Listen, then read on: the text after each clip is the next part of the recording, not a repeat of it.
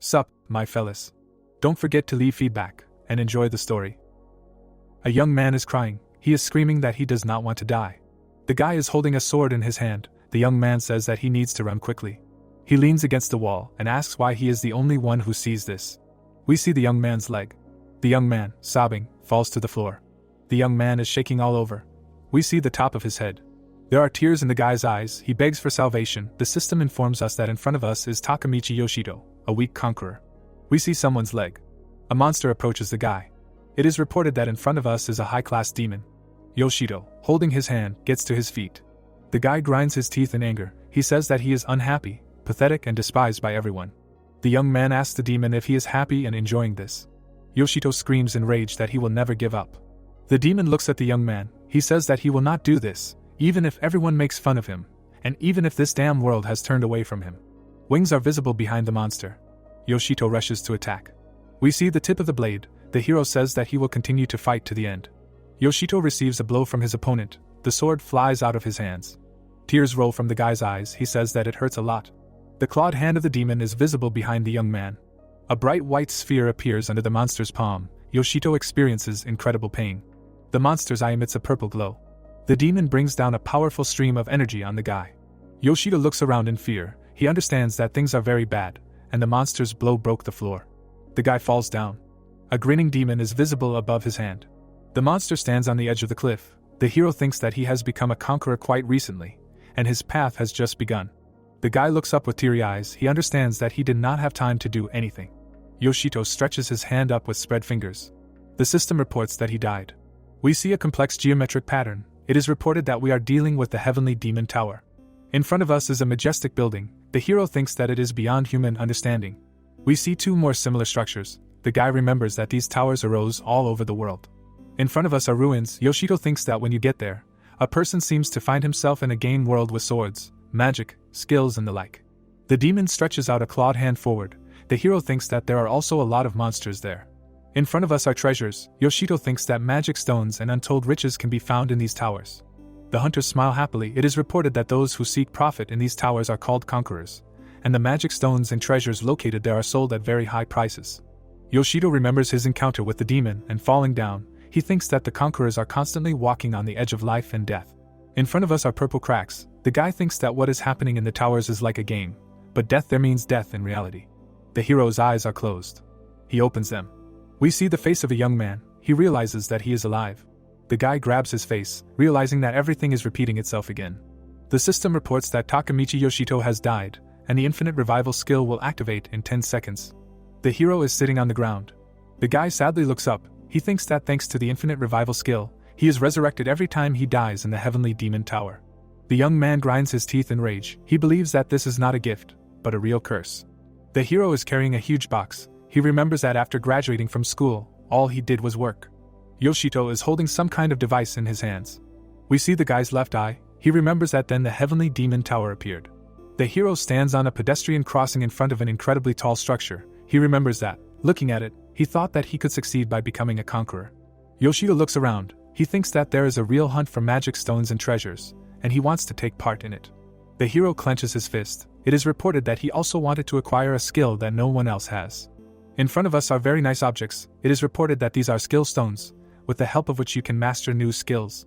In front of the guy is an unpleasant-looking man with glasses. Yoshito remembers that the Stone of Infinite Rebirth was sold to him by a man who was trading right at the entrance to the tower, and the guy had to get into debt to buy this artifact. The item changes hands. Yoshito remembers that he really wanted to get this skill, because with it he would definitely not have died in the tower. The system reports that the skill Infinite Rebirth is activated. The next window informs that a debuff is activated. After death, 500 points are taken away from the user. Yoshito remembers what this system window looked like. It turned out that Infinite Rebirth was slowly sucking the strength out of his body.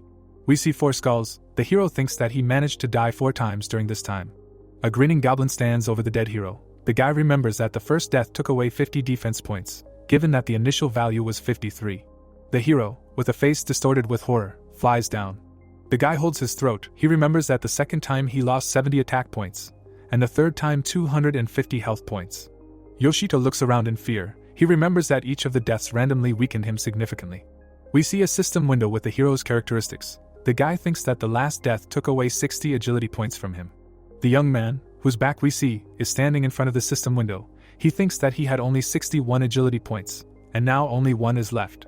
We see many skulls. Yoshito thinks that depending on the characteristics, the body also changes, and if he lost agility points, then his body will become heavy, clumsy, and very soon he will not even be able to move properly, and if so, he will never reach the top. The hands of skeletons fall on the guy's neck and shoulders. Yoshito thinks that he is burdened with debts, but is forced to come to terms with fate and try to move on.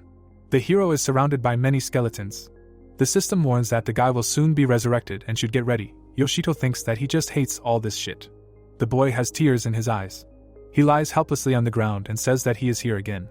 Yoshito sits up. He thinks that, as expected, his body weight has increased, and since he only has 1 point of agility, it will be much harder to move.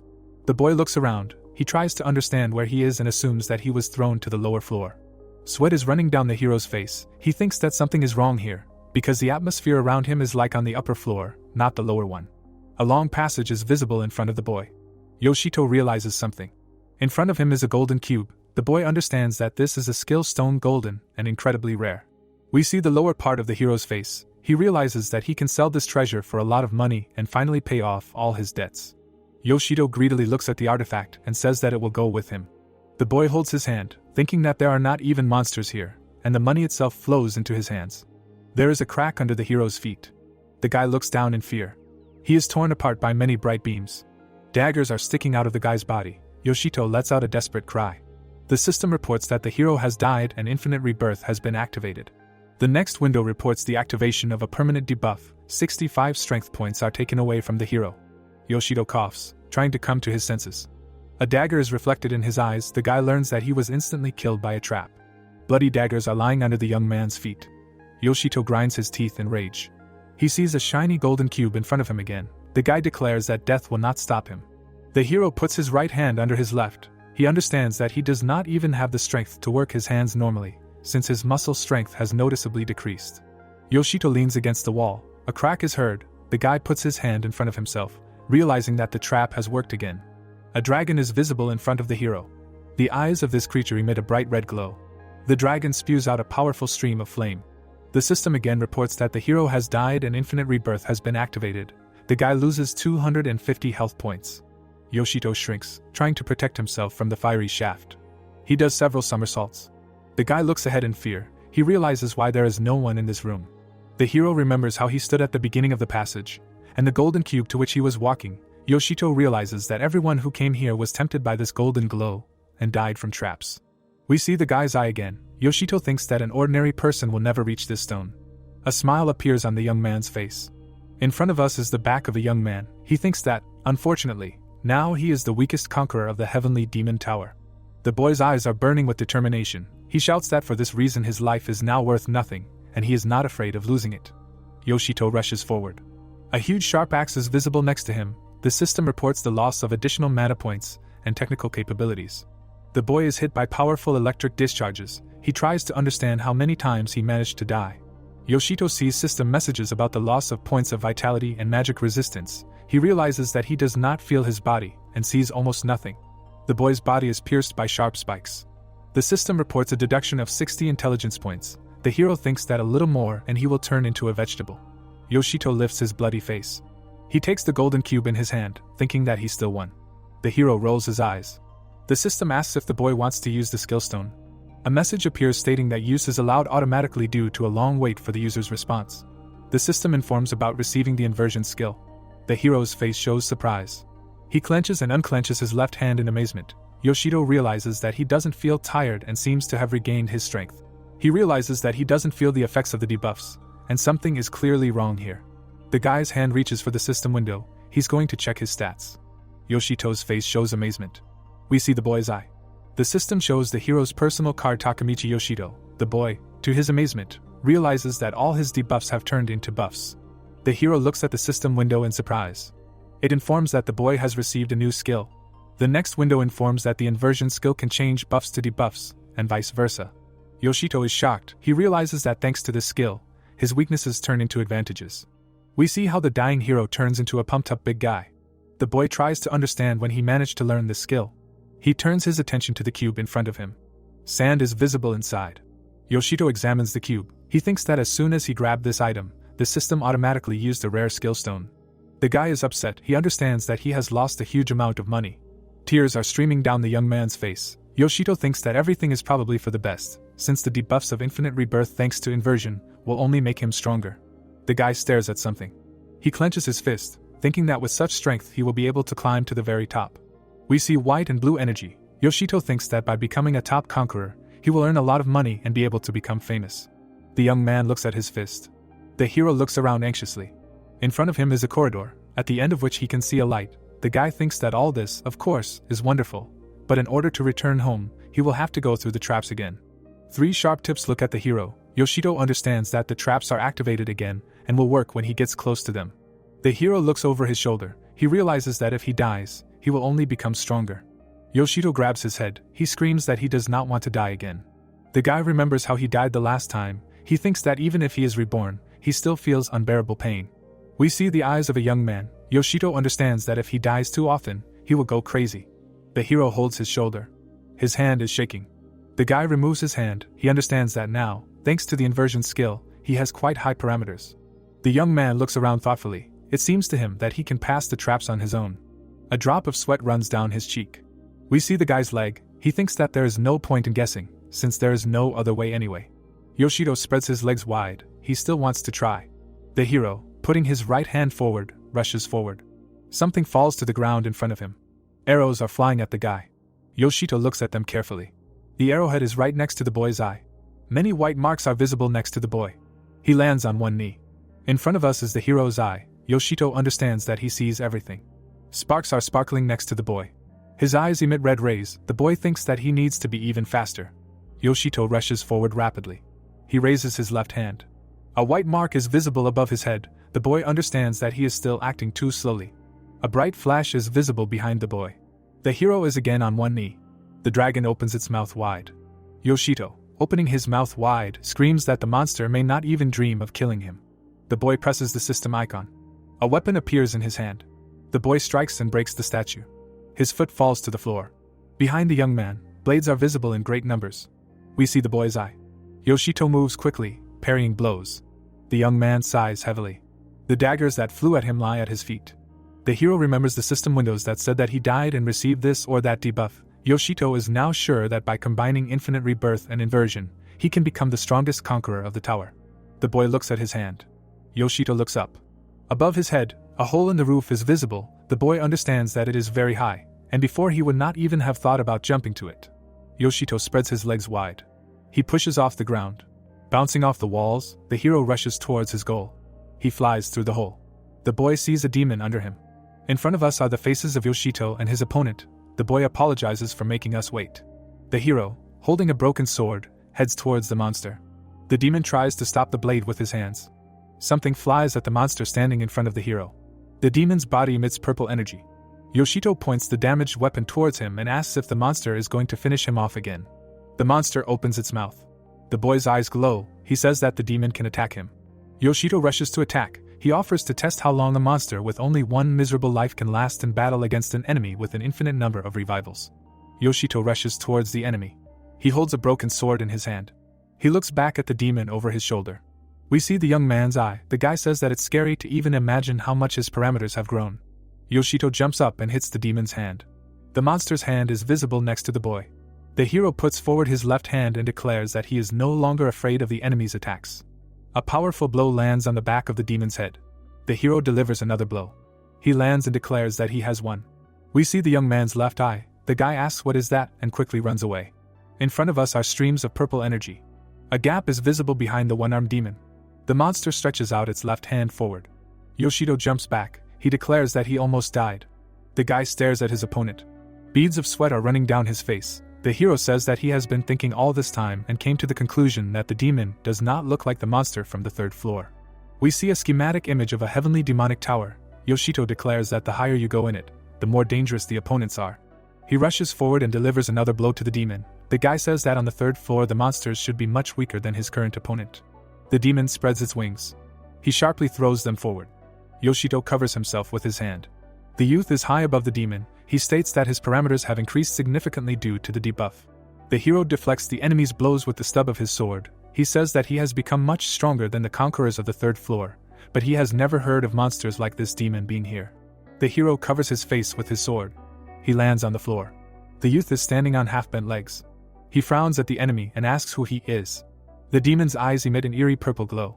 The monster hangs in the air above the hero. He states that he will most likely not receive any answer and states that he was probably very unlucky to meet a strong enemy.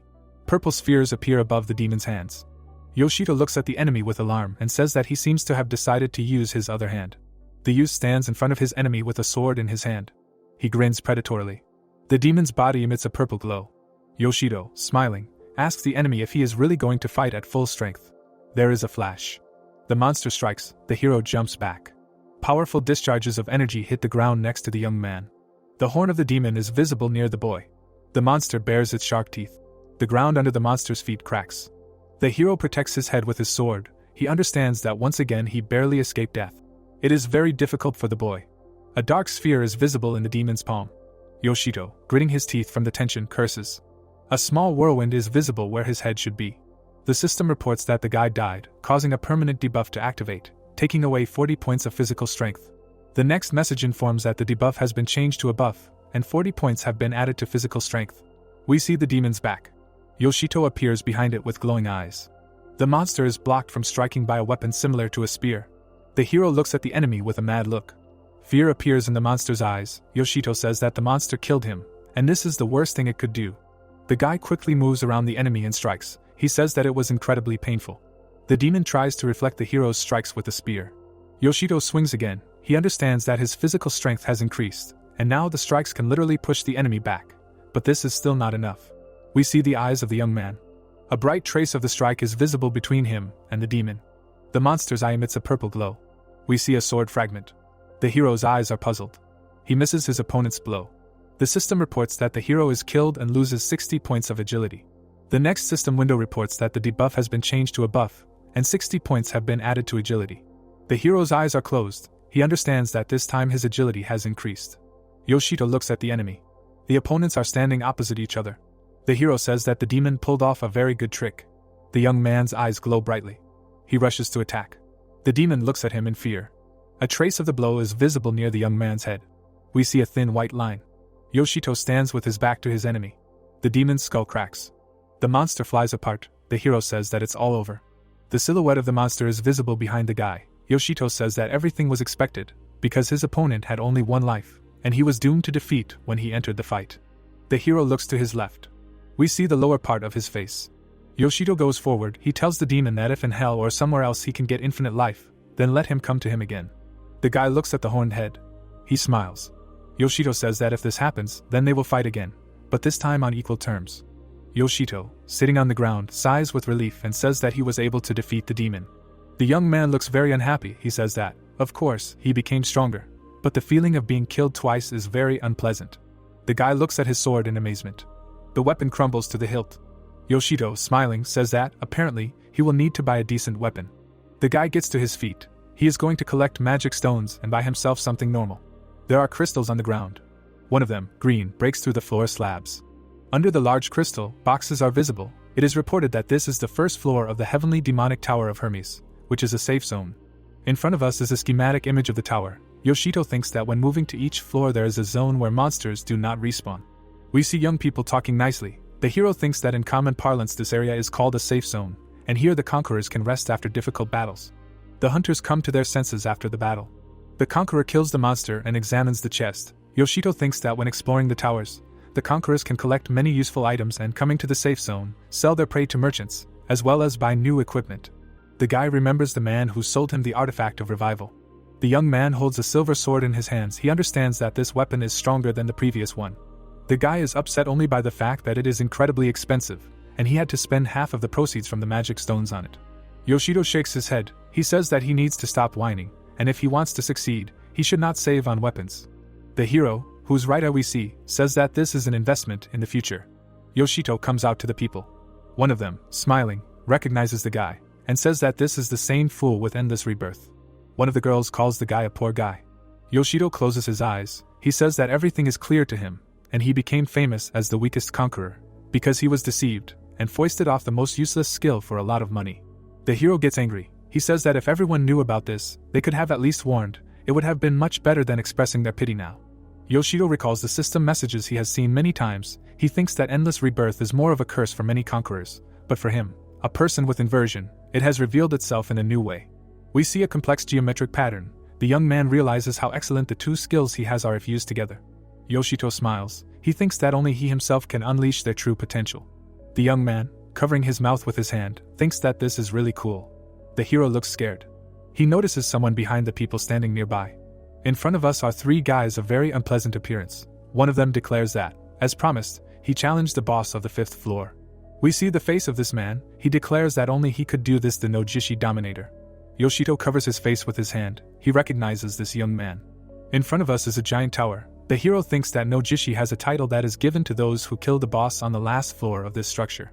The huge structure disappears. It is reported that this always happens after the destruction of the boss on the top floor. Nojishi holds a magnificent shield. The hero thinks that those who defeat this boss receive powerful unique equipment. Yoshito looks with dislike at Nojishi and one of his wards. He thinks that dominators usually do not act so arrogantly with their fellow conquerors as Nojishi. The guy is very surprised. He understands that someone is arguing with an arrogant scoundrel. The girl with blonde hair says that Nojishi cleared the tower, which consisted of only 2 floors, and her boss was very weak. She does not understand how her colleague can consider himself a full-fledged conqueror of the tower. We see 2 girls. It is reported that they are Sakiya Mana, a level 15 conqueror, and Shiramaki Yuri, who is level 13. The blonde says that anyone could have dealt with that tower. Her friend asks her to stop the scandal, and says that there is no point in arguing with this moral monster. Mana turns to her friend and asks her not to interfere. She says that she is not going to turn a blind eye to this, because they were the first to find the room with the boss. The girl says that she will not remain silent if this goat wants to take all the laurels for himself. Yuri holds a staff in her hands. She says that the reward for destroying the boss seems very good, but it is too dangerous. The girl offers to let Nojishi and his minions deal with the monster. Mana thinks about it. Nojishi, smiling, looks at the girls and asks if this is the end of the conversation. The beauties are very upset. Nojishi asks them to calm down and just watch how he, having unique equipment, will put this boss on his shoulder blades in 2 counts. Nojishi shows everyone his shield. He says that it is Aegis Mimesis, which is able to protect against any blow. Mana and Yuri turn away from Nojishi and his comrades. The girls turn around, hearing someone calling them. The hero waves his hand at them. Nojishi, pushing the girls away, looks at the hero. A disgusting smile appears on his face. He raises both hands and says that he recognizes the loser Yoshito. The bastard asks if the hero heard what they say about him. Nojishi leans down to the guy's face and says that everyone considers him a loser, who was given some shit instead of a skill for a huge price. Nojishi reaches for the hero's head. He says that the guy is just pathetic and will sit on the lower floors all his life, eating scraps. We see the lower part of the hero's face. The guy sighs. He tells the girls to let Nojishi deal with the boss of the 5th floor. Mana tries to object. Nojishi looks at the guy's back with a predatory look. A source of red energy appears in the hero's hand. Yoshito tells the girls that they will go kill the boss on the very top floor.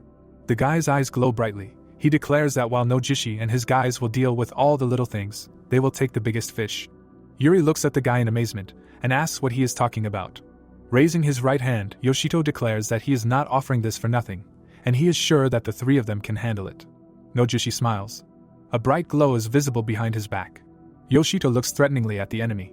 He approaches with the clear intention of attacking. The villain shouts that the guy does not dare to talk like he is better than him. Nojishi lands several blows, but Yoshito dodges them all. The hero takes a step forward. Nojishi looks at him in bewilderment. The bastard falls face down on the floor and cries out in pain. The henchmen run up to the commander sitting on the floor and ask how he feels. Nojishi wonders what the hell was going on. He looks around in fear. Yoshito looks down on him and asks how long the villain will sit on the ground. Mana and Yuri are amazed. The hero tells the enemy that now he will even be curious to see how he and his comrades will cope with the boss of the middle floor. Yoshito smiles. He goes in the direction of the arch and asks if the girls will go with him. The conquerors walk along the 4th floor of the heavenly demonic tower Hermes. The hero is called out. Mana, a little scared, asks if the young man is sure that he should have gone with Nojishi. Yoshito asks again in surprise. The girl looks thoughtfully ahead. She says that the hero is not particularly strong. Yuri says that she is also worried, because the monsters from the middle floors are very strong, so if they get into a fight, there may be huge problems. The hero, with his hands in his pockets, walks in front of the girls. He asks them not to worry. We see the right eye of the young man. He thinks that he met Mana and Yuri during the conquest of this tower. The girls cannot hide their excitement. The guy thinks that Mana is level 15, and Yuri is 13, while he himself is only 8, so it is understandable why they are so worried. Yoshito remembers the events that recently happened. He thinks that now he is not as weak as before, and although his level is really low, his parameters are quite decent, and in battle he will be much stronger than the girls. The conquerors are walking along the floor. Nojishi turns around and calls the hero. Smiling, the villain says that he allowed the guy to watch him kill the boss of the 5th floor for educational purposes. But he should not get in the way and especially should not die. Yoshito is afraid to even imagine how the battle between the boss and this narcissist will turn out. The conquerors notice something. A lizard jumps on Nojishi. The young man holds out a shield in front of him.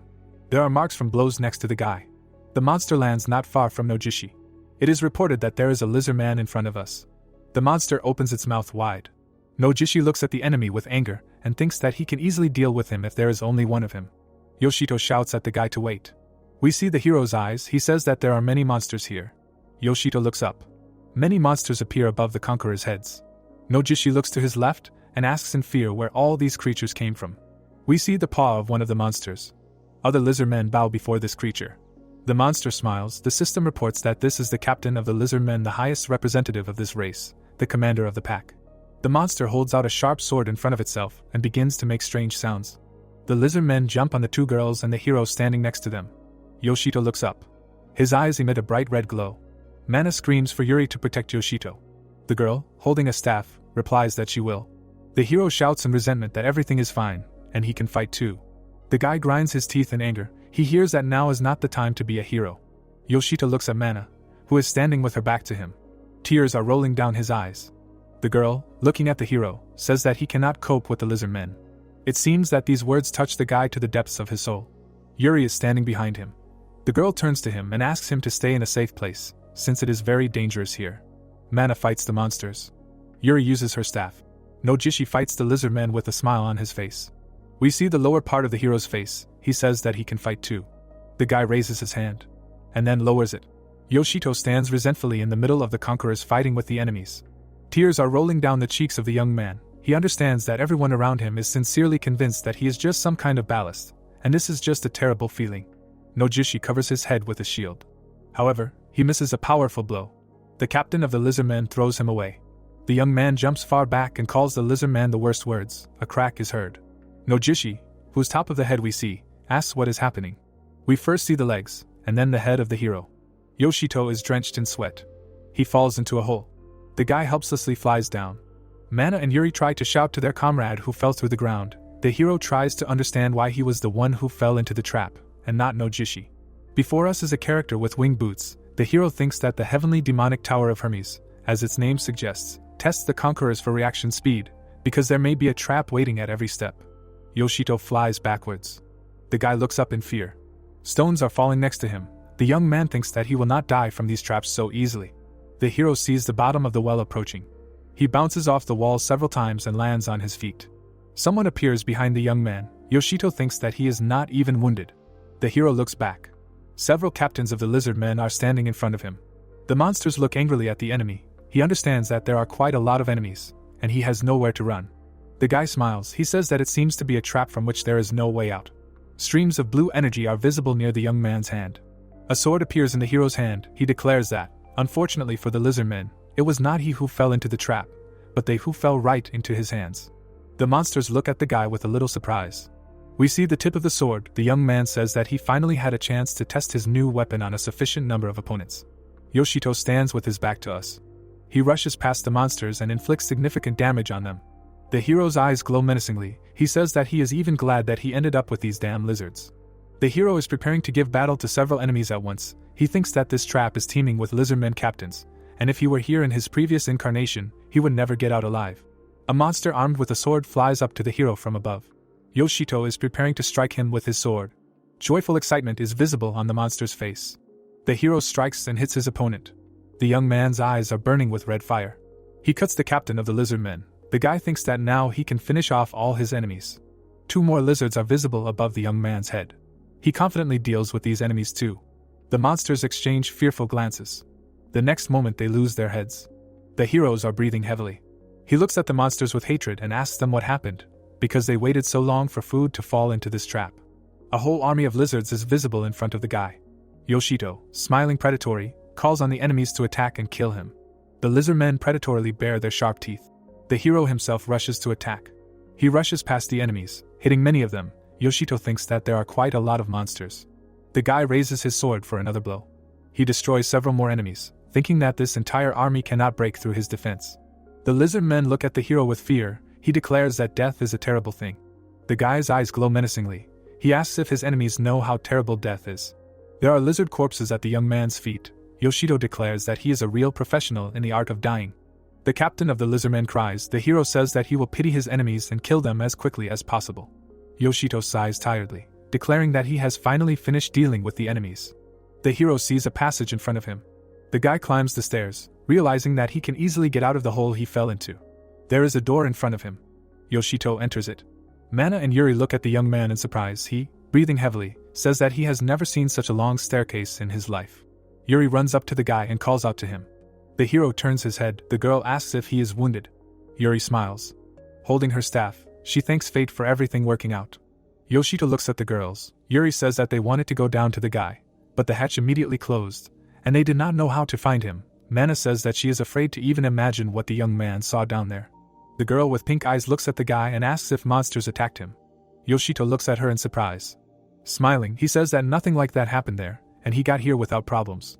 We see a huge pile of lizardmen corpses. The hero asks the girls in surprise where Nojishi is with his guys. Mana, folding her arms over her chest, says that as soon as the hero fell, the battle with the monsters continued. Nojishi and his comrades thought that the guy was dead, so they went to fight the boss, and she and Yuri tried to find the lever that opens the hatch. Mana gets angry. She remembers that Nojishi activated the trap himself, and then did not bother to help. Yoshito asks her not to get angry. He reminds that Nojishi always does this. The girl says that it still annoys her. The hero calls out to the girls between whom he is standing. Scratching his cheek, the guy sheepishly thanks them for trying to help him, and apologizes for making them worry. The girls look at each other in surprise. Smiles appear on their faces. The hero moves away from them, urging them to speed up a little. Yoshito looks around, smiling, and says that maybe they can catch up with Nojishi and see him fighting the boss. The guy notices something. In front of him and the girls stands a sword-wielding captain of the lizardmen. Yoshito doesn't understand where he came from, because Nojishi and his wards were supposed to kill all the monsters. The lizardman rushes to attack. Yoshito puts forward his left hand and calls out to Yuri. The girl, who is approached from above by a toothy enemy, turns to the guy in surprise and asks what happened. Yoshito rushes to help the girl. He pushes off the floor next to Mana. A crater is visible where the guy was standing. The hero blocks a blow aimed at Yuri with his sword. The girl calls out to the guy in fear. Mana, who has two swords in her hands, screams that she will deal with the monster. She rips open the lizardman's chest. The girl curses. Mana, behind whom the hero can be seen standing by the corpse of the monster, says that it was mortally dangerous. The young man has a ghostly sword in his hand. Yuri thanks the young man. Looking at the guy a little scared, the girl says that if it weren't for him, she would have died. Yoshito embarrassedly scratches his cheek and says that there is no need to thank him. Mana smiles. Raising her right hand, the girl says that it is much more important how the hero parried the lizardman's blow. The guy, smiling, asks if he has proven his usefulness. The girls are standing behind the guy. He says that now he is not ballast at all. In front of us are columns. The girls are talking behind the young man's back. It is reported that the young people are on the 5th floor of the heavenly demonic tower of Hermes. Yoshito reaches out to the system window. He examines the card with his personal information. The guy understands that due to the fact that he killed many lizard men, his level has increased to 10. The hero looks thoughtful. He recalls his battle with monsters, and reflects on the fact that the increase in this case does not occur due to buffs or debuffs, and he is not affected by inversion. The hero looks down thoughtfully. Mana and Yuri examine their weapons. The blonde says that she bought her daggers recently. Yoshito, meanwhile, thinks that the increase he received for the battle is not that significant, although he destroyed many dangerous opponents. The hero pays attention to the attack parameter. He thinks that the increase from the inverted death penalty is 65 points. The guy carefully examines one of the lines of his personal card. He understands that when increasing to level 10, the strength stat increased by 2 measly points. The hero smiles happily. He realizes that the combination of death penalty and inversion is something completely unimaginable in its power. In front of the guy hangs a system window with his personal card. Yuri points at something with her finger and urges the hero to look in that direction. The young people stand in front of a huge gate. The boy realizes that this is the door that leads to the boss of the 5th floor. Mana states that in the heavenly demon tower of Hermes, according to calculations, there are 10 floors. The girls stand next to each other. The blonde states that although this is the middle of the tower, no one has defeated the boss of the 5th floor yet, and she and Yuri found this room first. The girl is angry. She says that when they return to the safe zone to stock up and prepare for a protracted battle, They met this idiot Nojishi. Mana, clenching her fists in rage, screams that she shakes every time she remembers how dirty this bastard treated them. Yuri hugs her friend and asks her to calm down. Mana growls angrily. Yoshito puts his hand to the door and says that Nojishi and his comrades must have already entered into battle with the boss. The door opens. The hero says that they are a little late for the start of the battle, but they can see what reward the guys received. Yoshito looks very unhappy. He takes a step forward. Someone flies over his head. The guy enters the door. He looks up in fear. The young man who flew over his head crashes into the wall. The conqueror groans in pain. The hero sees Nojishi's back in front of him. He turns around and is surprised to note that Yoshito is not dead. The big guy frowns at someone and says that the guy wanted to see how he can handle the boss, and he will show him now. We see the terrible appearance of the monster. In front of us is the orc lord. He roars deafeningly. The monster jumps up and raises his axe over Nojishi. The hero calls out to the conqueror in fear. We see the faces of the opponents. The brute says that there is nothing to be afraid of here. He blocks the axe with his golden shield. Nojishi, looking out from behind the shield, states that Aegis Mimesis will block such a blow very easily. A bright yellow trace is visible between the two opponents. Nojishi stands in front of the orc lord, holding his shield in front of him. He says that he was caught off guard when the lizardmen attacked, and he was unable to show his full glory. The guy, smiling happily, states that in a one-on-one fight, he will show his best side and will never lose. Yoshito looks at what is happening in fear. Nojishi urges him to watch very carefully. We see the forehead of the orc lord. A huge monster rushes at Nojishi. He tells the hero that this is how grown men fight. Yuri approaches the guy sitting by the wall and asks how he feels. The young man replies that he will live. Smiling, he says that Nojishi is simply incredible. The squad leader is fighting a huge monster. The guy says that he couldn't even withstand one blow from this boss, and Nojishi is still standing. The brute, grinning happily, tells Yoshito to pay close attention to what is happening. We see the hero's face. The monster stretches out a huge hand to the man, who tells the hero that the guy should see how real grown men fight. A white mark from the blow is visible in front of the orc lord. Yoshito sees a bright flash, from which stones fly apart. Nojishi jumps back. Grinning, he looks up. The monster's eye emits an ominous glow. With a deafening roar, the orc lord strikes with his axe. He raises the weapon above his head again. We see another bright flash. The monster squints. Surprise appears in his eyes. Nojishi asks if this is all that the middle floor boss is capable of. The boy smirks. Hiding behind his magnificent shield, he declares that in this case, the monster will never defeat the conqueror Nojishi. Yoshito looks at the battle unfolding in front of him. A drop of sweat runs down the boy's cheek. We see Aegis Mimesis. The hero understands that the unique equipment that can be obtained for killing bosses is really incredibly powerful. One of his fighters is standing behind the commander. Yoshito thinks that Nojishi's stats are very mediocre, and he only holds on due to his shield. The orc lord strikes again. Nojishi smirks. He looks up and declares that the boss will not be able to defeat him simply by swinging his axe. The orc lord flies away from Nojishi. The commander gives his subordinates the order to attack. They rush forward. The young men strike several times. The orc lord loses green blood. The monster roars menacingly. Nojishi jumps up. He ends up above the enemy's head. The conqueror grins menacingly and states that the monster should not have lost sight of him. Nojishi unleashes a powerful blow on his opponent. The orc lord is missing one eye. The monster lies on the ground. Nojishi turns to the hero and asks if he has seen the strength of a true champion. Yoshito stands with his arms crossed over his chest. He smiles. The young man rubs the back of his head thoughtfully and says that Nojishi has a very strong unique shield, and it is hard to argue with that. Nojishi is seething with indignation. The boy laughs. He states that the incompetents that are Yoshito, Mana and Yuri would never be able to defeat the boss of the middle floor, and they should thank the great Nojishi for doing it. One of his henchmen looks at something in surprise and calls out to his commander. Nojishi asks what happened. The boy points at something with his finger. Those present notice a large chest. Nojishi pushes his comrades away and rushes to this object. He says that there must be rare loot there. The guy sits down in front of the chest and says that it is even bigger than the one where Aegis Mimesis was kept. It seems to him that they hit the jackpot. Yoshito fearfully recalls the events that happened to him. He understands that the chest on the middle floor cannot be more luxurious than the one where the unique weapon was kept. The guy tries to warn Nojishi that he should not open the chest. The hero screams, his mouth wide open. The girls look at him in surprise. The guy thinks that he let his guard down and allowed himself to forget for a moment that there are many insidious traps in this tower. Nojishi looks into the empty chest. He is very unhappy. A yellow magical formation appears above the heads of the young people. Nojishi covers his face with his hand. He squints his eyes. The members of the expedition find themselves in a huge hall. Yoshito tries to understand where they ended up.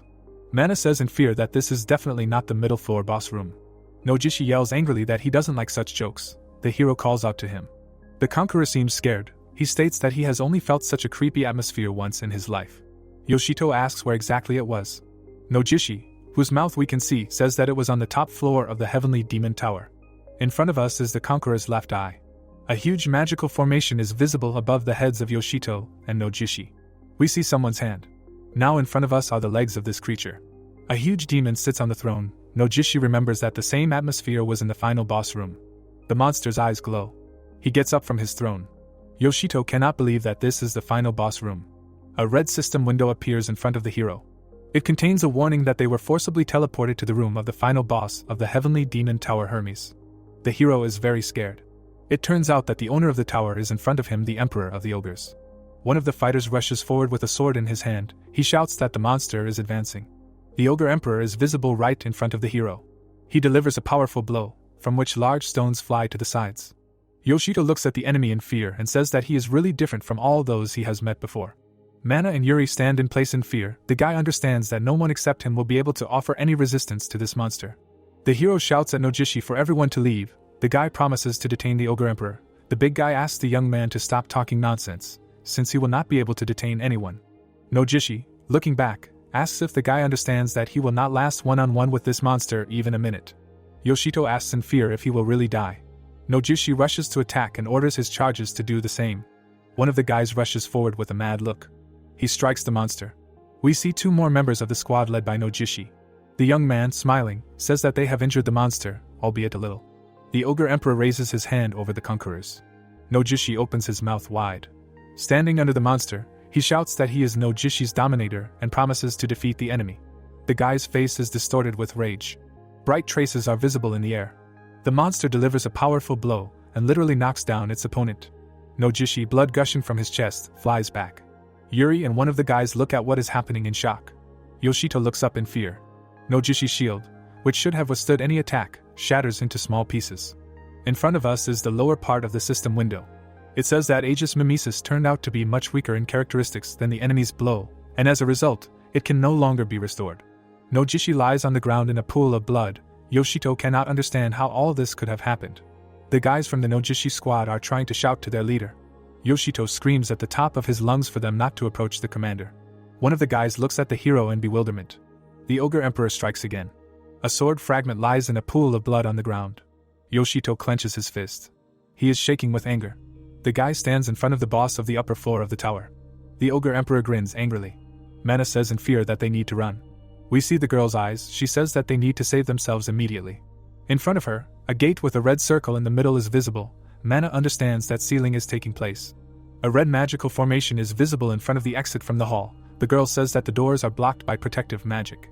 Yuri holds onto her staff with tears in her eyes. She is afraid that they will all die here. The ogre emperor swings his sword again.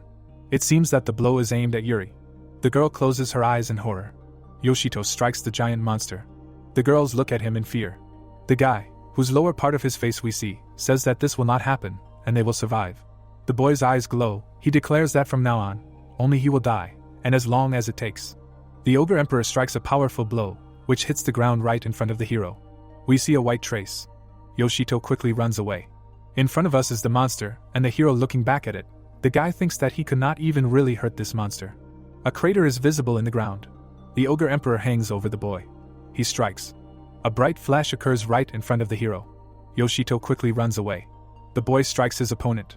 Mana and Yuri look at what is happening in surprise. They cannot believe that this boy is fighting the owner of the tower one-on-one. White traces are visible in the air. Something flashes behind the boy. Yoshito tries to defend himself. He thinks he is strengthened by the buffs from inversion and endless revival. But it is not enough. The eyes of the ogre emperor glow menacingly. Yoshito thinks that in order to defeat this monster, his current strength will clearly not be enough. We see the leg of a young man. The monster looks very menacing. The guy decides to test its endurance.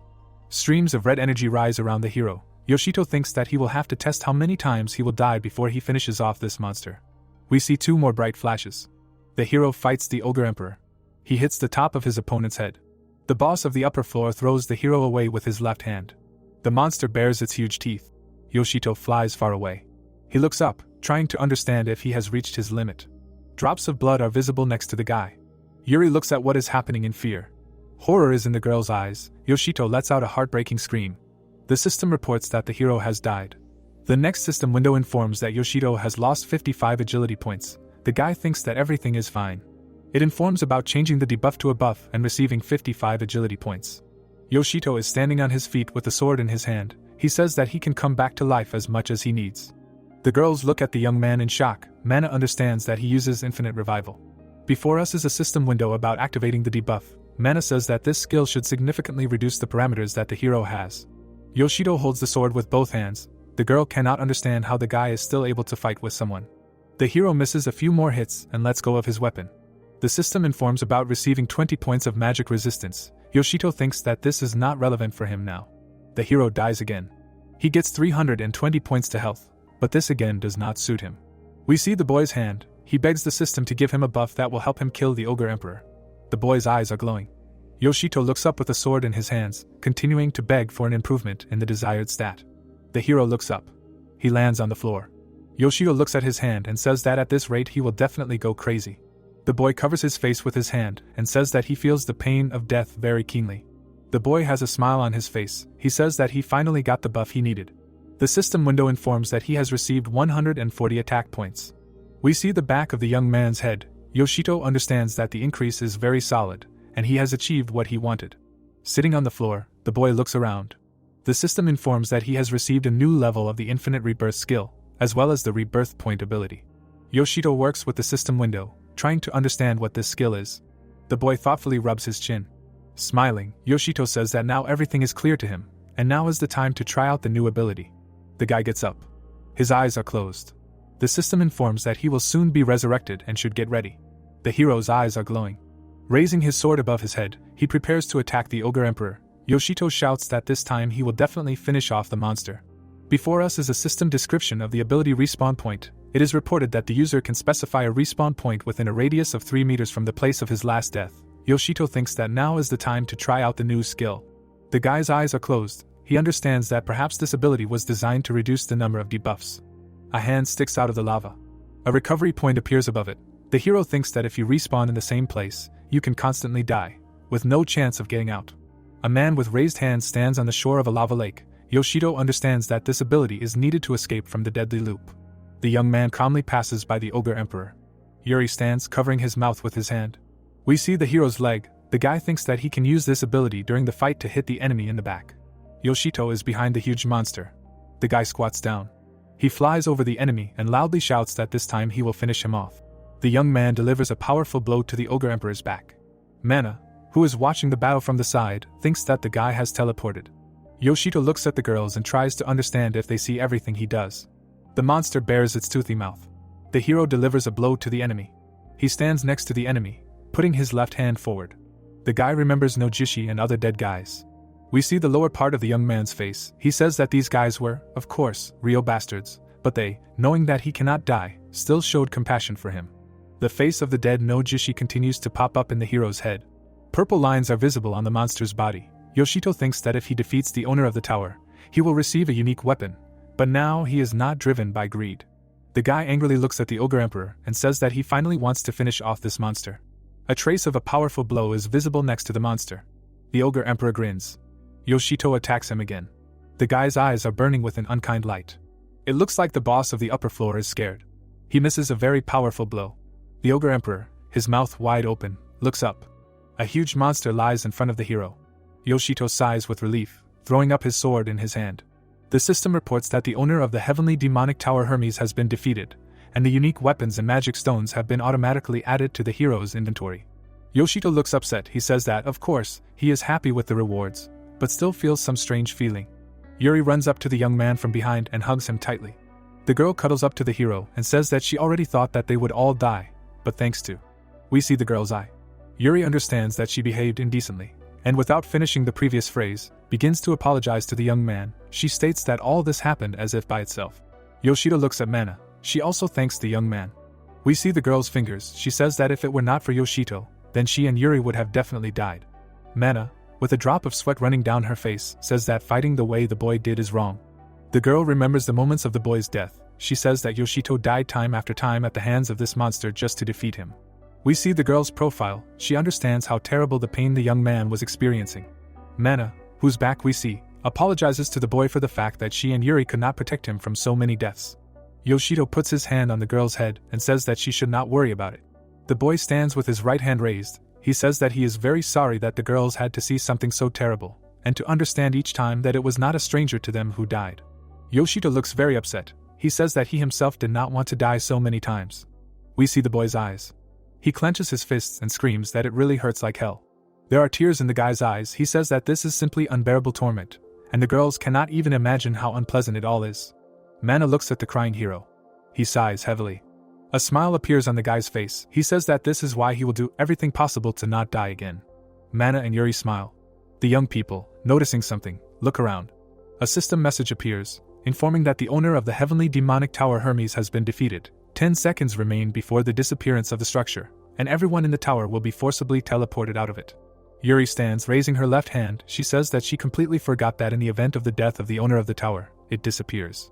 Yoshito waves to the girls and says that in this case they will meet outside the tower. The guy looks around. The corpses of the dead conquerors are visible next to him. The hand of one of them lies in a pool of blood. The young man looks sadly at these people and promises to never forget them. Yoshito closes his eyes and says goodbye to them. We see a tall tower. It begins to dissolve into thin air. Soon there is no trace of it left. The brunette, whose back of his head we can see, asks if the Hermes tower has really been conquered. The guy in sunglasses hands her a tablet.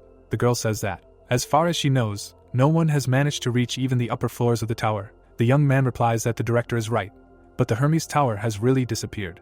The girl looks at the tablet. The guy promises to submit a detailed report on what happened soon. The girl's hand is on the tablet. The brunette says that something very interesting seems to have happened. Yoshito comes to his senses. Surprised young people are visible around him. They point at something with their fingers. The hero is on all fours. The tower dissolves into thin air. Yoshito looks at this sight in surprise. The guy raises his hand. He clenches his fist. The young man realizes that he has reached the very top. The sky tower disappears completely above the hero's head. Yoshito smiles. Suddenly, the joy disappears somewhere. Now the guy looks sad. The hero hears someone asking who really defeated the owner of the Hermes tower. The guy, sitting on the ground, listens to the conversations. Someone reminds that the exploration of this tower seems to have stopped only at the 5th floor. We see the young man's huge ear. Someone says that he is interested in how strong the owner of the tower was. Yoshito imagines how he happily tells everyone that he, Yoshito Takamichi, defeated the final boss. But then he realizes that he cannot be happy about conquering this tower, since his friends died in it. The young man's hand lies on his knee. He understands that for the first time he conquered the tower alone, and must keep quiet about what happened until he creates a new reputation for himself. The hero looks up. Yoshito looks over his shoulder. He sees excited young people around him. The guy understands that if they find out that the weakest conqueror just went and killed the owner of a 10-story tower single-handedly, there will be a lot of questions for him. Yoshito tries to leave unnoticed, but Mana and Yuri notice him. The blonde screams that she sees Yoshito. The girl happily clenches her fists and loudly says that the guy defeated the owner of the tower, after which she asks what unique weapon he eventually received. The young man calls her an idiot. The people around look at the guy in surprise. We see their amazed faces. Someone recognizes the hero and says that this is the owner of the Stone of Infinite Rebirth. The dissatisfied blonde points his finger at the guy and asks not to tell him that the owner of the most wretched ability became the dominator of the Hermes tower. The hero, smiling, looks at this man. A can of carbonated drink falls from the vending machine. Yoshito stands with his back to the girls. He opens the can and declares that, thank God, he managed to escape from those who pounced on him like hungry vultures on a piece of meat. The guy remembers how a whole crowd gathered around him, and young people began to ask questions about what kind of weapon he uses, how he managed to defeat the boss, and whether he would like to join the squad. Mana, pleadingly folding her hands in front of her face, apologizes for revealing the hero. She says that she did not even think that everything would turn out like this. Yuri, squinting, says that Yoshito single-handedly defeated the owner of the tower and became the dominator, so it is not surprising that increased attention was riveted to him. Yoshito thoughtfully looks ahead. He still cannot believe that he became the dominator. A multi-story building rises above the young man. The guy says that he feels strange, because until recently he was the weakest conqueror with the most useless ability. Yoshito remembers the moment of buying the skill stone and understands that it was not a mistake after all. Yuri, looking at the young man a little scared, says that she still wants to ask about the Infinite Rebirth skill. In front of us is a system message. The girl states that this skill leads to the fact that in case of death the character's parameters worsen, but every time Yoshito was revived, according to her feelings, he only became stronger. The girl asks how this is possible. Next to Yuri's face is seen the hero, whose eyes are glowing. Yoshito, embarrassedly rubbing the back of his head, mumbles something unintelligible. We see his right eye in a golden cube. He is trying to understand whether he needs to tell him about the inversion and how he found this stone. Yuri puts her hands in front of her and says that if the hero does not want to answer, then he should not do it. She states that she is curious, but she does not want to pressure the guy. Yoshito takes a sip from the can and thanks the girl. He realizes that he could explain everything, but he still doubts whether he should do it. Mana, rubbing her chin, says that the hero can postpone the explanation until better times. We see the girl's eyes. Clenching her fists, she says that she is much more interested in what kind of weapon the guy got. Yoshito says that she is too curious. He throws the can into the trash and asks Mana to wait a second. The hero tries to call up the inventory window, but nothing works. We see the roofs of tall buildings. One of the girls says that the problem is quite understandable, since they are outside the heavenly demonic tower. Yoshito stands in front of the recently conquered structure. He thinks that the inventory window can only be opened in the tower itself. There are 2 conquerors in front of us. Yoshito thinks that it is impossible to use swords, magic, skills and other objects of this kind outside the tower. In addition, people there are not affected by their characteristics. People go about their business. The hero thinks that these restrictions are specially created to prevent conquerors from committing riots outside the towers. The young man points his thumb to the right of himself. He knows that there is an exception to the rule, and the only place outside the towers where you can turn on the inventory window is the ruins of the tower itself. Young people approach an empty area emitting green light. We see the young man's hand. He looks at something excitedly. Young people look scared. They are on the ruins of the heavenly demonic tower of Hermes. One of them says that as soon as they entered here, the atmosphere immediately changed. Yoshito, smiling, says that the window is now opening. The young men stand next to each other to look at the system window. Yoshito says that the name of the unique weapon he received is Phasaminos. We see an inventory window with an image of this item. The young man clicks on the icon. The young men cry out in surprise, looking at the system window. The hero is simply shocked. A long white sword is visible above his hand. It materializes in the boy's hands. Yoshito understands what his unique weapon looks like. The girls are excited. They say that the treasure that can be obtained after defeating the owner of the Hermes Tower is the unique weapon Phasaminos. The hero is holding a red sword in his hands. The guy, smiling, waves his weapon. He states that it is light and easy to use, and he can't wait to try it out when conquering a new tower. The girls look at the guy fearfully. Mana has an idea. Yuri, smiling, looks at her friend. Mana puts her hand on the boy's shoulder and offers to form a squad with her to conquer a new tower. Yuri shouts loudly that he also wants to join. The girl stands with her hand raised high. The guy, looking at the embarrassed girls, gives his consent. Yuri asks if he really wants to see them in his squad. Yoshito smiles. He says that he is not against it at all, since they already know each other, and even, probably, have managed to become friends. The girls happily clench their fists. Mana looks at the young man strangely. She looks into the young man's eyes and asks what tower he wants to conquer next. The girl suggests that it will be no less difficult than Hermes. The blonde smiles. Excitedly clenching her fists, she says that she thinks it can be the highest heavenly demonic tower, Zeus. Yuri fearfully states that this is probably too difficult. Yoshito thoughtfully rubs his chin. The girls look at the guy. He, smiling, says that after conquering Hermes, he wanted to go somewhere. Yuri asks in surprise where exactly the guy is going. He replies that he is going to the Tokyo branch of the Office of Conquerors. A green glow can be seen behind the guy. The young people are standing inside a circle. Yuri asks if Yoshito is really going to the central office. The girls look at the hero with a little disappointment. Mana asks why he does not want to go to the new tower. The hero grabs his head and says that in the central office he will be able to sell magic stones at a better price than to the merchants in the towers. Beads of sweat run down the hero's face. He admits that he needs money. Yoshito squats down and says that he spent all his money on buying a stupid skill, Infinite Revival. Mana and Yuri look at the hero in bewilderment. In front of us is a huge building of the Tokyo branch of the Office of Conquerors. Inside, people walk under huge screens. The hero thinks that the unit was created by the government to support the conquerors, and here you can find new information about the towers, their passage, monsters and bosses. Also here you can buy weapons and sell magic stones at prices above market prices. The hero remembers how he bought an artifact from Hans. He thinks that the management does not advise doing business with merchants inside the towers, because most of them are crooks and are ready to deceive anyone.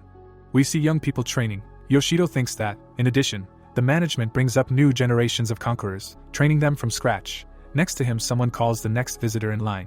Next to the girl lies a tray with purple stones. The hero remembers that, in addition to unique weapons, as a reward for defeating the owner of the tower, he received a certain amount of magic stones.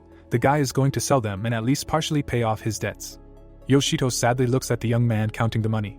The girl standing behind the counter greets the hero and asks if he wants to sell the magic stones. Yoshito confirms this assumption. It only now begins to dawn on him that he has not yet checked how many stones exactly he received for conquering the tower. The hero clicks on the corresponding icon. There is a whole mountain of large purple stones on the table.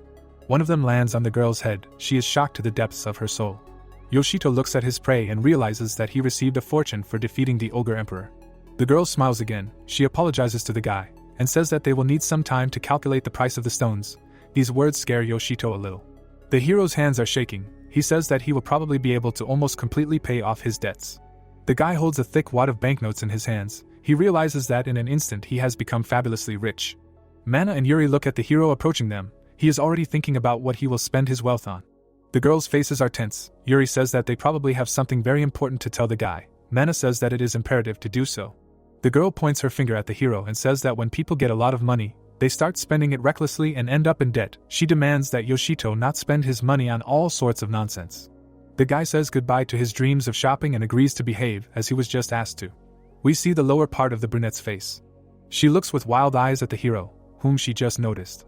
The girl approaches the guy and says that she was told about a young man who brought a whole mountain of magical stones. She says that she wanted to meet him in person. The girl is wearing shoes with very sharp heels. Yoshito looks at her and asks who is in front of him. The girl puts her hand to her chest and introduces herself as the head of the Tokyo branch of the Office of Conquerors. In front of us is the girl's left eye. She says that her name is Rofune. The hero looks at her in amazement. Green energy rises from Fune's eyes. She asks if the Hermes Tower dominator, Yoshito Takamichi, would like to spare some of his time. Yoshito looks at the girl and realizes why her face seemed familiar to him. There are very serious characters behind the brunette. The hero thinks that Rofune, the head of the Tokyo branch, was able to unite all the conquerors around her, and she was nicknamed the monster in a skirt.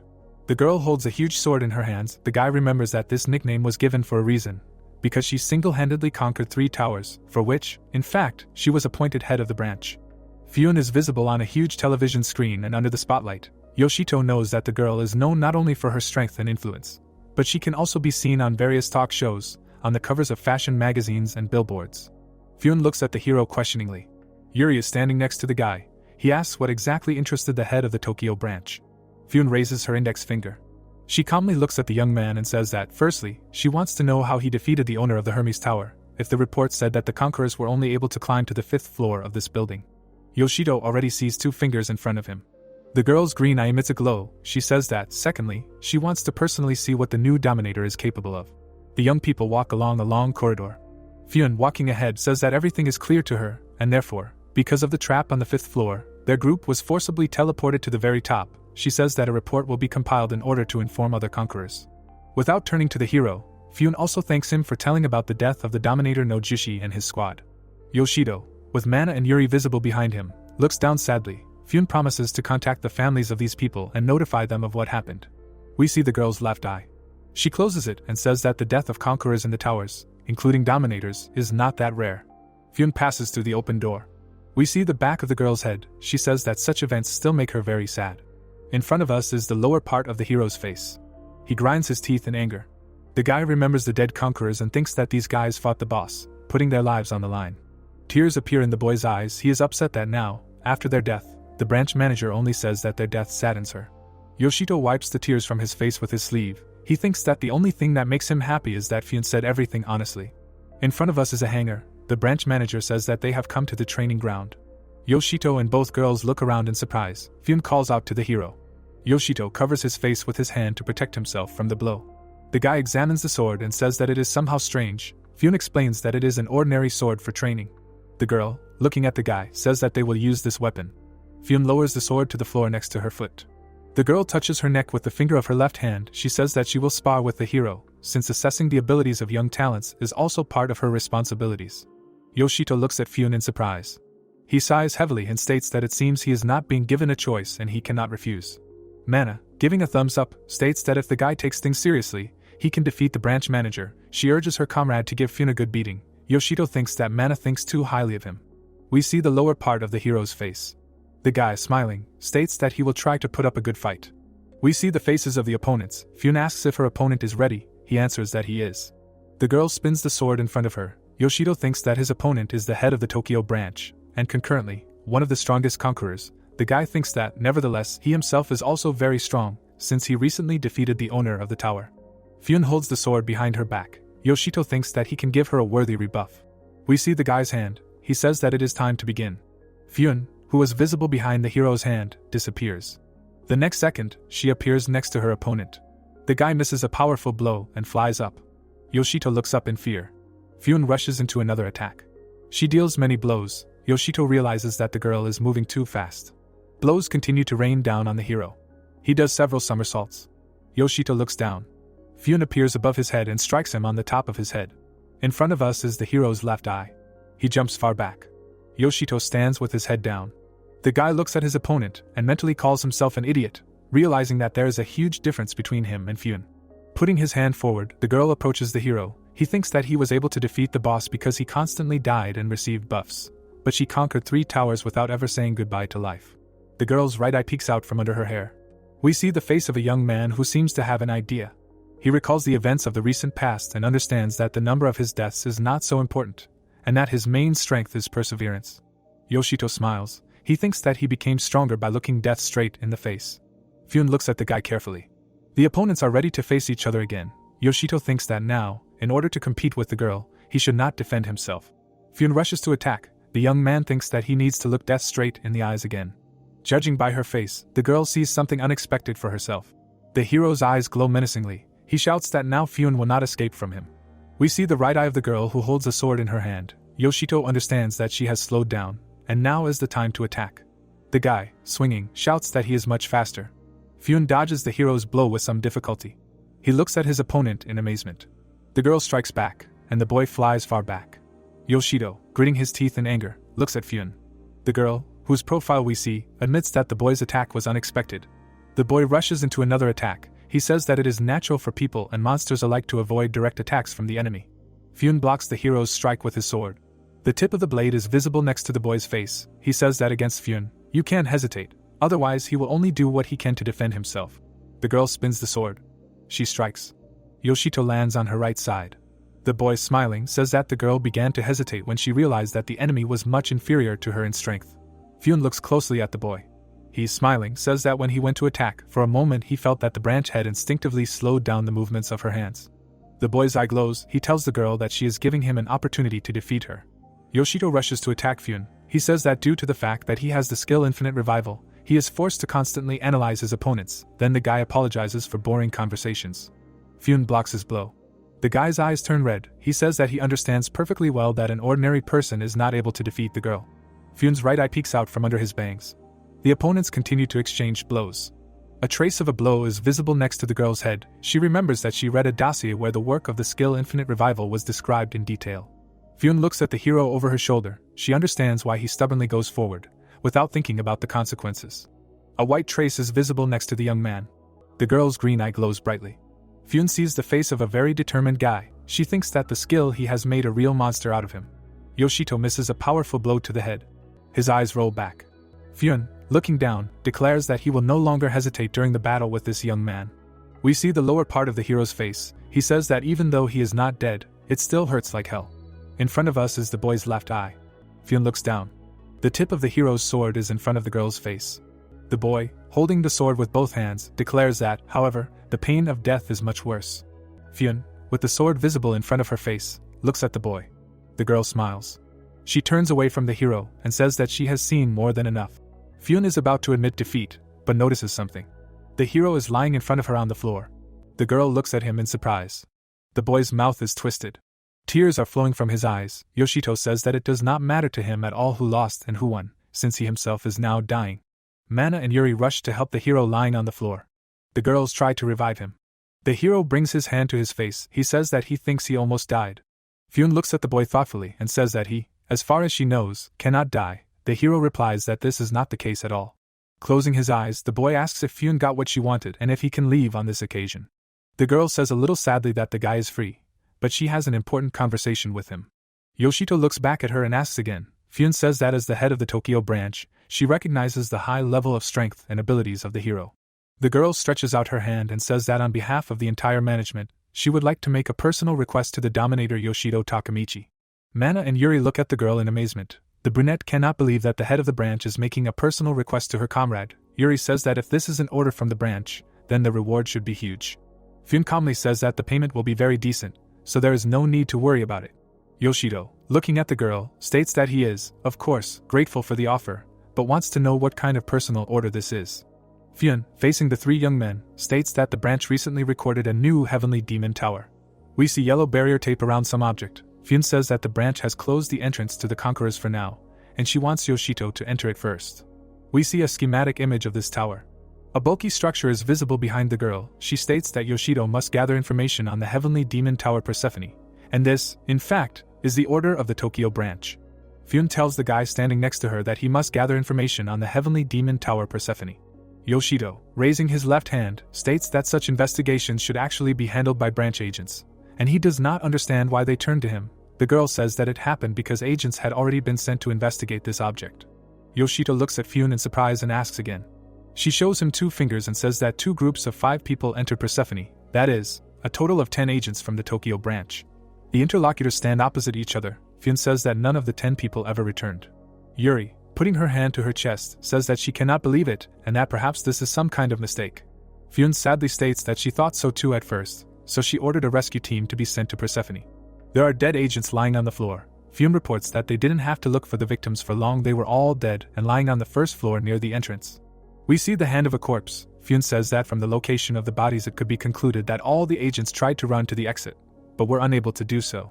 Yoshito, thoughtfully rubbing his chin, asks the girl to stop and reminds that each tower should have a safe zone at the entrance. Pphanie replies that this is exactly how it is, and monsters should not get into it. We again see a schematic image of the tower. The hero asks how in that case the agents died. The corpse lies on the ground. Pphanie reports that no wounds from monster attacks were found on the agents' bodies. We see red marks. The head of the branch reports that the agents' hearts simply stopped instantly. The area is fenced with stone railings. Pphanie says that the branch took the corpses and conducted an examination of the bodies, but sending other squads there is too dangerous. A spacious hall with exquisite columns is illuminated with purple light. The head of the branch says that they still have not found out who killed the agents. An ominous structure is visible behind the girl. Pphanie says that this is exactly the situation with the Pphanie tower today.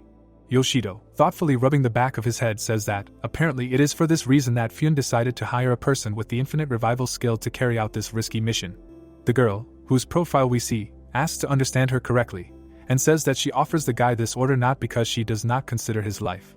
Pphanie comes close to the young man and says that she simply has no one else to ask, and at the moment Yoshito is the only conqueror capable of handling this task. We see the green eyes of the girl. She asks the guy if he will take this order. Yoshito looks at the head of the branch a little scared.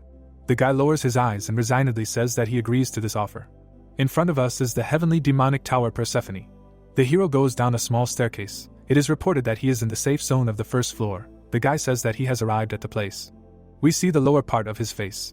Yoshito covers his ears. He carefully looks ahead and says that he just needs to find out the cause of death of people, and then quickly return back so that the others do not worry. The hero remembers how Mana and Yuri said goodbye to him. The brunette cried and begged the young man not to die. He replied that with all his desire he cannot do this. The hero thinks that he really does not want Yuri to worry about him even more. An inventory window hangs in front of the guy. Yoshito smiles. A red sword appears in his hand. The young man says that it is time to use Pphanie. The hero sees figures at the end of the passage. It turns out that they are skeletons. A red trail is visible behind the monsters. One of the monsters looks over his shoulder. The skeletons fly apart in different directions. Yoshito, smiling, says that Pphanie is light and deadly, and he did not expect anything else from a unique weapon. Streams of purple energy are visible behind the guy. He is going to check what else this weapon is capable of. Yoshito notices something. The hero looks up at the purple streams in fear. The guy covers his face with his hand. 2 bright white lines are visible next to him. A red system window appears in front of the young man. We see the left eye of the young man. Yoshito says that now it is clear to him why the agents died. In front of him hangs a system warning about the imposition of the Pphanie curse status, as a result of which he will die within 120 seconds. The hero, holding a sword, says that Pphanie did the right thing by sending him here. Yoshito, who has a red system window hanging in front of him, says that he now understands why the agents ran to the exit in panic. We see an illustration of salvation. The hero thinks that as soon as the conqueror leaves the tower, all abnormal states, as well as buffs and debuffs, are automatically cancelled. We see people running to the exit. The young man understands that when the agents received notifications about the curse, they immediately rushed away from the tower. We see a dying young man. Yoshito thinks that when all these people ran to the safe zone, the curse caught up with them. The young man grinds his teeth in anger. He thinks that this is why there were no wounds on the corpses. A purple fog swirls above the head of the hero armed with a sword. We see this phenomenon up close. The young man watches the strange clouds in bewilderment. He looks in the direction of the passage where the purple cloud disappeared, and it begins to seem to him that it simply ran away from him. The guy begins to wonder where it is heading. Yoshito, who has a red system window in front of him, states that the enemy, whoever it is, made a fatal mistake by underestimating him. The boy remembers the notification about the Persephone curse and says that it is unlikely to cope with his infinite revival. Yoshito sees a system warning that he has the Persephone curse status and is about to die. The next window is green and says that the inversion skill has been successfully activated and the user's health has been restored. The boy understands that his ability has saved him again. Yoshito, smiling, thanks the skill he has. The boy rushes forward. He says that thanks to the curse, he feels an unprecedented surge of strength. Yoshito looks in the direction of the passage and tries to understand where the cloud went. We see the boy's left eye. Yoshito decides to follow the cloud. The hero enters another room filled with fog. The young man looks around and says that an ordinary conqueror would not last even a minute here. A high passage is visible in front of the boy. Yoshito thinks that the fog seems to be thickening. The hero finds himself in a spacious hall, at the end of which a pool is visible. He looks at this artificial reservoir and understands that he seems to have found the source of the curse. A strange red circle appears next to the boy's head. It hits the young man in the cheek. A bright purple flash occurs not far from the young man. An enemy in a long robe hangs above the hero's head. Purple circles are visible next to this creature. The system reports that the boy sees the guardian of the cursed source. Grinning angrily, the monster emits strange sounds. The hero moves quickly to avoid the enemy's attacks. The guardian of the cursed source bares his teeth. He raises his hands and squeals shrilly. The monster soars into the air in front of the young man. Waves of purple fog cover the hero. Thick clouds of fog are visible above the head of the guardian of the source. The monster claps its hands and makes a silly sound. Yoshito, whose eyes have turned red, says that now he understands how this creature manipulated the cloud. The guy sees many red notifications that he must die within 120 seconds from the curse of Persephone. Yoshito says that the guardian of the source, apparently, really wants to kill him. A skeleton armed with a sword appears behind the guy. The hero turns around and hits the monster with his sword. In front of Yoshito there are 3 more skeletons. He reproaches the guardian of the source for having the audacity to call for reinforcements. The skeletons surround the guy. The young man blocks the blow of one of the monsters.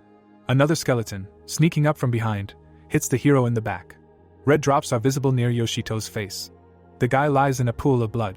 The guardian of the cursed source giggles loudly. Blood spreads under the guy's body. Yoshito asks if this vile creature is funny. We see 3 skeletons. The system reports that the hero's health has been fully restored.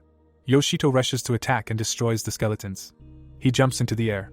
Yoshito raises his sword over the guardian of the cursed spring and says that both this entire tower and the curse that the monster uses are nothing more than a recovery potion for him. Yoshito cuts the enemy into many pieces. The hero looks to his right in surprise.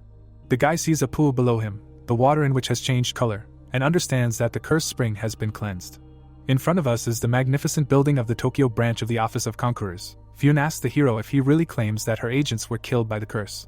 The girl sits with her arms crossed in front of her face. She says that this is the first time she encounters a debuff for instant death, and she finds it difficult to believe that such a tower can even exist. The girl's eyes are sad. She says that this is not so important, and she is more interested in how the hero got rid of the curse. Yoshito raises his left hand and says that he has proof. Pphanie catches a small bottle. The girl looks at it and asks what it is. Yoshito says that he killed the spring guardian who was spreading the curse on the first floor, and after his death, the pool was cleansed and acquired other, completely opposite properties. Before us is a system description of the holy water of Persephone. It is said that this is a potion that can remove the curse of Persephone, and it gives immunity for 600 seconds. Yoshito, smiling, says that with the help of this potion, any conqueror will be able to enter the tower and survive there. A passage is visible in front of the guy. The hero says that after defeating the guardian, he reached the 3rd floor, and on each of the floors he met a cursed spring. Yoshito looks at the round pool. The young man, behind whom an elegant bottle is visible, says that he came to the conclusion that in order to conquer the Persephone Tower, it is necessary to purify the springs on all floors up to the very top. Pphanie smiles. She puts the bottle on the table and thanks the guy for the work done. The girl says that the guy not only reported valuable information to the branch office, but also created conditions that will allow other conquerors to conquer this tower. The girl opens the drawer of the table and says that such work should be generously paid. She solemnly says that Yoshito Takamichi, the dominator of infinite revival, receives gratitude for his work for the good of his country. Pphanie places the money on the table and states that she thinks this reward should be enough. Yoshito asks if the branch manager is joking. There are stacks of bills in front of the girl. She asks in surprise if she should double the amount. Yoshito puts his hands forward and says that even this is too much. The young people look back at the hero. The guy is hugging a paper bag. He thinks that he has completed a special assignment, conquered the Hermes Tower, and now he has a whole mountain of money. A child passing by points at the hero and tells his mother to look at the strange man. The woman asks the boy to behave civilized and not point fingers at passers-by. Yoshito, meanwhile, is trying to figure out where to spend all this money. We see a cloudy sky. It is reported that this is happening a couple of days later. In front of us are city buildings. The hero thinks that he has finally paid off all his debts, but even after that he still has a huge amount of money. We see a 2-story branded clothing store, which the hero accidentally wandered into. Yoshito is standing in a very strange jacket with a fur collar. Passers-by openly laugh at the tastelessly dressed young man. The hero has a hat on his head, and several watches on his hands. Yoshito looks up and says that he feels disgusting. The guy hears a familiar name next to him, namely Yuri. Mana and Yuri are walking down the street. The blonde says that Pphanie is now open to everyone, so she offers to take Yoshito with her and go to conquer it. The hero grinds his teeth in anger. He understands that his good friends can notice him. Yoshito hides his face from them. The girls discuss a special strategy for passing the tower associated with holy water. The hero mentally begs them not to notice him and just pass by. Mana and Yuri pass behind the young man. Yoshito breathes out with relief. The blonde turns around, noticing something strange. She notices a young man in a frankly ugly outfit. Mana tries to look into the hero's face. She manages to do so, and her face becomes surprised. The girl calls the hero by name, and he angrily shouts that she is mistaken. Blushing deeply, the guy begins to explain that he has never seen so much money in his life, and he just wanted to please himself somehow. Yuri, folding his hands in front of him, says that they understood everything that way. The girl states that the guy earned this money himself, so he can decide where to spend it. Mana looks at the hero with condemnation and says that he certainly has no taste. Yoshito offendedly states that these were very cruel words. Mana raises her index finger and asks if the hero will go to conquer Pphanie with them. Taking off his sunglasses, Yoshito asks why the girl is in such a hurry. Because conquering the tower promises to be very difficult. Mana, without lowering her finger, states that the magic stones that can be found in the tower are worth a lot of money, and you can really get rich there. She says that all the experienced conquerors have already gone to this tower. Yuri says that thanks to the branch, the strategy for conquering the tower was developed in just a few days. Yoshito says that he still does not understand why they need to rush. Mana angrily shakes her fists. She says that Yoshito is not the only one who wants to live a luxurious life, and he simply must help them become rich too. Yuri, scratching his cheek, promises that if Yoshito goes with them, then conquering the tower will be fun. The hero thoughtfully rubs his chin. He thinks that if the girls collect enough potion, they will definitely not die from the curse. The guy says that he will go with them. Mana, happily clenching her fist, thanks the young man. He says that before they go there, he will need to change his clothes. The girls look at the guy in surprise. Yoshito looks with disgust at his leopard suit with a fur collar. We see the head of a young man. Next to his hand lies a bottle. A strange figure with a scythe hovers over the corpses of the conquerors. The head of this creature is covered with a hood. Under it is a skull with glowing eyes. In front of us is the 10th floor of the heavenly demonic tower Pphanie. The skeleton armed with a sword opens his mouth wide. He strikes, but Yoshito blocks it. The hero holds back the enemy's weapon with a red sword. The guy stares at the enemy. He goes on the attack and cuts the skeleton into several pieces. The hero stands, proudly raising his head. The system informs us that in front of us is Yoshito Takamichi, who is level 16. Mana claps happily and declares that the young man has really become much stronger. Yoshito replies that they have already come a long way, so it is not surprising that he has leveled up. Yuri blushes and says that the guy looked really cool. Yoshito thinks to himself that in fact, the points for leveling up do not play a special role for his stats, and his strength is explained directly by his high level, which is quite convenient. The guy looks askance at the system window loading in front of him. He thinks that he does not get that many points, but they go to his piggy bank, and he is not going to refuse them. Yoshito sees a system warning in front of him that the effect of the holy water of Pphanie potion will end in 60 seconds. Yuri and Mana also see this message. The brunette says that the effect of the potion is coming to an end. The blonde replies that on this floor the source has already been purified, and they are unlikely to fall under the effect of the curse, but it does not hurt to be on the safe side. Mana tosses a bottle. She is about to throw it to the hero and tells him to catch it. Yoshito turns away from the girls. He looks at the bottle and thinks that if he takes even one sip of this potion, then because of the inversion, a curse will be placed on him. The guy looks around in fear. Yuri tries to open the small vessel, but she does not succeed. The hero thinks that he missed the moment when he could tell the girls about the inversion, and tries to understand if he needs to do it now. Yoshito turns to his companions and asks them to listen. He sees a terrible creature in a robe hanging over the girls, and warns them of the danger. The disgusting monster puts its hand on Yuri's head. The girl cannot understand what is happening. The monster runs away with her. Mana calls her friend in horror. The bottle falls to the floor. Yoshito and Mana look at the monster who took the hostage. He presses the unfortunate girl to his chest. Yuri tries to remove the monster's hand from her neck, but she does not succeed. Yoshito looks at the monster in fear and notices the mist emitted by the scythe of the terrible creature. We see the eyes of the girl taken hostage. A red window appears in front of her. The system warns that the girl has been cursed by the Persephone curse and will die within 120 seconds. Yoshito is shocked. He realizes that the monster is casting a curse, and at the very moment when the potion has already ended. The hero sees that Yuri is suffocating and understands that she did not have time to drink the potion. Mana rushes forward, promising to pull her friend out of the clutches of the monster. The girl approaches the monster. He spins his scythe and deflects all the blows that fly at him. Mana looks at the enemy. The monster deals a powerful blow, and the girl flies away. Yuri calls her friend in horror. Mana lands at a decent distance from the monster. The hero shouts for her to step back. The guy rushes into the attack, declaring that he will deal with this creature himself. The monster puts its scythe in front of itself and parries the blow that the hero tried to inflict on it. Yoshito, gritting his teeth in anger, looks at the enemy. He rushes into another attack. Under the hood, the glowing eye sockets of the skeleton are visible. The monster's scythe parries all the blows. Drops of sweat run down the boy's face. He realizes that he cannot hit his enemy. A purple cloud is visible behind the monster. The boy realizes that the monster is definitely much stronger than the small scum they killed on the way to the top of the tower. Yoshito jumps back and lands next to Mana. The hero looks closely at the enemy. He does not understand why the enemy, who is clearly very strong, only defends himself, and does not think to attack. The skeleton's appearance is hidden by the hood. Yoshito tries to understand the motives of this creature. Mana says that they need to hurry. The girl is clearly scared. She states that there are less than 90 seconds left before the debuff activates. Yuri, closing her eyes, demands that the monster let her go, then she begins to beg for it. The monster's eyes glow ominously. The skeleton cackles disgustingly. A pink glow appears behind him. The system informs us that we are facing the Soul Slayer. We see the back of the hero's head. The guy says that now everything is clear to him. The vile creature deliberately waited for the girl's potion to wear off in order to attack her, grab her, and watch her suffer before dying. Mana looks at her comrade in fear. The guy's eyes turn white with rage. Yoshito rushes to attack, declaring that he will never forgive this bastard. The monster blocks the hero's blow. The monster cackles disgustingly. Yoshito looks at him angrily. The Soul Slayer turns around and begins to run away from the enemy. The hero shouts loudly for the cowardly monster to stop. Mana rushes after the monster. She shouts loudly that it cannot be missed. Yoshito replies that he knows it himself. The young people chase the enemy. They notice something. The Soul Executioner hangs in the air above the army of skeletons. The monster puts forward its scythe and sends its fighters to attack. Yoshito and Mana frown at the vile creature. The hero says that it seems that this monster is seriously determined to kill them. The guy looks over his shoulder at the girl and asks if she is scared. Mana, smiling, says that the guy will never live to see this. She deals with one of the skeletons. We see the girl's black panties. Mana, with a dagger in each hand, says that she has just found her second wind.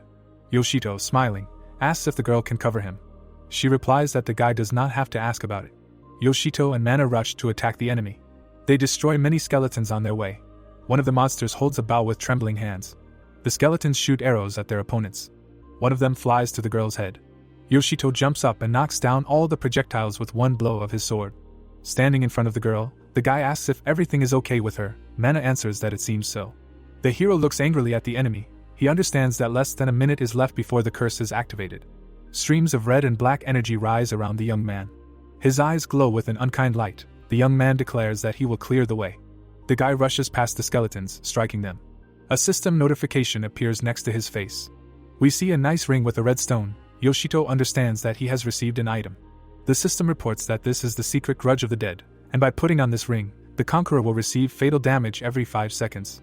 The young man, smiling, says that this artifact may seem completely useless. We see the hero's hand. Yoshito states that no one in their right mind would put it on their finger. However, he clicks the yes option in the system window that asks if the user wants to equip the dead man's secret grudge. The guy states that, fortunately, he is the only one who can use this item. The ring materializes on the hero's middle finger. The system informs that the young man has equipped the dead man's secret grudge, and will now receive fatal damage every 5 seconds.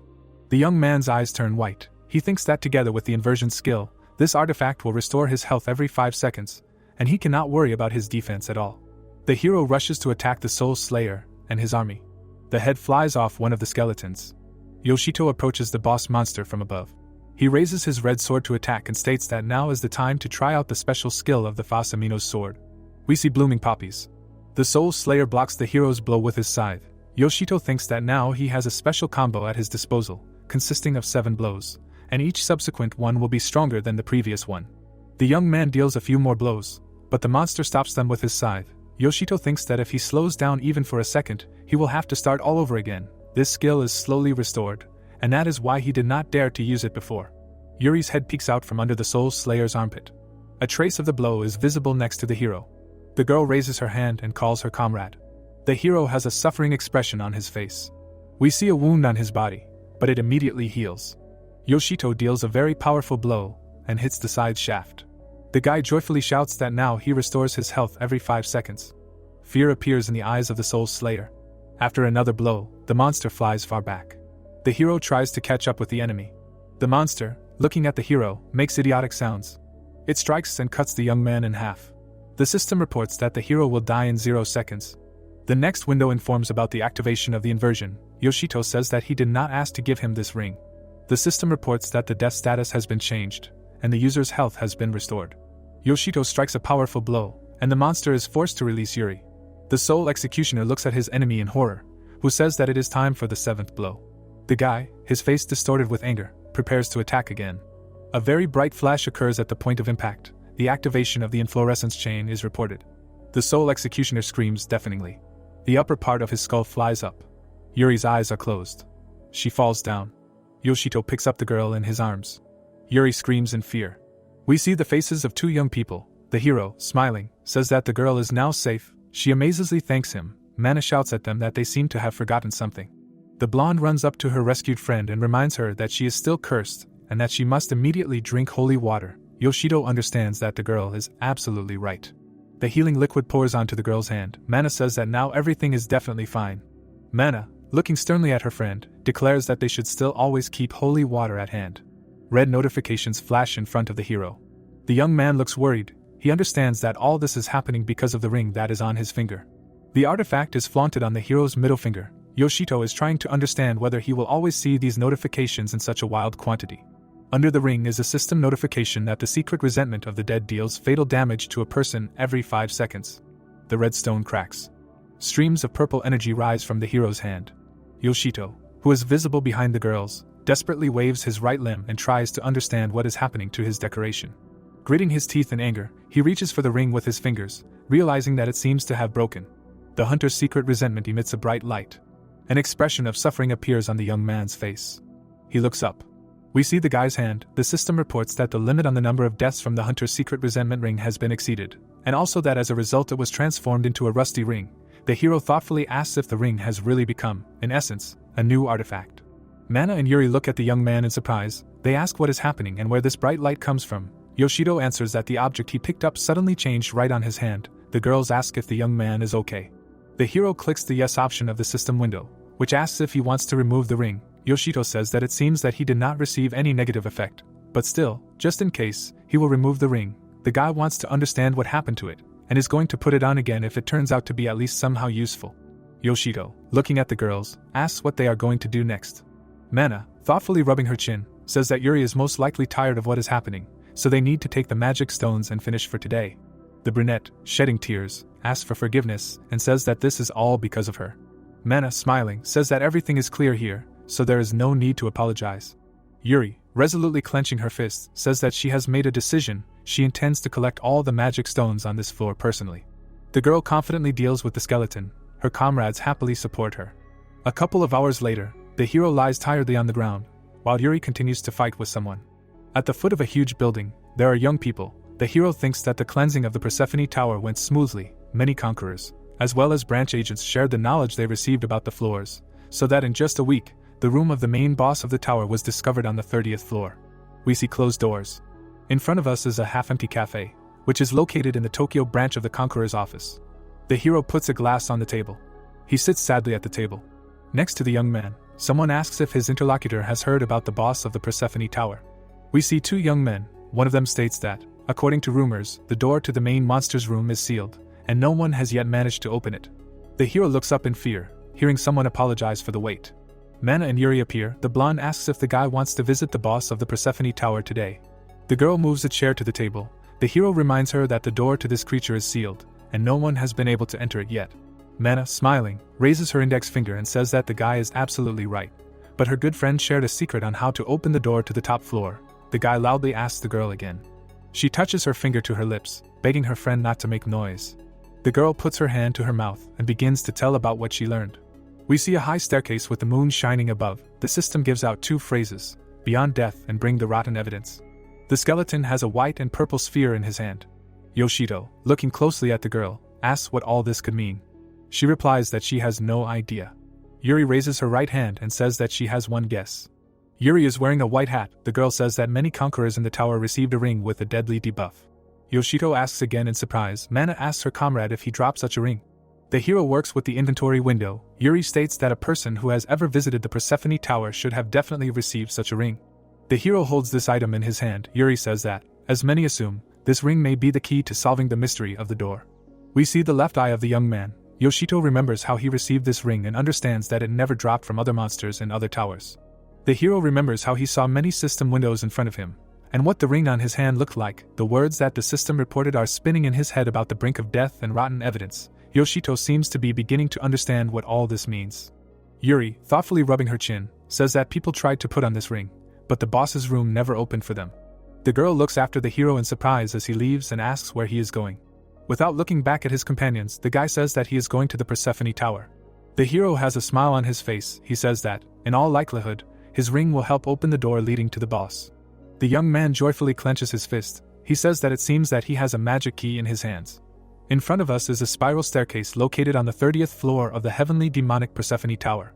Behind Yoshito, 2 girls are seen admiring him. The guy understands that he made a very cool statement, but is afraid that he may be wrong. He imagines Mana and Yuri discussing him behind his back. Recalling how he said something about a magic key, the hero really does not want to see contempt in the eyes of these girls. Yuri, thoughtfully rubbing her chin, calls out to the guy. She asks why he assumed that the ring can open the door to this hall. Yoshito holds the artifact in his hand and says that, in fact, when he put it on, the lethal effect exceeded the permissible limit, so the ring changed right on his finger.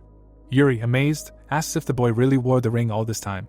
The girl realizes that this is quite possible, and says that the guy has the infinite revival skill, so the explanation seems logical to her. Mana thinks that the hero could have told about everything earlier. Yoshito lifts the ring, thinking that he will not tell his companions about inversion. The hero tells them that after this item changed, he did not feel any negative effect. A blue window tells the hero that the system does not have any information about the ring. The hero asks the girls if they find this behavior of the artifact strange. We see a skeleton's hand reaching for the moon. The young man says that he still managed to guess what's what. Looking at the girls, Yoshito says that beyond death and bring rotten evidence are deciphered quite simply. It was necessary to raise the debuff to the limit and find yourself beyond death, and the ring became rusty, that is, rotted. Mana and Yuri look at the guy with admiration. The brunette says that a real genius is in front of them. Yoshito shyly turns away from his companions and tells them that he realized all this only recently. The blonde notices that the guy has blushed. The brunette says that she is very glad that he is with them. Yoshito is very worried. He understands that he only has an assumption, and he is not sure that it will be correct. The hero looks at the ring and begs that it does not disappoint him. The guy holds the artifact in front of his noticeably changed face. He really wants everything to work. Mana, blushing, tries to move something. It is reported that she is at the boss's room on the 30th floor of the Persephone Tower. The girl tiredly lowers her hands and says that she can't do anything, and the door does not move at all. Mana shows the hero a thumbs up and says that now it's his turn. The young man hesitantly approaches the huge door, convincing himself that everything will be fine, and he must believe in himself. The guy brings his fist to his face and sighs. He raises his hand above his head and sullenly orders the door to open, as he has the right to enter. The young people stand in front of the door. Nothing happens. The door doesn't seem to be opening. The girls exchange surprised glances. Yuri suggests waiting a little longer. Yoshito realizes that he must have made a mistake. The ring on his finger begins to emit light. Streams of purple energy appear from behind the door. The door is open. The young man cries with happiness, realizing that now his companions will not consider him some kind of strange eccentric. Suddenly, Yoshito realizes something very important. He understands that he was too fixated on thoughts about how to open the door, and completely forgot that this is actually the room with the boss. Streams of purple energy rise from behind the door. Sweat runs down the hero's face. The guy understands that the boss of the 30th floor must be behind the gate. We see 2 angry glowing eyes. The young man realizes that this creature must be stronger than the one he met in the Hermes Tower. The guy turns to the girls and calls out to them. A huge hand is visible behind the young man. Yoshito suggests that his companions retreat and properly prepare for the meeting with the boss, and then return and deal with him. The hero looks around, noticing something. The next second, he disappears behind the door. Mana and Yuri are trying to shout to him. The purple hand throws the hero up. Yoshito somersaults and lands at a fairly decent distance. Lying on the floor, he looks up. The girls run into the hall. The hero screams shrilly for them to immediately leave. Mana asks again in fear. The door slams behind the girls. Red magical information appears on it. Yoshito gets up from the floor. He looks at someone and says that, apparently, they will not be able to just open the door and leave. A blue portal appears in front of the hero. We see an incomprehensible figure. A man with a clawed foot comes out of the portal. A long-haired monster stands in front of the young people. The hero and his two companions look at this enemy. The monster is holding a crutch. A red light shines brightly in the eye socket of the skull. A bright flash occurs above the monster's head. White smoke flows above the creature's hair. The monster makes a strange sound. It brings down a stream of energy on the young people. Yoshito covers his face with his hands and says that, apparently, nothing can be done. The girls are standing behind the hero, who says that since he opened this door himself, he must deal with who lives inside. In front of us is a monster, which the system presents as a bone elder priest. The creature, whose teeth we see, says something incomprehensible. The space around the young people begins to fill with streams of blue energy. The skeleton opens its mouth. Monsters emerge from the smoke. The system reports that these are skeleton acolytes. Yoshito looks at the enemies and realizes that the boss has just summoned them. The hero holds a sword in his hand. He thought that he would only have to fight the boss, but now it turns out that he also needs to defeat his army. Mana and Yuri look in amazement as their ally quickly rushes into the attack. He flies up to the priest, ready to attack. The hero is not going to fight the mindless pawns that the elder uses, and it seems to him that he is able to deal with the monster with one blow. Yoshito hovers above the enemy, spreading his arms out to the sides. The young man strikes. Amazement appears in his eyes. He sees the red eyes of his opponent. A powerful flash occurs next to the hero. Yoshito flies back, trying to stay on his feet. The guy realizes that his opponent used a barrier. The skeleton prepares to strike the hero in the back. The monster manages to do this, and he pierces the guy. Blood gushes out of the young man's mouth. He sees two skeletons above his head. The system reports that Yoshito is dead. Two more messages appear. First, that as a result of activating the debuff, the user loses 40 defense points, and then that the debuff has been changed to a buff, and these points have been added to the same parameter. Yoshito prepares to cut off the skeleton's head. The monster defends itself from the attack with a sword. The young man's hands are shaking. Grinding his teeth with rage, the guy looks at his opponent. He thinks that in front of him is an ordinary skeleton, but his attack power and reaction speed are much higher than those of his relatives from the lower floors. The monster goes on the attack, and the hero has to parry the blow. Yoshito, gritting his teeth from tension, looks up. He sees many enemies in front of him. The young man understands that he could cope with fewer of them, but when there are so many, everything becomes much more difficult. Yoshito cannot understand what to do. The skeletons grab the guy by the arms. He demands that they let him go. One of the monsters presses the hero's head to the floor. A priest approaches the immobilized guy. Yoshito, sweat running down his face, calls his opponent a bastard. The monster, standing above the guy, shakes his head. A blue glow is visible behind the skeletons. The young man tries to understand what the boss is looking at. The skeletons approach the guy's companions. The hero mentally calls them. Yuri puts her staff in front of her. White whirlwinds swirl around her. The skeleton's appearance blurs. A huge blue pillar hangs over Yuri.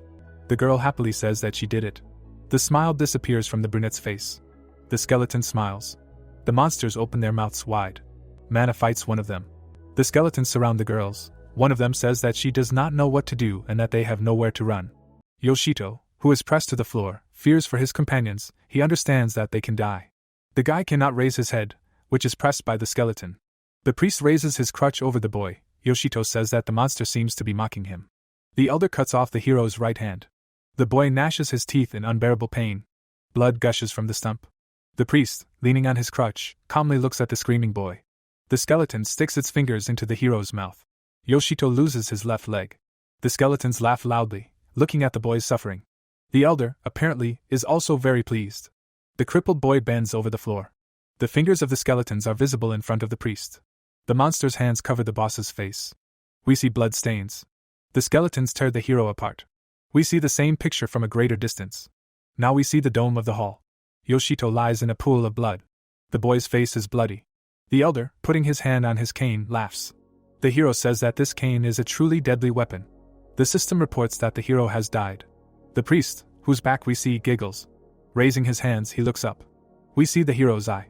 The boy remembers the appearance of the monster. Yoshito screams in horror. He remembers how he held onto the stump of his limb. The boy's hands are shaking. He remembers the blow he took, after which he screamed hysterically. The hero holds his face. His eyes are different sizes. Yoshito screams, his mouth wide open. Skeletons appear in his memory.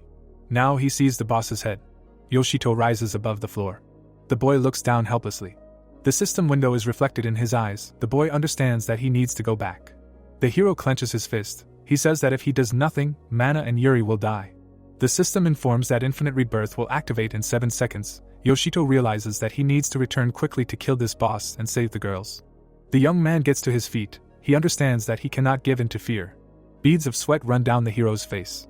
The young man's hands are shaking. He states that he understands everything, but for some reason his body does not obey him. The system informs that Yoshito will automatically die if he does not confirm the activation of the infinite rebirth skill within 3 seconds. The hero understands that he must do something anyway. The guy looks down and orders to change the rebirth point. The system informs that the rebirth point has been changed, and the hero must prepare. The system window blurs. Yoshito is standing with a sword in his hand next to the boss. He sees the girls and understands that they are still alive. The hero opens his mouth wide. The monster's eye glows brightly. The guy's hand is shaking. He lowers it. It looks like the boy can't move. Yoshito calls himself worthless. The boy covers his eyes with his hand and says that he doesn't have the strength to move, and it's just a monstrous feeling. Mana and Yuri cover their heads with their hands. The boy is sobbing. We see the eyes of the monster. In front of us is a red magical formation. In its place there is a powerful yellow flash. An explosion is heard behind the hero. The boy looks around with tears in his eyes. A young man with a huge sword enters the door. He stands in front of the priest and says that the door, as he was told, does not open, so he decided to use force. This man has something strange going on with his hands. He says that if he knew that the gate had already been opened by someone, he would not have broken it. The skeletons standing in front of the girls look at the man who entered. The monsters standing in front of their boss open their mouths wide. Yoshito, with tears in his eyes, looks at the young man who entered. We see the eyes of this guy. Now we see the lower part of his face. The young man declares that everything here is not as rosy as he thought. The skeletons standing behind the hero raise their blades. A huge sword appears next to the boy's head. The young man pushes the hero aside, attacks the skeletons, and shouts that he will cover the boy. Yoshito opens his mouth. He hears that he does not need to worry as long as the dominator King Kagura Okiomi is alive. The young man smiles. He declares that no one will die here. The hero, amazed, repeats the title that Okiomi introduced himself with. We see an incredibly tall heavenly demon tower. Yoshito thinks that the title of Dominator King is awarded to people who have conquered towers with 100 floors, and in Japan such heroes can be counted on the fingers of one hand. Okiomi easily holds the giant sword in his hands. He tells the hero that they will chat later, but for now it's time to burn this place to the ground. The boy squints one eye. Everything around starts to burn. The air is filled with tongues of flame. A fiery tornado swirls around the young men. Okiomi uses the Floga Elenho's skill. The flames devour the skeletons. The hero looks at what is happening in amazement, and cannot believe his eyes. The fire approaches the priest. The boss jumps into the air and tries to fly away from the flames. The monster hears his name being called. Okiomi appears above the elder's head and asks where this creature is going to run away. A net appears above the monster's face. Okiomi grins predatory. The Dominator King deals a powerful blow. Energy discharges sparkle around the priest. A yellow flash occurs above the guy's head. The hero covers his face with his hands. Okiomi calmly looks ahead. He stretches out his left hand. A powerful blow flies into the elder's head. The Dominator King's fist is smoking. The monster lies under the feet of the young man standing above him. Okiomi looks to his left. We see the lower part of his face. The hero looks at the boy in fear. Okiomi, who has a huge sword in his hand, tells Yoshito to kill the priest. The hero asks again in surprise. Okiomi looks at the boy with sympathy and says that he has no idea what this bastard did to him, but Yoshito should not let fear consume his mind. Okiomi looks resolutely at the hero and says that he must destroy this scum with his own hands. We see the lower part of the boy's face. He takes the sword in his hand and thanks his savior. The red light continues to burn in the monster's eye socket. Yoshito finds himself in front of the priest. The boy looks angrily at the monster and prepares to strike. The priest's head flies. Yoshito, looking up, declares that thanks to Okiomi, he was able to pull himself together. Okiomi, smiling, looks at the hero. The cane lies next to the hand of the slain boss. The Dominator King says that it seems the boy managed to overcome his fear. Yoshito confirms this. Okiomi places his hand on his shoulder and states that since this is the case, he can only say one thing without hesitation. Smiling, the young man congratulates the champion of the Heavenly Demon Tower Pphanie. Yoshito asks again in amazement. Spreading his arms out to the sides, he states that he only delivered the final blow. Raising his left hand, the hero shouts that it was not he who defeated the boss, but Okiyomi. The Dominator King, smiling, states that it does not matter at all who contributed to the victory, because the tower itself believes that the reward should go to the hero. We see a system message that says that Yoshito has defeated the final boss of Persephone Tower, as a result of which the unique weapon, as well as the magic stones, will be sent to his inventory. The young man shouts that he wants to give all this to the true winner, since he does not deserve this reward. Okiyomi smiles. Closing his eyes, he declares that he can do without all this. Yoshito looks back at his companions. Okiyomi says that this reward will allow them all to become stronger. The girls laugh happily. Okiyomi smiles and looks at the rejoicing young men.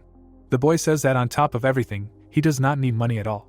Okiyomi holds the hilt of his sword tightly. He says that the weapon he has is also quite satisfactory, so he can afford to give the reward to the younger generation. Yoshito looks at the young man and calls him by name. Okiyomi, smiling, says that if the young man wants to thank him, he can show him what weapon he got after defeating the boss. Putting his hands on his belt, Okiyomi says that he is incredibly interested to know what it is. Yoshito looks at Mana and thinks that he has a slight déjà vu. A surprised expression appears on the hero's face. An inventory window hangs in front of his hand. The guy says that this time the unique weapon looks like a staff. Yoshito presses the icon with his finger. A staff appears above the heads of the young men. The hero opens his mouth in surprise. A magical weapon hangs right in front of his head. Yoshito says that it is Arcanum Aqua. Okiyomi, smiling, rubs his chin. He asks how the hero is doing with magic. Yoshito holds the staff in his hands. He says that he is not at all friends with magic. He turns to Yuri and says that he knows a girl who is excellent at handling magic. The hero hands the staff to the girl and asks if Yuri wants to take it. The guy looks at the brunette in surprise, who seems to refuse this gift. Yuri looks scared. The hero calls her by name with a questioning intonation. Putting her hand to her chest, the girl says that she does not deserve such a weapon. Yoshito asks again in surprise. Mana scratches her cheek. Yuri says that she has already discussed this issue with her friend, and this time she was definitely convinced that they do not bring the guy any benefit. Yuri says that this is not only about the Persephone Tower, and that she understands perfectly well that she was useless in past battles as well. Strange scales are visible on the girl's body. Yuri says that she and Mana are like ballast for the hero. Yoshito stands in front of his companions with a staff in his hands. Mana says that they have already decided for themselves that the hero will be better off without them. The guy asks them to stop talking nonsense, and says that this time he was absolutely useless. His savior stands with his eyes closed. Yoshito says that if it were not for Okiyomi, he would not have been able to protect the girls.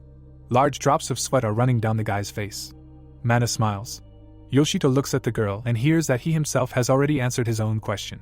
Mana, next to whom a sad Yuri is visible, says that the guy always protects them, and they cannot even help him. In front of us is the lower part of the hero's face. He says that he does not agree with these words. A wide crack appears in the floor between Yoshito and the girls. Drops of water run down the hero's face. The girls look at their comrade with determination. Mana says that this is the reason they decided to become stronger. Yoshito asks again, puzzled. Yuri, clenching his fist, says that next time they will conquer the Heavenly Demon Tower on their own. Mana says that this is how they can become stronger. The girls clench their fists. Mana says that Yoshito just has to wait for it to happen. Raising both hands, Yuri says that in this regard, it would be better if Arcanum Aqua stayed with the hero for now. Yoshito throws the staff. It ends up in Yuri's hands. The girl looks at the guy in amazement. He says that she needs this weapon much more. The hero, smiling, says that the girls must use all their resources to become stronger. Yuri holds the staff in her hands and says the name of her benefactor. System windows hang in front of the hero. One of them reports that the boss of the Heavenly Demon Tower Persephone has been defeated, and there are 10 seconds left before the tower disappears. The young men begin to dissolve into thin air. Yoshito promises the girls that they will meet soon. The guy is sitting on the ground. Okiyomi tells him that it was a rather mature farewell. The hero, smiling, replies that it didn't seem that way to him. Okiyomi, arms crossed on his chest, stands over the young man, who declares that he feels only loneliness now. The Dominator King calls out to the guy, who turns around and asks how Okiyomi knows his name. The young man replies that this is how his girlfriends address the hero. Okiyomi smiles. He points at himself with his thumb and invites the hero, since he now has no partners, to join him. Yoshito looks around and asks if the young man has nothing better to do. He stretches and says that he was actually called by the head of the Tokyo branch. The hero understands that they are talking about Rofune. Okiyomi says that he usually works with the towers of the central region. A serious expression appears on the guy's face. He says that if Fune called him, it means that she wants to give him some very unpleasant task. Okiyomi, smiling, looks at the hero and says that before the meeting he decided to kill time, so he went to the Persephone Tower, where he met the guy. Behind Yoshito, People can be seen calmly talking to each other. The hero asks why Okiomi decided to help him anyway. A drop of sweat runs down the guy's cheek. He thinks that Okiomi has not seen his infinite revival in action, so he has no reason to be interested in him. The Dominator King stands with his hand on his belt. He raises his finger and says that he heard from Pphanie that Yoshito will become one of the best conquerors of the next generation.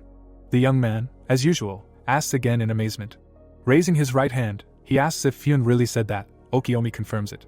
The Dominator King remembers the guy who stood with tears in his eyes, and says that he was surprised when he heard the young man's name in the boss's room, since he did not expect to meet him so soon. Yoshito turns away in embarrassment and says that, sadly, in that battle, he essentially showed nothing. Okiomi gives a thumbs up and says that, at least, the guy gained valuable experience, and will try even harder next time. Okiomi looks at the screen of his phone. He says that they managed to defeat even the boss, but there is still plenty of time before the meeting. We see the man's leg. Putting his hands on his hips, he decisively says that they simply must go shopping with the hero. The guy puts his fist to his chest and pompously declares that he, the King Dominator, will show how to spend his money wisely. He says that Yoshito has only recently become a dominator, so he probably doesn't know yet how to cope with such wealth. Smiling, Okiomi says that as an older friend, he is simply obliged to instruct the young man in this matter. Behind the hero's back, mountains of banknotes are visible. The guy thinks that there are only a few kings in Japan, and all of them are incredibly rich. We see Okiomi's back. Yoshito cannot believe that he will receive useful advice from the wealthiest conqueror in Japan. We see a skyscraper. The hero is wearing sunglasses. A tasteless necklace with a large blue stone flaunts on his chest. The guy has shopping bags hanging from his hand. Pphanie is sitting with her hands folded in front of her face. She looks at the young men who entered and asks who they are. Yoshito breaks his glasses and declares that he had no doubt that the girl would start making fun of him. Pphanie calmly says that some widows have come to see her, so the question seems quite logical to her. Okiomi puts her hand on the boy's shoulder and says that he should behave with dignity. Okiomi has a red bow tie on her chest. The boy says that wearing such expensive clothes, they should feel confident, because everything they are wearing was earned with blood and sweat. Pphanie, looking at the hero, says that all this is, of course, true, but when choosing clothes, you need to demonstrate good taste, which guys apparently do not have. The hero slams his fist on the table. He points at the head of the Tokyo branch and asks how much she knows about clothes. The boy assumes that the girl does not follow fashion at all. He imagines Pphanie in a shirt with incredibly long sleeves, and says that the girl probably walks around the house in someone else's hand-me-downs. Pphanie calmly looks at the boy. She opens a drawer of the table. The girl pushes a magazine towards the hero. She is featured on the cover of the magazine. The girl points to the title, which reads as 7 Trends recommended by fashionista Pphanie, the director of the Tokyo branch. Yoshito humbly begs the girl to forgive him, and says that he takes back his words. Okiomi, who is wearing stupid shorts, laughs. Looking at the girl happily, he asks why she called him. The head of the branch says with a serious look that if she called the Dominator King, then it means only one thing. Folding her hands in front of her again, the girl says that the Tokyo branch is planning a large-scale operation. The tastelessly dressed hero asks again in surprise. We see the top of the girl's head. A purple map of the area appears above her head. Pphanie declares that their target is Zeus, the tallest demon tower in Kanto. Okiomi, thoughtfully rubbing her chin, states that the branch has finally decided to take her on. Pphanie closes her eyes and says that the number of conquerors who have died in Zeus Tower is growing day by day, and as the head of the Tokyo branch, she can no longer ignore this danger, so she has decided to launch a large-scale operation. We see the girl's left eye. The conquerors are standing in a hall filled with treasures. Pphanie says that all volunteers who agree to take part in the operation will have access to the loot from the upper floors of the tower. Chess pieces are arranged on the board. The girl says that they are recruiting not only fighters, but also logistics personnel, magical support units, and specialists in other fields. Pphanie is extremely serious. She reminds us that the Zeus Tower is simply incomparable in terms of danger compared to other heavenly demon towers. We see the profile of the branch head. The girl states that she understands perfectly well that casualties among the conquerors cannot be avoided in any case. Pphanie, looking at the young people, says that if Okiomi agrees to take part in this operation, casualties can be reduced, and this is her main goal. A black tower is visible above the young man's head. Pphanie says that she needs Kagura Okiomi, the Dominator King who conquered the Hephaestus Tower, the tallest in the central region. The guy, closing his eyes, says that if his participation helps save the lives of the conquerors, then he agrees. A smile appears on the young man's face. Yoshito looks at him sideways, realizing that in this dialogue he seems completely unnecessary. Okiomi raises his index finger and states that he has one condition. Pphanie asks what it is. Okiomi hugs the hero by the neck and says that Yoshito will go with him. The guy asks again. Pphanie says that she does not mind. The hero panics. Okiomi, pressing his head to herself, says that she really hopes for her new partner. Sweat rolls down the young man's face. Birds fly above the skyscraper. Yoshito screams hysterically. Behind the multi-story buildings rises a grand structure, the Proteus Heavenly Demon Tower. Yoshito and Okiomi are standing next to each other. The Dominator King suggests going and leveling up. Pphanie, with her hands folded in front of her face, declares that the Zeus Heavenly Demon Tower Conquest Strategic Group is still in the formation stage. Young men in strange clothes stand in front of her. The branch manager says that Yoshito and Okiomi can thus do other things until further notice. Okiomi, whose profile we see, asks the girl to recommend towers where one can level up. The Dominator King glances at the hero standing next to him and declares that before going on such a serious operation, he wants to train the novice fighter a little. Yoshito, with a hopeful expression on his face, suggests that the young man simply not take him to conquer the Zeus Tower. Okiomi, laughing, replies that the hero will go there anyway. Yoshito sullenly says that he does not understand why his partner needs him there.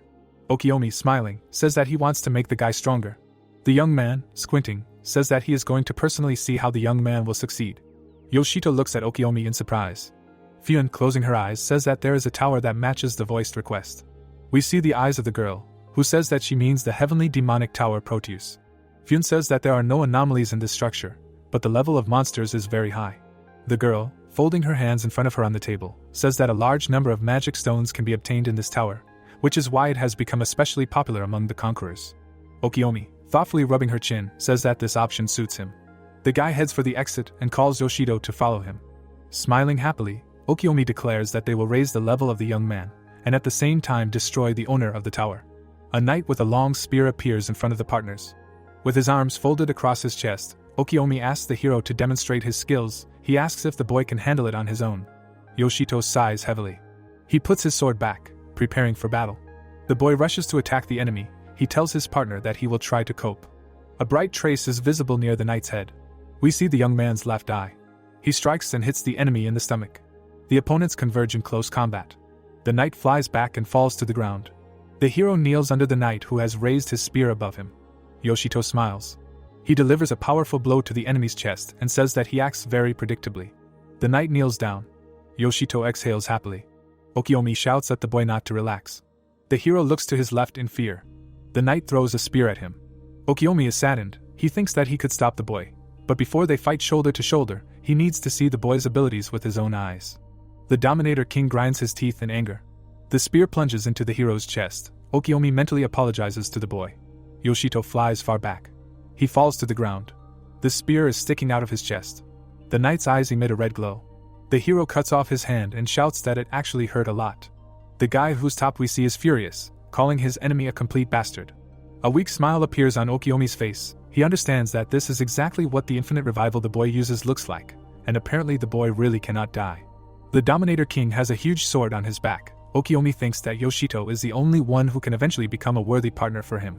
The hero puts his sword forward and tells the knight that it is simply pointless to continue fighting, since the enemy has no weapon against him. Something flashes near the warrior's shoulder. The hero's chest is pierced once again. The system tells the guy that he has died. The next window informs that Yoshito has lost 16 points of technical ability. Finally, the system informs that the debuff has been changed to a buff, and the same number of points have been added to the desired parameter. The hero, clutching his chest, declares that the knight has pierced his heart twice. Yoshito jumps up. He delivers a powerful blow. The knight tries to defend himself. The hero shouts at him that he can't even dream of mercy now. Yoshito attacks his opponent. He has to jump back. Traces of blows are visible between the enemies.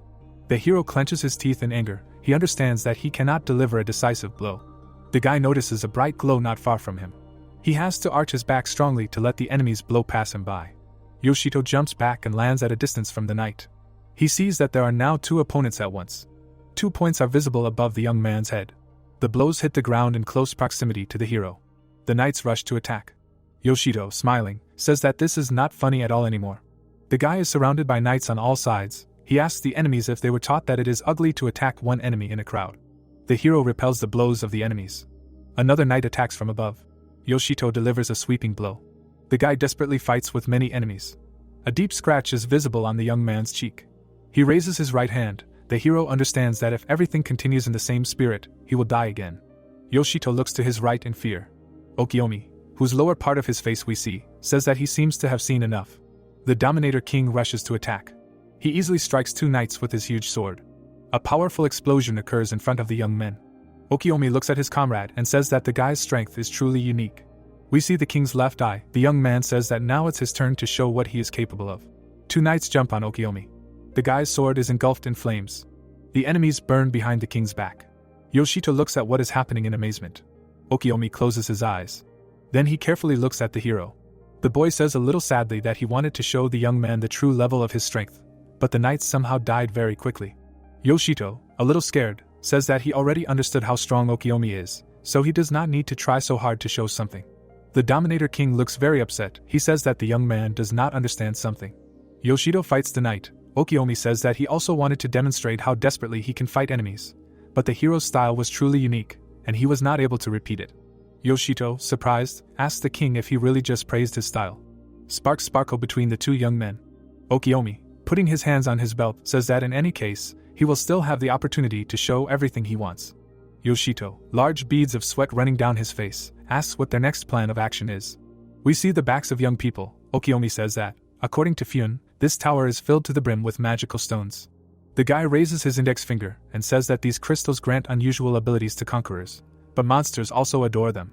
Crossing his arms over his chest, Okiomi says that these stones make both monsters and people stronger. Next to the crystals stands a happy monster. The King Dominator declares that if he and the hero find a vein with stones, they will meet stronger opponents. Okiomi, looking to his left, asks if the guy understands the hint.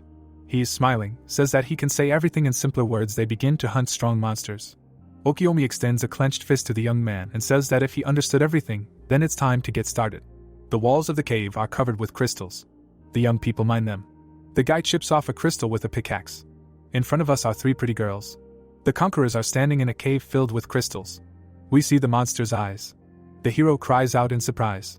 He is on the 25th floor of the tower, at a deposit of magic stones, and is amazed at how much treasure is in front of him. Okiomi asks the young man if this is his first time at the deposit. The guy shakes his head and says that he has never seen anything like this in the heavenly demon towers. Yoshito remembers how he sold a whole mountain of stones at the Tokyo branch and received a huge amount of money. The entire ceiling of the cave is covered in crystals. The hero understands that if he gets them, he will become fabulously rich. The young man imagines himself dancing in the middle of huge piles of gold coins. Yoshito joyfully clenches his fist and says that they need to take a pickaxe and start mining stones right now. Okiomi calmly tells his happy partner that he appreciates the young man's zeal. We see people mining crystals. Okiomi asks the guy why the local conquerors have not yet become fabulously rich. Yoshito, thoughtfully rubbing his chin, suggests that these people bring too few assistants here. Blue crystals are visible next to Okiomi's head. He explains that in such deposits the stones are not very rich in magical power. The Dominator King explains simple truths to his student. He says that one large stone generates several more of the same, but smaller. We see the right side of Okiomi's face. He says that all subsequent crystals absorb part of the magic of the original stone, so there is not so much of it in each of them. The guy raises his right hand and says that even if the hero takes out the entire deposit from here, he will definitely not become rich. Young people walk through the cave. Okiomi says that the characters the hero sees are, in fact, not conquerors, but miners of magical stones, and the Tokyo branch takes care of them, attaching a couple of real fighters to them so that they can work in peace. Yoshito looks at his mentor in surprise. He says that these miners pay the branch a small percentage of the cost of the stones they extract, so some conquerors earn extra money by protecting them, and this is quite a profitable job. We see three girls. One of them happily says that there are a lot of crystals here. Yoshito looks sadly at the beauties. One of them, with green eyes, says that it wouldn't hurt them to speed up too. The brunette wants to find a larger crystal. The hero envies the girls, because they have a lot of fun together. The guy remembers Mana and Yuri. Sadness appears in his eyes. The young man looks at the girls, thinking that being a lonely conqueror is not very pleasant. Yoshito turns around in surprise. Okiomi grabs him by the neck and calls him by name. The hero tries to break free from the embrace and asks what the overly joyful King Dominator wants. He claims that Yoshito is looking at girls and asks which one he liked the most. Joyfully looking at the hero, Okiomi asks to tell what type of women attracts the guy the most. He is unpleasant about this conversation. Yoshito irritably states that it is too early for him to think about female types. Okiomi, folding his arms on his chest, says disappointedly that the young man is very boring for his age. An idea comes to the guy's head. He asks if the hero likes anyone he knows. Yoshito asks again in surprise. In front of us is Yuri. Okiomi, who is standing next to the hero, says that the girls who were with the boy in the Persephone Tower seem to him to be real beauties. Okiomi imagines Mana, Yuri and Pphanie. He says that the head of the branch is also very pretty. The young man puts his hand on the hero's shoulder and asks him to confess his feelings. Yoshito recalls the girls with whom he conquered the aforementioned tower. Mana asks Yuri to concentrate, since the battle is still ongoing. The hero throws off his comrade's hand and asks what all this stupid talk is about. The young man moves away from Okiyomi, stating that they actually came here to train, and not to have conversations dedicated to gender relations. The Dominator King points his finger at the guy. Looking sternly at the hero, he calls him an indecisive type. Yoshito asks his older comrade to shut up. The hero looks back at the three girls, one of whom says that she has found a very promising place. The other two are delighted. One of them states that there are indeed a lot of stones. The second exclaims that this is simply an incredible find. One of the girls swings a pickaxe. The next second, she grabs her hand and screams that it really hurts, and that it was much easier with other veins. Yoshito and Okiyomi stand next to the amazed girl, who seems to notice something unusual. The red eyes of the monster are visible above the girls' heads. The heroes look around in amazement. The girls, screaming in horror, look at the huge red eye hanging over them. The monster jumps into the air. It chases the girls and knocks one of them down. The body of this monster is strewn with crystals. Stones hang next to the monster. We see blue crystals. The monster launches them at the girls. They helplessly watch the approach of unusual projectiles. The crystals fly up to their targets. The hero appears next to one of the girls. Yoshito actively waves his sword. Smiling, the young man turns to the beauties, asks if they are hurt, and asks them to run away, since there is someone here to deal with the monster. The girls look at the guy with fear and admiration. They quickly run away. The hero says that he wanted to show himself from the best side in front of them. It turns out that the crystals are sticking out of Yoshito's chest. He says that once again everything ended the way it always does with him. The hero lies on the ground in a pool of blood. Yoshito's eyes are covered with hair. He says that he suffered a very stupid death again. Although if he was able to protect someone, it probably can't be called that. The monster raises its front paw. Yoshito remembers how Okiyomi destroyed skeletons, and asks himself when he will become like his mentor, and will be able to defeat strong enemies just as coolly and instill faith in the weak in spirit. The monster's giant paw falls on the hero. He continues to dream of becoming like Okiyomi. Okiyomi stands with his back to us. The hero thinks that he wants to become like him. The guy has a thick wad of bills in his hands. Yoshito thinks that he managed to pass several heavenly demonic towers and earn money. The guy stands with his hands in his pockets, trying to figure out what to do next. We see the profile of the young man. Yoshito thinks that he has not yet found the answer to this question. In front of us is the left eye of the young man. Okiyomi is holding a giant sword. Three girls are running away. Blue crystals are sticking out of the guy's chest. Yoshito remembers that when he met Okiyomi in the Persephone Tower, he also wanted to become a cool conqueror who protects the weak. The hero lies on the ground in a pool of blood. A giant monster's leg falls on him. The system reports that Yoshito has died. The next window says that after death, 34 intelligence points are taken away from the hero. The third notification informs about changing the debuff to a buff and adding 34 points to intelligence. A smile appears on the guy's face. The hero is holding a sword in his hands. He says that in order to achieve the desired result, he has everything except combat experience. The guy's eyes glow menacingly. He rushes to attack the giant monster. The guy, smiling, looks at the enemy and declares that this creature will help him gain the necessary experience. Yoshito strikes. Bewilderment appears on his face. The young man is forced to admit that the monster is incredibly durable. The guy kneels in front of the enemy and tries to figure out how to cut him. Yoshito looks over his shoulder, hoping that Okiyomi will help him with something. The Dominator King escorts the girls out. He calls the conquerors remaining in the cave and promises to escort everyone to a safe zone. The young man in the green jacket asks Okiyomi if he is sure of what he is doing. The young man thinks that the guards should still stay. The king calmly says that most of those present will not like a fight with this monster, so they should just leave. Okiyomi, looking at the hero, declares that his partner will cope with the monster on his own. Yoshito looks at his comrade in bewilderment. Blue crystals fired by the monster are flying at the hero. The young man actively waves his sword, repelling the projectiles. He quickly rushes forward to avoid being hit. Okiyomi, standing behind him, calls out to the boy. The Dominator King, smiling happily, says that his partner must be smart and resourceful. Yoshito, continuing to fight off the blue crystals, asks if Okiyomi is making fun of him. He, laughing loudly, declares that he does not mean the level of the boy's intelligence, but his characteristics. A trace of the hit is visible in front of the hero. The strange monster looks at the boy with red eyes. Okiyomi says that if the parameters are high, then Yoshito will be able to figure out how to break through the defense of this monster. The Dominator King raises his left hand and shouts that he relies on the boy. The hero, who holds his sword with both hands, says that, of course, it is easier said than done. A round monster is visible above the guy's head. Yoshito thinks that intelligence is an important indicator for magic classes, and the higher it is, the more powerful and complex the spells that can be used. We see two magicians. The hero looks thoughtfully at the purple window. He thinks that thanks to inversion, his intelligence has increased, but not enough for him to use magic, so it is unlikely to help him in any way. In front of the guy's face hangs a system window, which says that the intelligence indicator has reached a certain point, due to which 2 new skills have become available to the hero: magic sense and magical energy manipulation. System windows in the amount of 2 units say that magic sense allows you to recognize the magical power of surrounding creatures, and magical energy manipulation makes it possible to concentrate the surrounding magical energy in one point. Yoshito is surprised. He understands that the basic skills of the magic class have now become available to him too. It seems that an idea comes to the guy's head. He remembers the system window, which said that he received an increase in intelligence. A smile appears on the young man's face. He says that since he paid for these skills with a painful death, it is worth trying to use them in practice. In front of us is the young man's left eye. Yoshito is trying to use his magical sense. He notices the haze above the monster's body and understands that this is magical power. We see the young man's left eye again. Yoshito realizes that he cannot use this skill to its full extent yet and must concentrate. The hero's eyes widen. The monster looks at him with round red eyes. Yoshito realizes that the monster's entire body is surrounded by a magical barrier. The guy says that this is why he was unable to damage the enemy. Large blue crystals adorn the upper part of the monster. 3 white spheres are visible above the monster. They become much larger than they were, and the hero understands that the monster is going to shoot with the help of magic, which is in the magic stones. A very strange expression appears on the guy's face. The young man thinks that all this is very bad. The monster shoots white beams at the hero and hits him. Yoshito falls to the ground. The hero looks at his opponent tiredly, and asks what is the point of all these skills if he still can't defeat this enemy.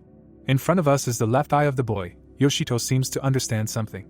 The purple glow around the monster seems to have become less intense. The hero realizes that after his opponent spent a lot of energy, his barrier has become less stable.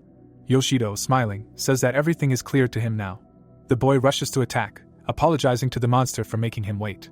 The hero rushes forward in leaps and bounds. He promises to rip off the damn magic shell from the enemy. Yoshito, smiling, declares that one precise and powerful blow will be enough for him. Purple clouds are visible above the monster. Yoshito stares at the enemy and understands that he will not be able to attack and defend at the same time, so if he continues to attack with the same force, the barrier will sooner or later collapse. The boy's eyes are glowing. He is trying to understand what will happen if he concentrates magic in one point and hits the enemy with it. Bluish dots are visible in the air. The hero's sword breaks one of the crystals. The boy thinks that in order to achieve the greatest magical power, he will destroy the magic stones around him and saturate the air with their energy. The monster is preparing to launch its projectiles at the hero. The monster shoots white rays again. We see a trace of the impact. Yoshito rushes forward, breaking crystals along the way. The projectiles are flying at the boy. The young man is rapidly running around the cave. He is striking many blows at the huge crystals. Rock fragments rise into the air. Yoshito looks over his shoulder and realizes that he is satisfied with the result of his work. The space is filled with smoke and debris. The young man understands that this should be enough. The monster hovers over the boy's head. The hero turns to face the enemy. Yoshito uses his recently acquired skill manipulation of magical energy. The air is filled with crystal fragments. The projectiles launched by the monster are approaching the boy. We see the hero's right eye. The boy thinks that manipulation allows you to gather magical energy in one point. Yoshito clenches his fist. The young man holds the sword in front of his face. He thinks that he, of course, does not have a magic class, but if magic helps to break the barrier over the monster, he will gladly use it. Smiling, the young man runs his finger along the blade of his sword. He thinks that the number of crystals he has broken should be enough. The hero takes off. A red mark from a powerful blow is visible above his head. A small crack forms on the magical barrier that surrounds the monster. The hero thinks that if what he has done is still not enough, he can easily fix it. Yoshito jumps away from the enemy and lands on the ground. He thinks that he has a backup plan. The young man puts his fingers out in front of his face and turning to Pphanie says that it is time to act. The weapon glows brightly in front of the guy's face. He orders the unique skill in fluorescence chain to be activated. The monster shoots its crystals at the hero. Yoshito smashes them to pieces with a blow of his sword. The guy thinks that if he reflects 7 blows of the enemy, he will be able to deliver a very powerful blow of his own. The hero finds himself in front of the monster again. Yoshito plans to imbue his blow with magical energy and break the damn protective barrier of the monster. Enormous crystals are visible above the monster's head. Something is approaching the hero. A powerful flash occurs above the young man. Yoshito, smiling, thanks the monster. He states that, thanks to the enemy's stones, he was able to restore magical energy. The hero flies up to a large crystal on the monster's head and shouts that now the vile creature will get what it deserves. White whirlwinds swirl above the monster's head. The young man, putting his head forward, rushes to attack. The whirlwinds above the monster's head disappear. Yoshito, in whose eyes an unkind fire shines, says that the monster will not stop him with his techniques. In front of us is an endless poppy field. The hero is about to strike, imbued with enormous magical power and strengthened several times by a unique skill. Okiyomi, raising his fist, looks at his comrade. Smiling, he declares that the guy has outdone himself. Yoshio raises his sword to strike. He threatens the monster that he will destroy both the barrier and the monster's body in one go. We see a bright flash. The boy uses the inflorescence chain skill. In front of us is a barrier protecting the monster. The hero cuts the monster in half. A powerful explosion is heard. Yoshito flies far away. He falls on his back. The boy opens his right eye. He sees Okiyomi smiling happily above him. Grinning, the hero closes his eyes. The guys give each other a thumbs up. Yoshito and Okiyomi walk next to each other. The hero asks if the other conquerors are okay and whether his mentor doubted him too much. The girls look at the hero with admiration. Judging by the flowers flying around them, they have the warmest feelings for the guy. The hero says that he has one less problem. Something appears above Yoshito's head. The conquerors look in fear in the direction from which the sounds are coming. A huge snake's mouth is visible behind the hero. The huge monster flattens the young man. Okiyomi tries to shout to the hero. The girls look at what is happening in horror. Yoshito jumps back with a sword in his hand. We see the lower part of the guy's face. A giant snake hangs over his head. The system reports that it is the Steel Destroyer. Yoshito, judging by his eyes, is very scared. He tries to understand what kind of enemy it is and realizes that it simply broke through the wall and ate him. A huge hole is visible in the cave wall. The guy thinks that a monster that is capable of such a thing is most likely an anomalous monster. The snake's eyes emit a blue glow. Yoshito holds his sword tightly in his hand. White streams swirl around the monster's head. Okiyomi reflects the attack with his sword. Covering his head with his left hand, the Dominator King says that the enemy is very strong. Okiyomi strikes and states that this creature is not to be trifled with unless you want to end up in its belly. Okiyomi sighs, smiling. There is a bright flash. Flames rise into the air. Okiyomi says that they will now see how the monster responds to his attack. The young man, holding the hilt of his sword with both hands, uses the skill Floga Lenhos. Flames blaze around the monster. Yoshito covers his face with his hands. The hero notices something. The Steel Destroyer does not seem to feel the effects of fire, and this becomes clear to the young man. Okiyomi tells the hero standing in front of him that their opponent is most likely immune to fire. We see the steel scales of the snake. Okiyomi holds his sword in front of him and states that they will have to fight the old-fashioned way then. He rushes to attack the giant opponent. The snake opens its mouth wide. The monster destroys the walls of the cave. Okiyomi jumps into the air to strike. He brings his sword down on the snake. The monster opens its huge mouth again. The Steel Destroyer snaps his teeth, unable to grab the Dominator King, who tells the monster that he will not be dealt with so easily. One of the cells on the monster's body opens. Okiyomi looks at his opponent in surprise. Projectiles fly out of the open cells. It turns out that these are special grips with 3 teeth. Okiyomi says that he certainly did not expect this. The grips are approaching Okiyomi. The young man holds his sword in front of him. Yoshito is visible above the falling Okiyomi. The mentor tries to shout to his student. A sharp projectile flies at the hero. It pierces the guy and opens up behind his back. The hero is right above the monster's head. He screams that it was incredibly painful for him, but now he was able to get closer to the monster. The hero's left eye emits a red glow. The young man says that now he will check how strong the snake's eyes are. Yoshito sticks his weapon into the monster's organ of vision. With a deafening roar, the monster throws the young man away. Yoshito flies on his back. A white spark is visible next to him. Okiyomi grabs the guy under the armpit. With a heavy sigh, the King Dominator apologizes to the guy and says that because of his carelessness he had to die again. The hero happily says that he has already gotten used to dying. The young people look at the snake's head towering above them. The hero says that this monster can still fight, and this is much more important than its death. The Steel Destroyer hits the wall of the cave. Large stones fly into the air. The snake, with its mouth wide open, hisses threateningly. Green sparks are visible above its body. The monster bends its head into an S shape. Yoshito, covering his face with his hands, says that this is simply unbelievable, and now he understands what is happening when the monster tries to get into the safe zone. The monster's body raises clouds of dust. We see the head of this creature. Yoshito looks at the steel breaker in fear and says that it seems to be planning something. The monster pierces the ground with its head. Yoshito and Okiyomi look at what is happening before their eyes. One of them says that the monster seems to be going down. The hero says with alarm that this is completely abnormal. The young man looks at his mentor and tells him that the monster's strength increases with each floor, so if this monster penetrates the floor below and attacks the conquerors, everything will be very sad. Okiyomi confirms that in this case, most likely, they will all die. The steel breaker breaks a passage for itself in the ground. The hero looks into a huge hole. He tells Okiomi, who is standing next to him, that the monster has indeed headed to the lower floor. Next to the Dominator King, a schematic image of a tower can be seen. The young man says that usually a safe zone is responsible for the passages between floors, which monsters cannot enter, but there are exceptions to the rule: monsters with enormous combat power. In front of us is a horned monster. Okiomi states that these creatures can literally punch their way down.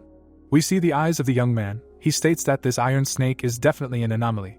The hero looks at Okiomi in surprise, who says that the administration has established a special category for such monsters. Yoshito asks what this category is. Okiomi, frowning down, says that the administration calls it an unauthorized threat. The hero asks again in fear.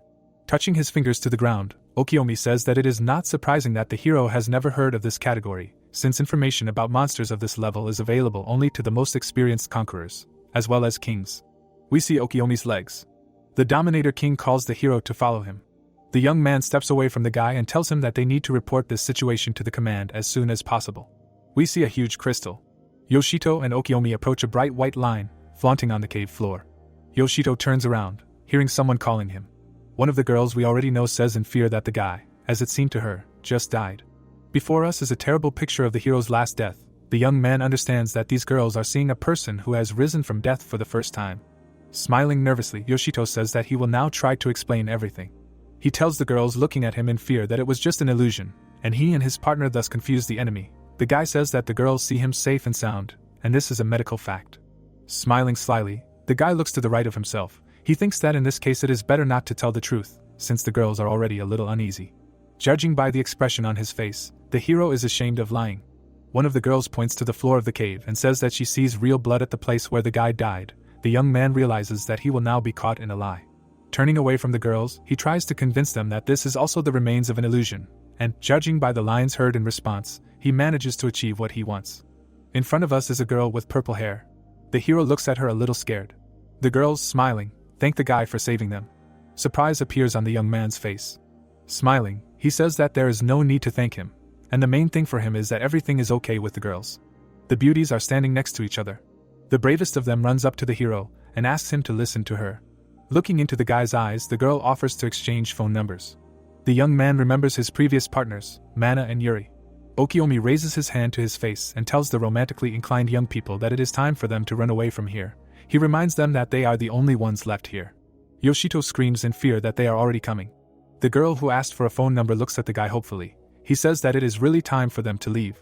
The guy points his thumb behind himself and says that it is better not to meet the snake that just disappeared in that direction.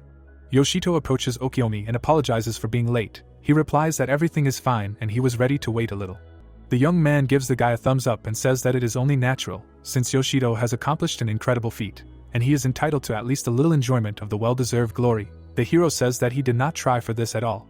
Making a surprised face, Okiomi pretends to not believe the young man. A smile appears on the young man's face. He says that they should return to the first floor, where the portal visible in front of them leads. On the floor of the cave there is a stone circle with exquisite patterns. The hero thinks that the portals allow free movement between the floors of the tower. We see a schematic image of the tower. It is reported that the portals are located on every fifth floor, and they are most often placed in safe zones. Yoshito and Okiomi are standing next to the portal. The young man thinks that as soon as someone opens a new floor, a similar passage immediately appears. The hero thoughtfully tells his partner that they are very lucky to see a portal here, but it is completely unclear what will happen to the people on other floors if they meet the Destroyer of Steel. The guy assumes that only a few of them will be able to get to the portal. Okiomi looks closely at the guy and says that he is absolutely right. We see the left eye of the young man. The king says that this is why they must return here with reinforcements. Yoshito and Okiomi walk towards the portal. Sparks sparkle above their heads. Okiomi says that they will immediately go to Pphanie to plan further actions. There is a hand on the table. Pphanie thanks the guys for the report.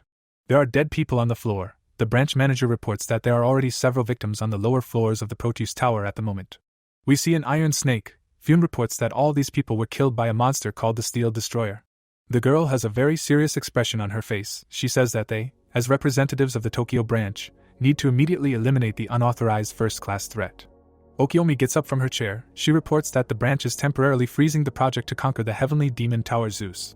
A window is visible behind the girl. She states that now their only task is to kill the Steel Destroyer. Okiomi, next to whom the hero is standing, states that he and Yoshito have already fought against this monster, and they even managed to harm it a little. Okiomi states that this is why Pphanie must carefully choose those who will go on a mission to destroy this creature. We see the hero's face. The girl adjusts her hair and says that Okiomi doesn't have to worry about it. Sparks sparkle around her left hand. A weapon appears in the girl's hand. The hero looks at the branch manager in amazement. The girl lowers the weapon to the floor. Okiomi holds an ornate sword in her hands. She says that this time she will personally participate in the mission. Yoshito, next to whom Okiomi is standing, says that this is some kind of nightmare. Swords are sticking out of the ground. It is reported that the action is taking place on the 8th floor of the Heavenly Demon Tower Proteus. Pphanie, who is standing between the young people, reports that the steel destroyer used to live on the 25th floor, but after the young people fought it, it began to descend to the lower floors, and many conquerors died. The girl reports that, according to reports, tremors are still felt here, but their target is very close. Pphanie frowns and promises that she will not let the monster get away. The hero, clenching his fists, asks the girl if she is afraid for the agents who went on reconnaissance. The guy sullenly states that the last time the branch manager did this, many people died in Persephone. Pphanie, who is standing in front of the guy, states that the situations are not similar, and her people know what they are dealing with, because she sent those who have encountered the anomaly before on this mission. Okiomi smiles. He says that he sees the people we were just talking about. Yoshito looks to his left. We see a group of young people. Okiomi states that this is a squad of the Tokyo branch of the Conquerors, known as the Ice Flower. The hero looks at the young people in amazement and asks why the squad has such a name. Okiomi tells the boy that his jaw will drop now. The squad leader bows to Pphanie and reports that the reconnaissance is complete. He states that the reports were correct and the seismic tremors are still continuing.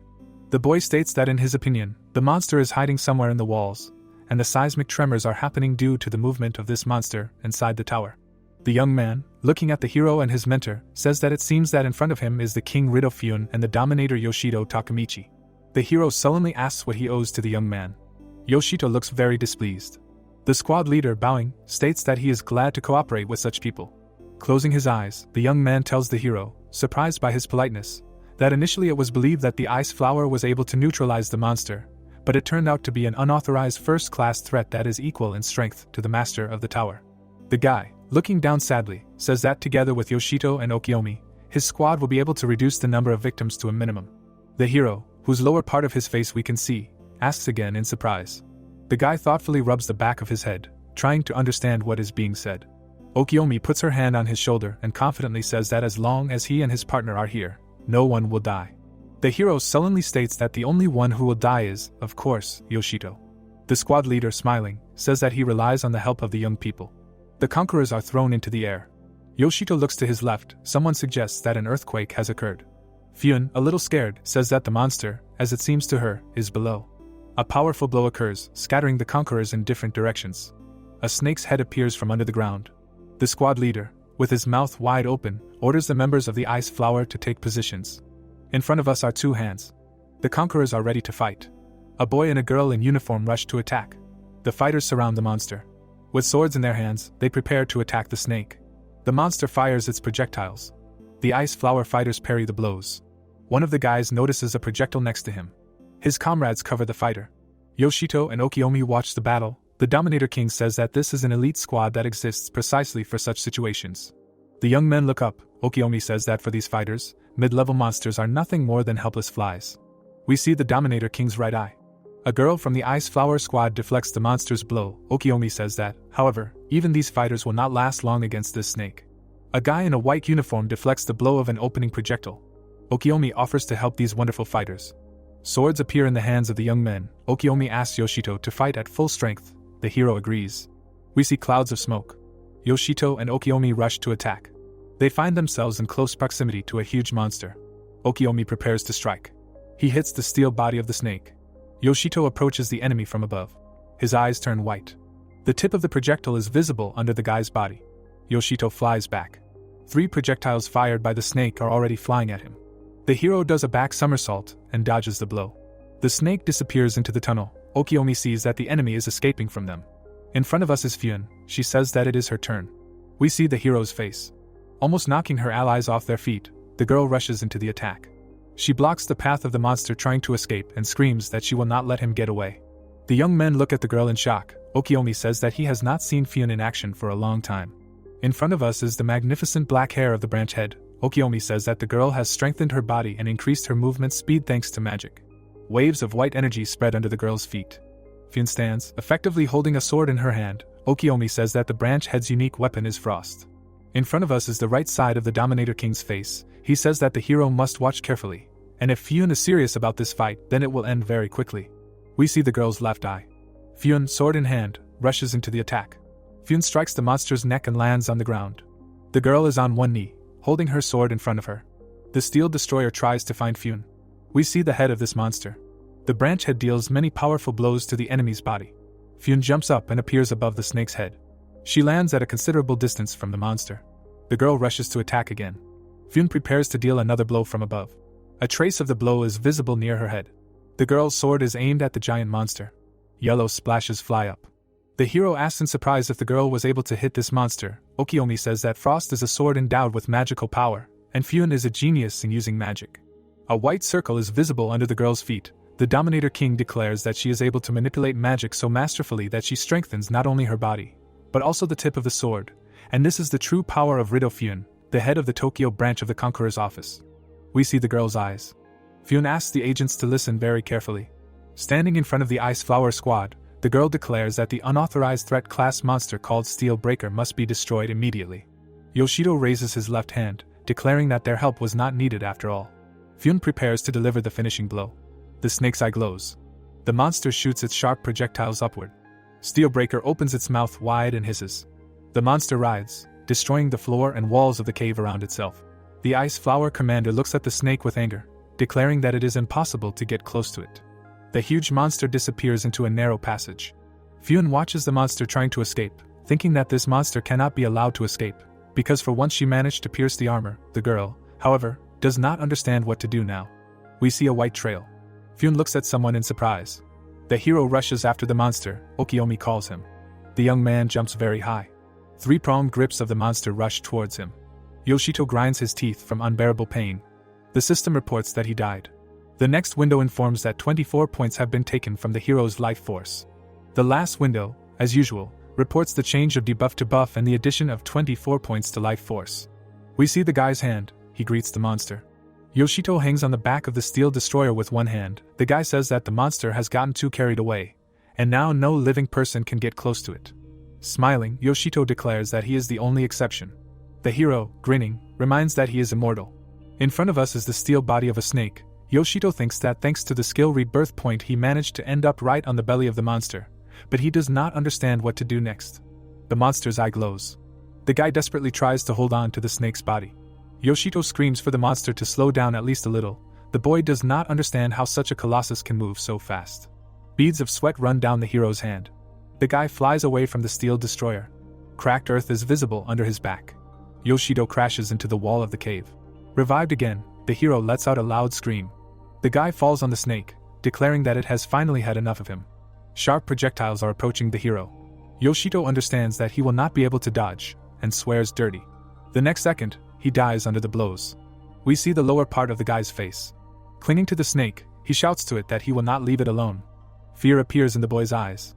Yoshito sees the steel destroyer rushing into a hole in the cave wall and screams at the creature not to dare go into that hole. We see the hole up close. Yoshito lets out a cry of despair and pain. The system reports that the hero has ended up on the top floor of the Proteus Tower. A white fog rises above the surface of the cave. The monster breaks through the ceiling. The heroes fly down. He falls on his back onto the cave floor. Yoshito gets on all fours, looks around, and curses again. We see the guy's left eye. In front of him, he can see the silhouette of the monster and large yellow-blue crystals. The hero is trying to figure out where he ended up. Yellow-blue crystals are visible on the walls. There are cracks on the surface of the cave. The hero thinks that this is unlike any floor he has been to before. Yoshito, whose left eye we see, calls the monster a bastard and asks if this is really his lair. Three-pronged grabs fly at the guy again. The shells, which have not yet opened, fly up to the young man from above. Yoshito runs away. The shells crash into the ground behind him. The boy understands that he will not be able to defeat this steel creature alone, so he needs to bring his allies here. Yoshito runs around the giant snake. He understands that this monster can only be killed by joint efforts. The young man tries to escape from the snake. He has to jump high to let the monster's body pass under him. The boy looks up in fear. Not far from him, a hole is visible in the cave wall. Yoshito takes a strange pose. He runs as fast as he can to the hole, thinking that he must bring his comrades here. Shells fly at the hero's back. The young man jumps, and they crash into the ground. A white trace from the jump is visible in the air. Three-pronged grips continue to pursue the hero. They block his way to the hole in the cave wall. Yoshito, smiling, asks the steel destroyer if he wants to play tag. The guy slides, raising his left hand. He declares that in this case he will also not play by the rules. Near the hole you can see the trace of the jump. Yoshito, smiling, turns to the snake, and calling it a nasty piece of iron says goodbye. The hero falls into the hole. He flies down, raising his hands above his head. We see Pphanie, Okiomi and the members of the Ice Flower Squad. The branch manager notices something. Yoshito comes out from behind a rock. The girl calls out to him. Breathing heavily, the guy says that he finally reached his allies. Okiomi, with a displeased expression on her face, says that they were already starting to worry about him. The Dominator King says that they, of course, knew that Yoshito could not die, but they were still afraid for him. The hero apologizes and says that he did not come empty-handed. The boy smiles happily. Pphanie demands that he tell her everything. Raising his right hand, Yoshito says that the top floor is the lair of this creature. The hero's allies look at him attentively. Yoshito states that he thinks that with joint efforts they can defeat the steel destroyer in its lair. Pphanie thoughtfully rubs his chin. Putting her hand on her belt, the girl asks if the boy noticed any unusual magic stones in the steel destroyer's lair. Thoughtfully scratching his cheek, the hero says that there were crystals in the monster's nest, and compared to those that can be seen on the lower floors, they were different, as they had a golden hue. Pphanie, closing his eyes, thanks the boy and states that this information will be very useful to them. The boy looks at the girl in surprise. Pphanie recalls a recent fight with the monster, stating that during their first encounter, the Ice Flower members analyzed the steel destroyer's body structure and discovered that the monster feeds exclusively on fossils with high magical energy content. We see a schematic image of a snake. Okiomi reports that all the magic stones found in this tower, although there are a lot of them, were impurities. In front of us is a yellow-blue crystal. Okiomi states that, of course, she guessed that there was an area with pure magic stones here, but she could not even imagine that this place would be the snake's lair. Yoshito looks closely at the girl and asks if this means that finding this lair was real luck. Okiomi, looking at the guy with her green eyes, says that there is no other area with pure magic stones in this tower, so if they catch the snake by surprise in its lair, it will simply have nowhere to run. Turning around, the girl sets off and calls everyone to follow her to the decisive battle. The hero looks at the girl's back in surprise. She turns to Yoshito and asks him to show them the way. The young man realizes that he is the only one who knows the way to the lair of the steel destroyer. Yellow-blue crystals are visible on the walls of the cave. The snake devours them. Someone is surprised to note that this creature actually feeds on rocks. Looking out from behind a rock, Yoshito says that the monster seems to replenish its energy reserves in this way. A hand grabs onto a ledge next to the hero. Members of the Ice Flower crawl out of the hole. One of them says that he is about to die of fatigue. The young man looks at the hero and says that Yoshito did not even break a sweat while climbing up this hole, and now it is clear why he became a dominator. Pphanie and Okiomi jump out of the passage. Yoshito and one of the Ice Flower members look at their senior comrades. The branch manager, holding his magnificent sword to the side, declares that it is time to begin the operation. The girl with a very serious expression declares that the target has been detected and orders her subordinates to make every effort to destroy this creature. The conquerors rush to attack. The steel destroyer sees how people rush to attack him. The body of the monster raises clouds of dust. In front of us is Okiomi. He approaches the enemy, declaring that he does not intend to play his games anymore. The Dominator King smiles. We see the legs of a young man. Okiomi promises to show the monster all his strength. Okiomi prepares to strike. The steel destroyer opens its mouth wide. Okiomi's eyes emit a yellow glow. The monster's head crashes into the ground in front of the king. In front of us is the sword that Okiomi is armed with. The young man strikes. Yoshito watches from afar. Smiling, he says that this is simply incredible. A strange oval glows on the forehead of the snake. The monster shoots out three-pronged grippers. Okiomi looks at the enemy with concern and says that it does not seem like it will give up easily. The projectiles fired by the monster fly towards their targets. They are approaching the monster's enemies. Traces of multiple impacts are visible near the members of the Ice Flower Squad. The hero grits his teeth in anger. The guy hears the desperate cries of his allies. Pphanie defends himself with a sword from a projectile crashing into the ground. An open projectile flies towards two guys in uniform. The young men try to protect themselves from the impact. The guys stand back to back. Their commander shouts that they must destroy the unauthorized threat at any cost. Clouds of smoke rise in front of the squad leader. The guy says that the Ice Flower does not give up easily. Yoshito angrily calls out to the guy and shouts for him to lie down. The open projectile is reflected in the eyes of one of the fighters. Blood splashes upward. Okiomi looks at what is happening in fear. Now Pphanie is in front of us. The squad leader calls his fighters. The shells fired by the monster are already flying towards him. The guy closes his eyes in resignation. The hero appears behind the squad leader. He deflects the shells flying at the young man with his sword and shouts at him not to relax. Yoshito, with his head down, stands in front of the guy. He says that he understands how painful it is to see his comrades die. The Ice Flower commander looks at the hero with sorrow. He asks who will mourn the death of the fallen if the guy dies. Yoshito remembers Nojishi and the other dead guys. The squad leader looks back at the corpse of one of his fighters. The hand lies in a pool of blood. The guy says that the hero is absolutely right. The Ice Flower commander decisively declares that he must survive, no matter what. The destroyer of steel throws Okiomi away with his tail. The Dominator King lands next to the hero and calls the enemy a multi-clawed bastard. Okiomi asks where they should aim. Snowflakes fly around Phune's face. She orders Frost to activate at maximum power. Waves of frost spread around the girl. The projectile flying towards the girl from the Ice Flower squad stops in front of her face. One of the fighters looks in amazement at the open grab hanging above his head. We see the top of the branch head. Okiomi apologizes to everyone and states that if she had taken this matter more seriously from the beginning, no one would have died. Yoshito looks at the girl in surprise.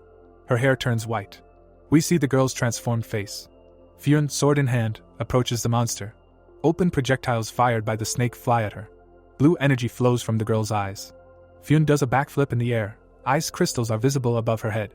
The branch head looks at the projectile approaching her. A thick cable flies past her. The girl looks at her opponent. She delivers a powerful blow and cuts the long cable. More projectiles fly at her. Pphune dodges them. The girl puts her sword forward. She delivers multiple blows, cutting the thick iron cables. Blue crystals are visible next to her body. Yellow splashes become visible under the destroyer's body. The snake rushes forward. Pphune pursues it. The monster tries to grab the girl with a huge iron mouth. The monster's head hits the ground. Pphune flies back. The branch manager says that the monster has finally opened up. The girl raises her brightly shining sword above her head. The steel destroyer, whose head we see, hisses threateningly. Pphune delivers a blow. A bright blue stripe is visible next to the monster's head. The monster's eye is in front of us. The snake's body is visible under the girl. A very powerful flash occurs under the tip of Frost. The snake's head is thrown aside, the ground cracks. We see Phune's face. She understands that she missed. In front of us is the girl's shoulder. A white mark is visible next to the snake's body. Pphune is imprinted on the cave wall. Yoshito tries to shout to the girl. Frost is stuck in the ground. The hero looks to his right. He thinks that his Phos Aminos is not strong enough to cut off this snake's head. The guy holds his weapon in his hand.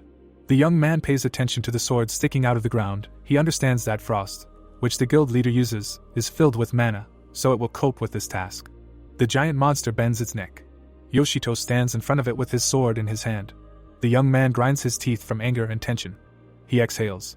The destroyer of steel, opening its mouth, rushes at the guy. The young man's eyes emit a purple glow. He warns the snake that it can choke. A huge mouth approaches the hero from above. We see blood stains.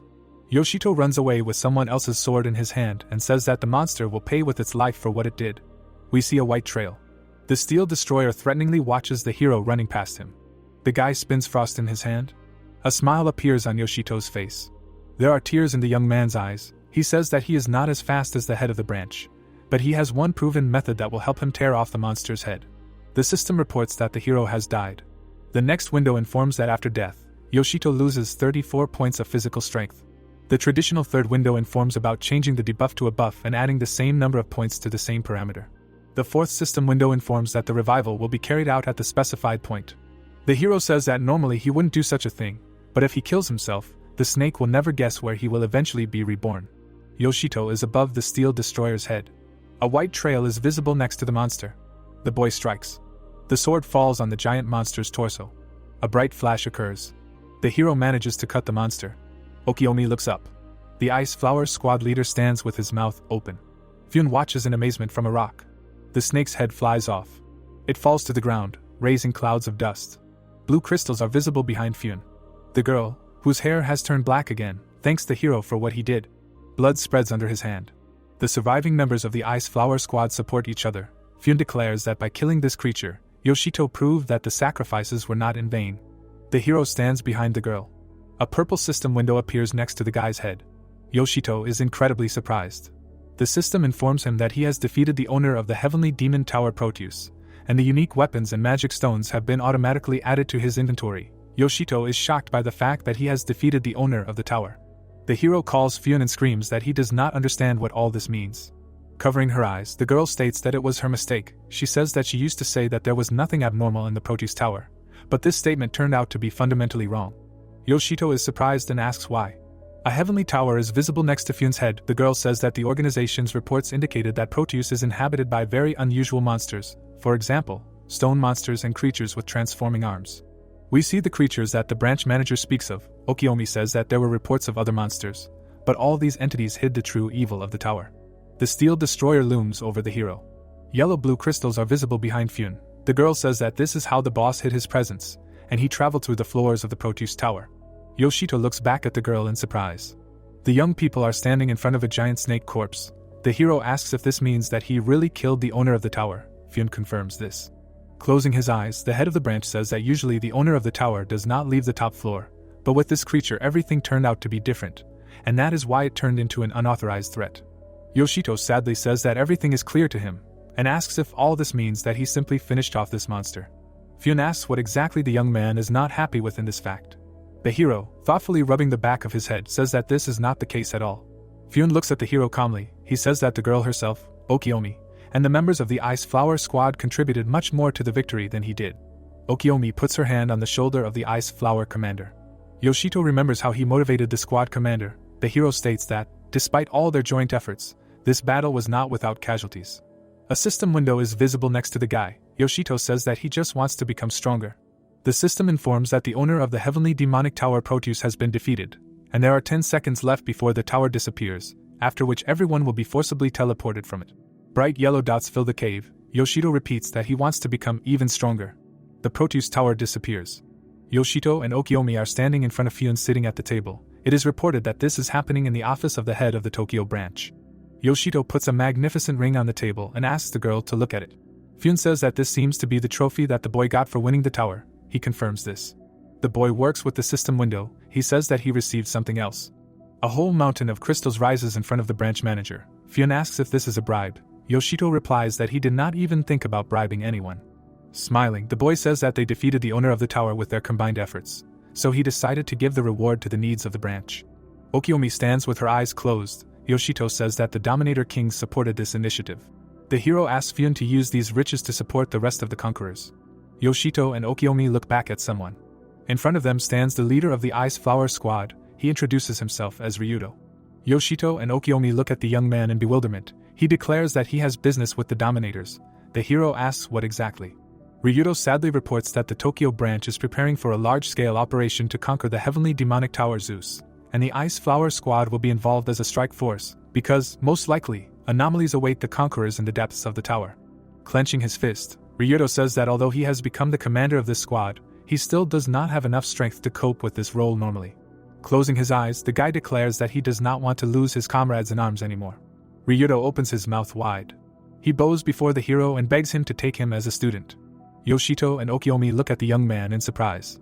In front of us is the magnificent building of the Tokyo branch of the Conqueror's office. It is reported that exactly a month has passed since the murder of the Steel Destroyer. The lamps in the ceiling are burning. Ryudo, the Ice Flower Squad leader, is breathing heavily. He charges at someone. The boy collides with his opponent. Okiomi smiles happily. The Dominator King casually parries the boy's attacks. Ryudo stands with his sword back. He charges at Okiomi again. The Dominator King looks back. Yoshito flies up behind him. The hero seems very determined. Okiomi strikes and the boy has to work hard to block it with his sword. Now Ryudo appears behind Okiomi. The Dominator King throws his opponents in different directions. Yoshito holds a sword in his right hand. Ryudo flies far back and breaks with his feet to stop. Okiomi places the sword tip on the floor and says that his opponents probably didn't have a good breakfast today. The mentor looks at his students and says that they should try harder.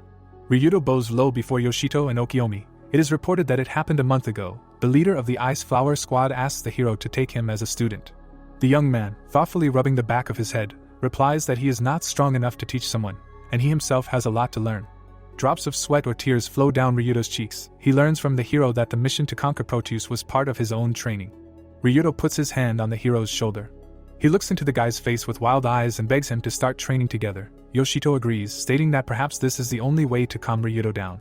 The hero pushes the commander of the Ice Flower Squad away. Someone laughs loudly near the young people. Okiomi, rubbing his chin, declares that since the young people are so enthusiastic, he will train them. Ryudo asks again in surprise. The King Dominator says that he will indeed do so. We see the faces of the young people. Okiomi promises to give them a couple of good lessons before the conquest of the Zeus Tower. Yoshito frowns at his mentor. He and Ryudo spent a whole month in the training hall. challenging the king. Beads of sweat are running down the guy's cheeks. Yoshito thinks that, judging by his own feelings, he has begun to fight much better than before. Okiyomi smiles happily. Yoshito understands that he is still incredibly far from this man. The guy, smiling, says that Okiyomi is really incredibly strong. The hero and his partner rush to attack. A mark from a blow is visible near Okiyomi's head.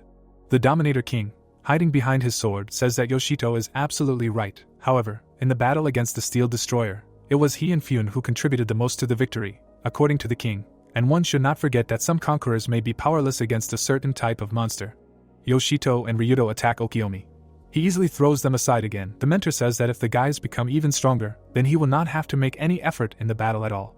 Yoshito looks at his opponent in amazement. He understands that, despite the fact that they use real weapons in training, he and his partner were unable to even scratch Okiyomi. The Dominator King hits the hero on the chin with his hand. He curses everything in the world for not being able to succeed. Both opponents stand bent over. The hero screams, his mouth wide open. He hears someone calling him. Yoshito looks around. The boys rush at their mentor again. They attack him together.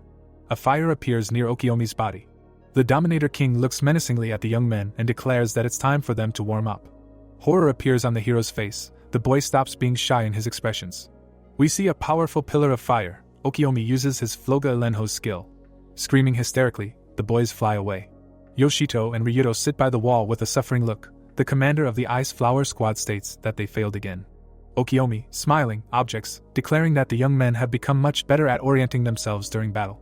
Rising to his feet, Yoshito says that there is no point in this, since they have never been able to defeat their mentor. A ventilation hatch is visible in the ceiling of the room. Okiyomi says that it doesn't matter whether the guys won or lost, and the main thing is that this knowledge will help them survive in the tower. Ryudo sadly says that he is still offended, since the two of them could not even scratch their opponent. Okiyomi replies that this only means that the guys will have to try even harder. The young people walk through a huge hall. The hero notices something. He looks up in surprise. A message appears on a huge screen that the strategy planning for capturing the Heavenly Demon Tower Zeus is complete, and the branch office is starting to accept applications for participation in the expedition. Yoshito calls out to his mentor. Okiyomi looks up in surprise and says that the time seems to have come. Ryudo clenches his fist. A guy standing in the middle of the crowd says that this time he will definitely protect his squad. Pphanie and her secretary come out to the conquerors. It is reported that this is happening a couple of days later, at the exam for the right to participate in the conquest of the Heavenly Demonic Tower Zeus. The secretary says that now the head of the branch will check the abilities of the candidates, and decide which of them will go to conquer the tower. In front of us are two unfamiliar conquerors.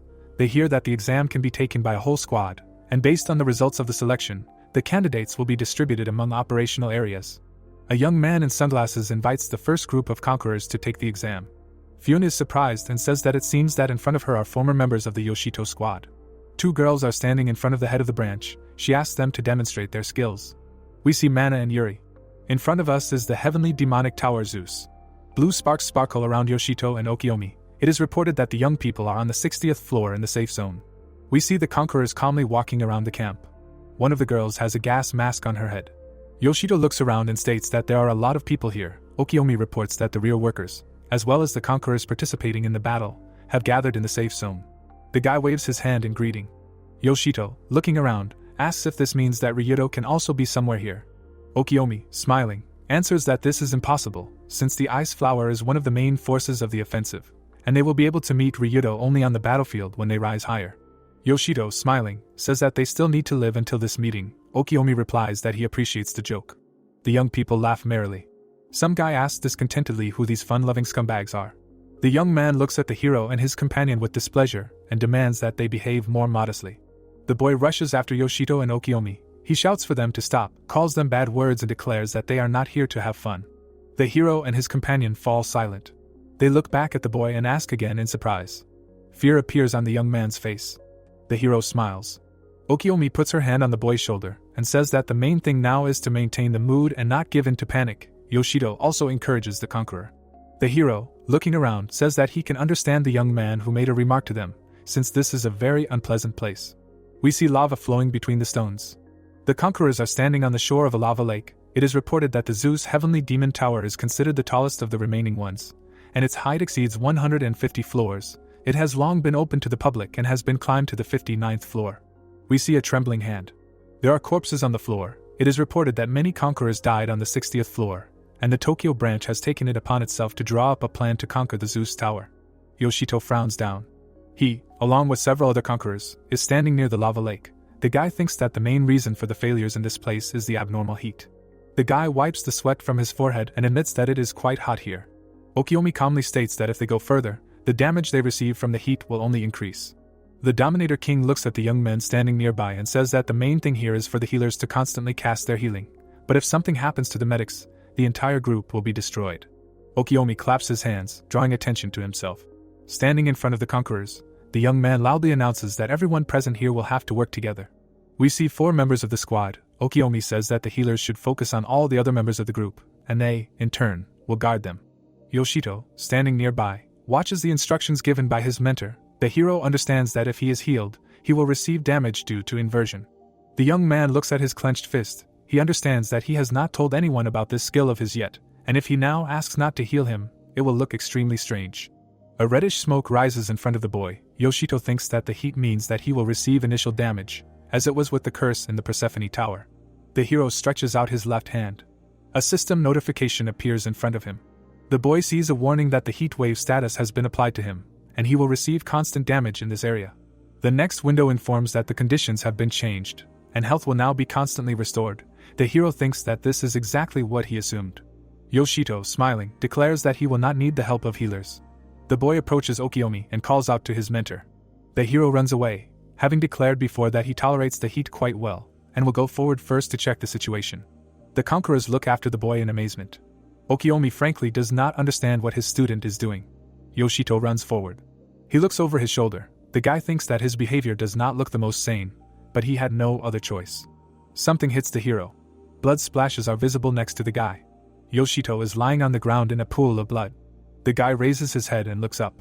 In front of him are monsters in robes. Yoshito realizes that there is someone here after all. The hero is revived, realizing that what is happening suits him quite well.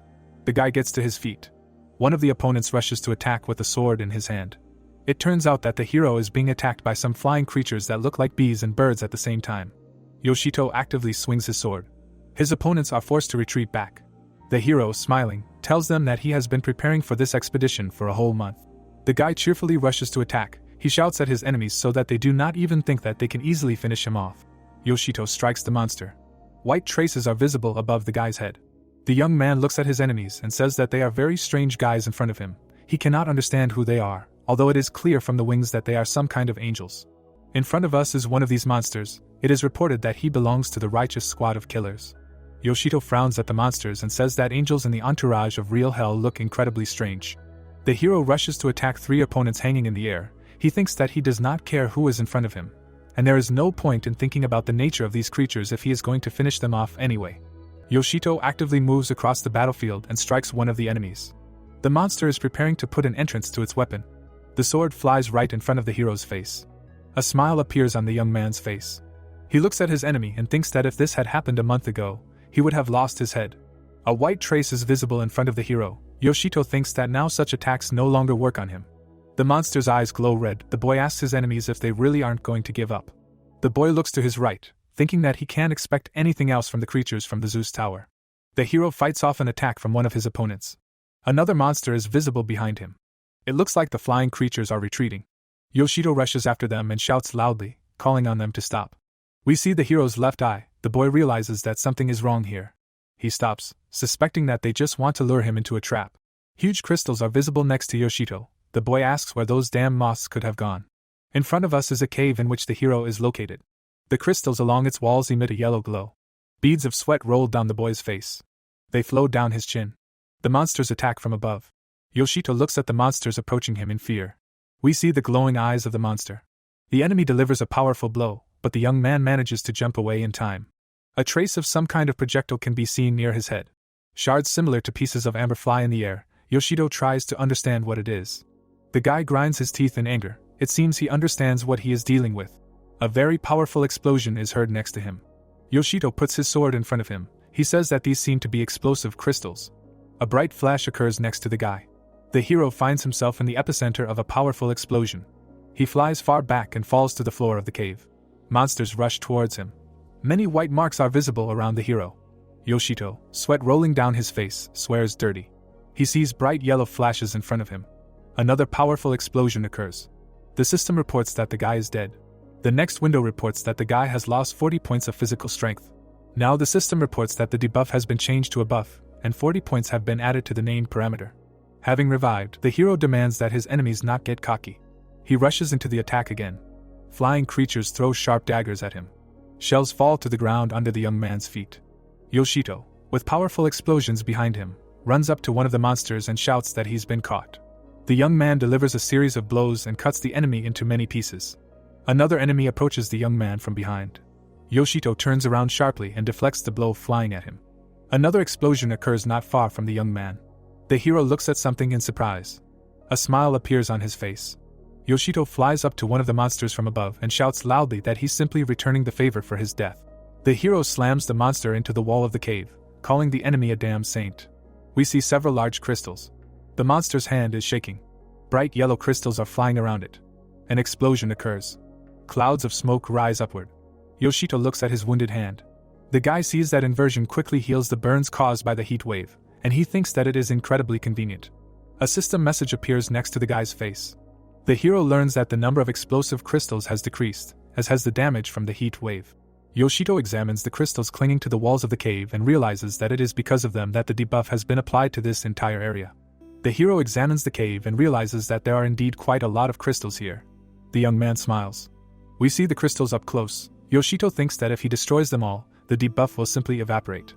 The hero rushes through the cave, breaking the crystals. We see another bright flash. In front of us are the columns supporting the roof of the cave. Okiyomi walks ahead of the squad of conquerors. One of the guys looks at the system window and curses. He turns to one of the healers and rudely demands that she heal him, since he is losing health. The girl holding the staff promises to heal the young man right now. She helps everyone around her. The girl sighs heavily. Fear appears on her face when the rude guy asks why she relaxed. The guy looks aggressively at the healer and advises her to get ready, since the squad will soon need treatment again. He asks if the girl understands how many lives are at stake. Someone's hand falls on the young man's shoulder.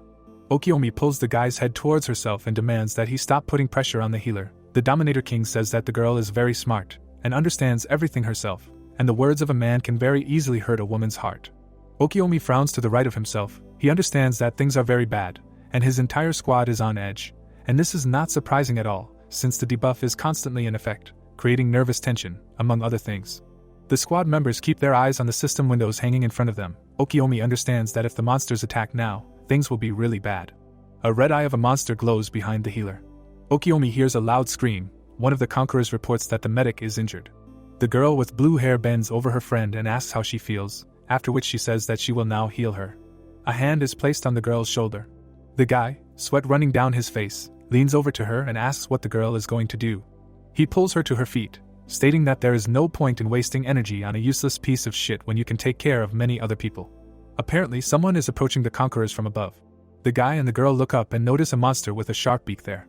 A bright white trail is visible in the depths of the cave. Okiyomi cuts one of the monsters in half. 3 other monsters fly past the Dominator King. They fly deep into the cave. Okiyomi understands that the monsters have been hiding somewhere nearby all this time. The monsters attack the conquerors. They, succumbing to panic, scream loudly. One of them claims that he has almost no health left. The second says that he cannot fight. The third calls for help. The fourth orders to help the wounded. The question is heard why the healers are not doing anything. Okiyomi deals another blow, thinking that his entire squad is at its limit. We see the profile of a young man. He understands that at this rate they will all soon die. The hero, meanwhile, says that he did the right thing when he decided to destroy the crystals. Okiyomi notices Yoshito approaching him. The hero, smiling, rushes forward. Okiyomi calls out to him. The nasty guy also notices the hero approaching. He says that he seems to have run here to heal. The bastard, with his mouth wide open, demands that Yoshito disappear from his sight, calling him a fool who went ahead and abandoned the entire group. The villain shouts that the guy is not worthy of help. Yoshito, smiling, asks if he really just up and ran away. The hero calls this a very bold statement, after which he says that he destroyed the source of the debuff. We see crystals on the surface of the cave. Yoshito says that it will soon become cooler here. The villain looks at the hero in bewilderment, who starts the countdown from the number 3. In front of us is Okiyomi. The healer is healing her friend. The hero, smiling, brings the countdown to 0. The frightened conquerors seem to be coming to their senses. Okiyomi strikes the monster in the face and says that now he understands where Yoshito ran off to. He assumes that the young man understood how the debuff works and decided to get rid of it himself. The Dominator King looks at the guy and says that he never ceases to amaze him. Yoshito smiles and looks at the nasty guy and asks if he still thinks he is a fool who abandoned everyone and ran away. The villain looks at the hero with displeasure and admits that he really helped. Smiles appear on the faces of the conquerors. Okiomi states that thanks to the hero, the fighting spirit of the group has been restored again. He extends his fist to the guy and asks if his partner will go with him further. The young men touch fists. The hero says that he will follow his mentor. The conquerors walk through the cave. The hero thinks that the heat wave was active from the 60th to the 64th floor. In front of us is a healer and an unpleasant young man. Yoshito was responsible for destroying the explosive crystals, while the healers restored the health of the squad members, and that is how they were able to move on. We see some kind of structure. Torches are burning near the columns. In front of us is a spacious hall. The monster pulls the chain, making strange sounds. We see the bracket to which the chain is attached. The two monsters nod to each other. A white cloud rises above the floor. In front of us are three heads, similar to dragons. We see a lizard chained up. In front of us is a cave. Okiomi says that they have reached the 65th floor. The conquerors enter a spacious hall. The system reports that this is a safe zone on the 65th floor of the heavenly demon tower Zeus. Yoshito looks to his left. In front of him and Okiomi, a blue portal is visible. The hero states that, in addition to everything, they have found a teleport. The Dominator King, smiling, says that now they can safely move to the lower floors and back. Okiomi, closing his eyes, says that first they need to let the guys rest. The tired conquerors sit down on the floor. An unpleasant character with a scar on his face asks Yoshito and Okiomi in amazement how they are still standing. The hero rubs his chin thoughtfully. He remembers how Okiomi trained him and Ryudo. Turning away from the guy who asked the question, Yoshito says that he has survived in worse conditions. Raising his right hand, the hero says that in any case, the conquerors need to gain strength. An unpleasant young man rubs his head thoughtfully. Yoshito tells him that he will continue exploring the 65th floor with Okiomi. A question is asked if they are really going there together. We see someone's leg. Its owner says that the conquerors cannot worry about Yoshito and Okiomi.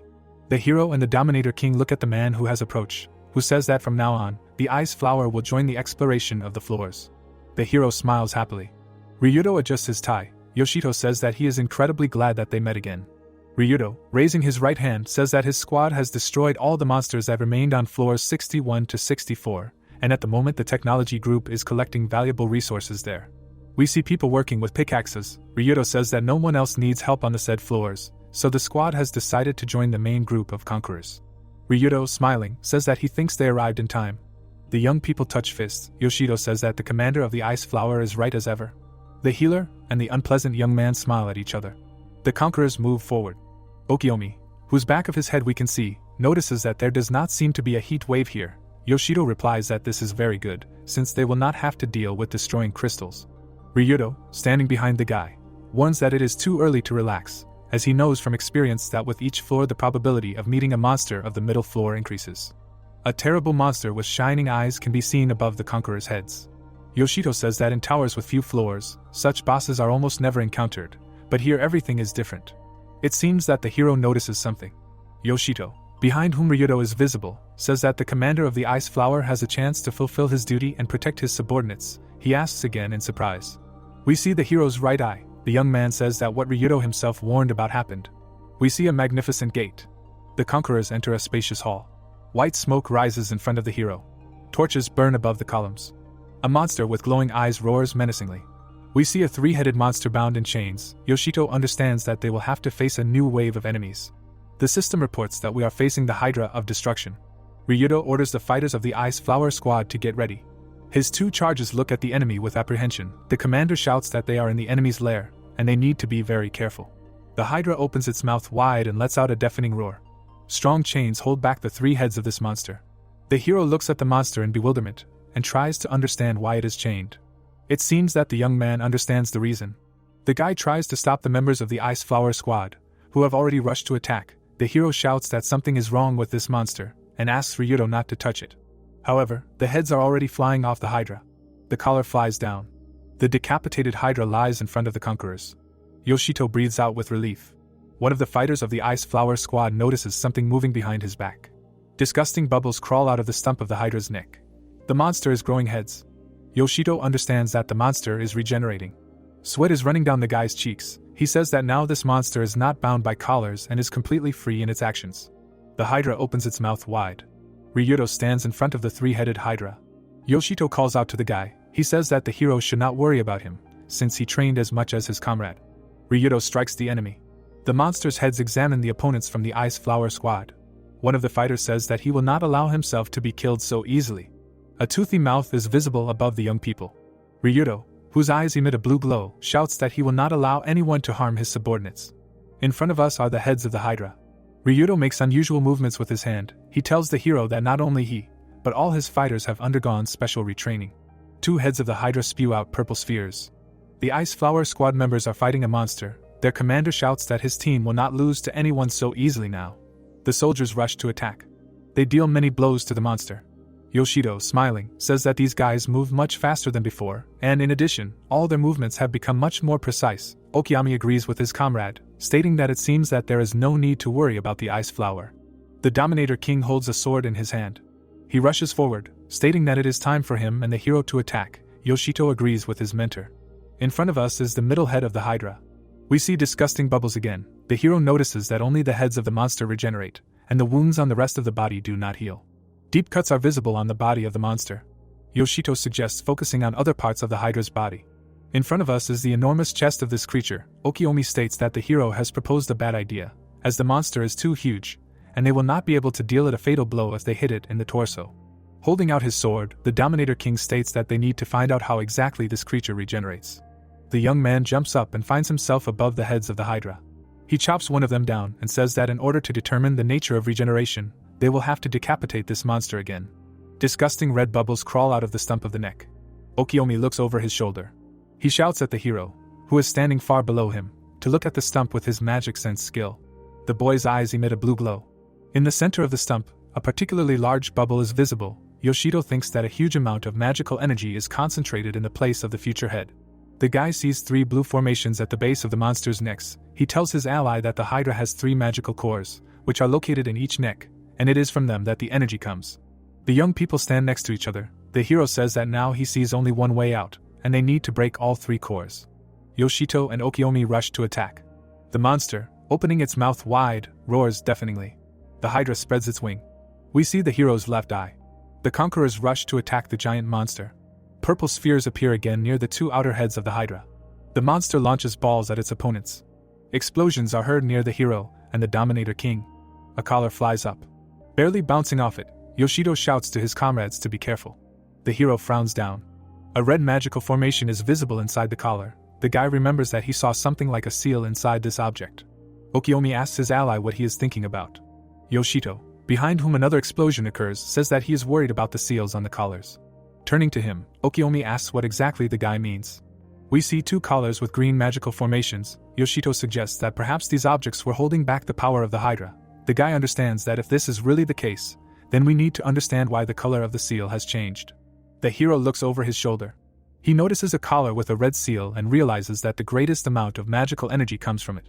The Hydra angrily bares all 3 of its mouths. Yoshito understands that one of the heads is still held back by the seal.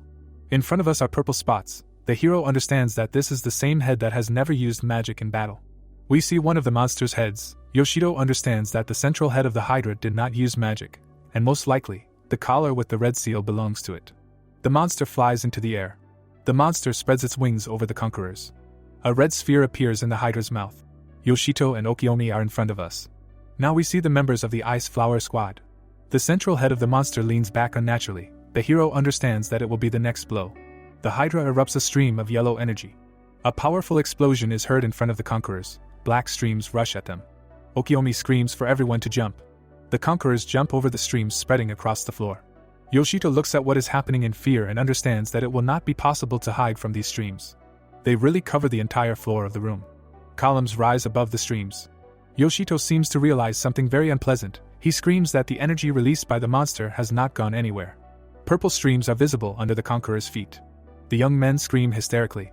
Yoshito, looking down, tries to understand what to do. Okiyomi, kneeling, holds a sword in his hands. The hero looks at his feet, around which purple discharges sparkle. The young man screams loudly. Bright white sparks are visible on the guy's head. Yoshito thinks that this is incredibly painful, but still not so much as to die from shock. The young man thinks that everything should be fine with his allies. Yoshito looks back. Horror appears in his eyes. He sees that the members of the Ice Flower Squad are unconscious on the floor. We see 2 fighters up close. Yoshito cannot understand how this happened. A red system window appears in front of the guy's face. It informs that the lightning paralysis debuff has been activated, during which Yoshito will become completely incapacitated. The hero understands that this debuff is stronger than the usual paralysis. The next system window, as usual, informs about changing the debuff to a buff, as a result of which all the effects of lightning paralysis are removed from Yoshito. The hero pays attention to Okiomi. The guy thinks that the usual paralysis makes it difficult to move, but now the conquerors are not even able to get up from the floor. Before us is the profile of the young man. He sees a three-headed Hydra in front of him. Yoshito takes the sword, preparing to enter into battle with the monster. He states that, apparently, he is left alone with this bastard. The Hydra grins angrily with all three of its heads.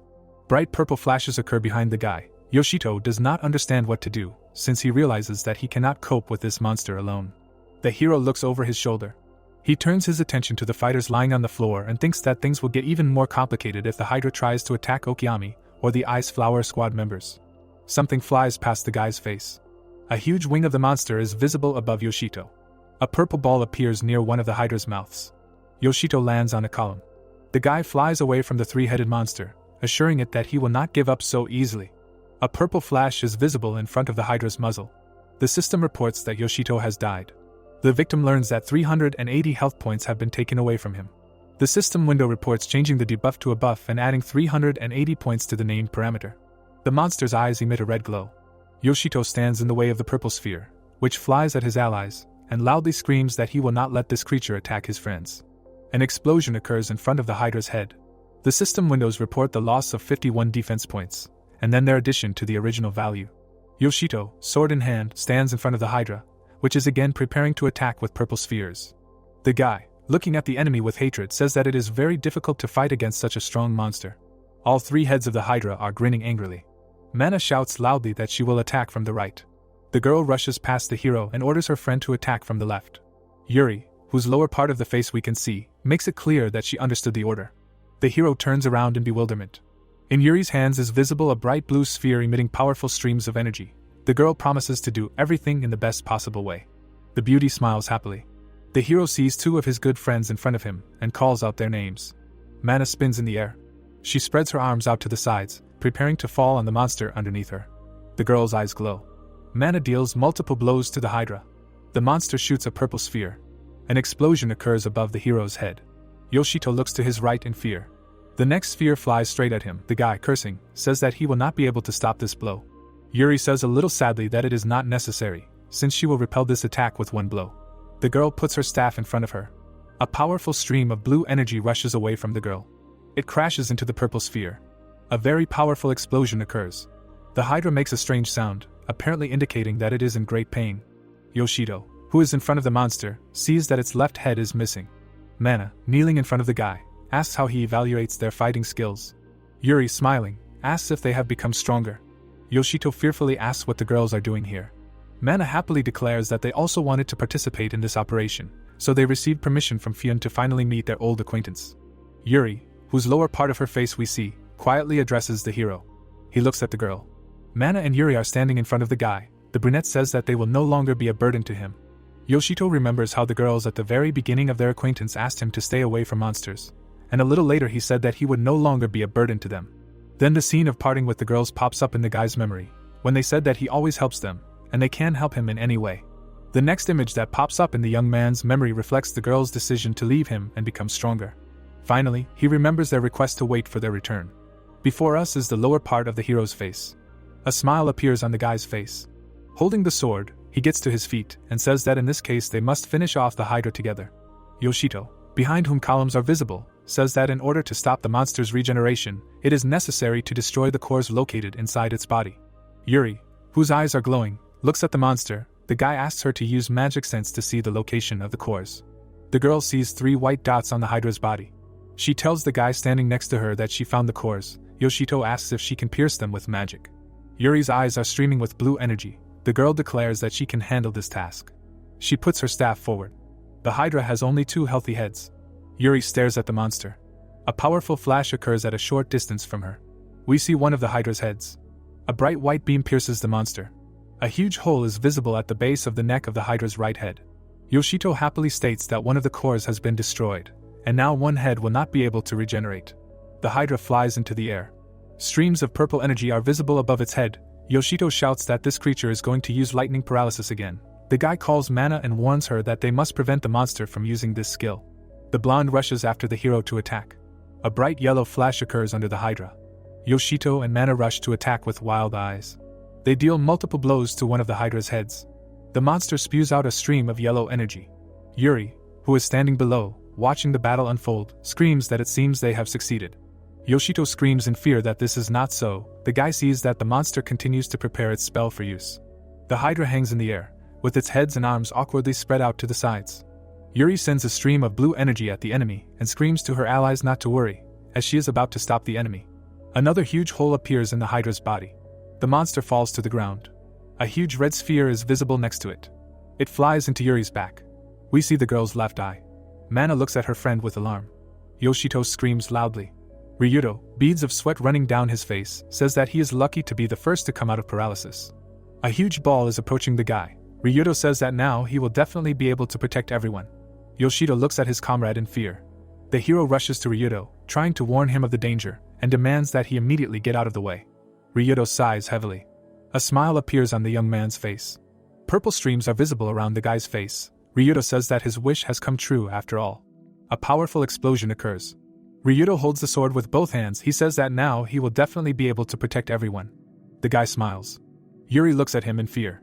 Mana is also alarmed. Yoshito tries to shout to his comrade. A powerful explosion occurs. Ryudo flies far back. The guy crashes into the wall with great force. A cloud of dust rises around the column. Blood spreads across the guy's uniform. The Hydra, raising all three heads, roars deafeningly. The hero, gritting his teeth with anger, calls it the most vile words. Yoshito looks back at the red sword sticking out of the floor. Okiomi gets to his feet. The guy calls out to him. The Dominator King asks his comrade for forgiveness. The fighters in white uniforms get to their feet. The hero thinks that the members of the Ice Flower Squad are also slowly coming to their senses. The young man mournfully closes his eyes. He understands that Ryudo's sacrifice was not in vain. We see the hero's eyes. Yoshito turns to Okiomi standing behind him. The guy looks at the monster and says that he is going to chop off a couple of heads of this creature. He asks if his mentor will join him. Okiomi's eyes are closed. He puts a huge sword to the right of himself and says that there was no need to ask about this. Yoshito breaks away. Okiomi does the same. They rush to attack the Hydra. A purple sphere is visible next to the monster's head. With a deafening roar, the monster shoots out the ball.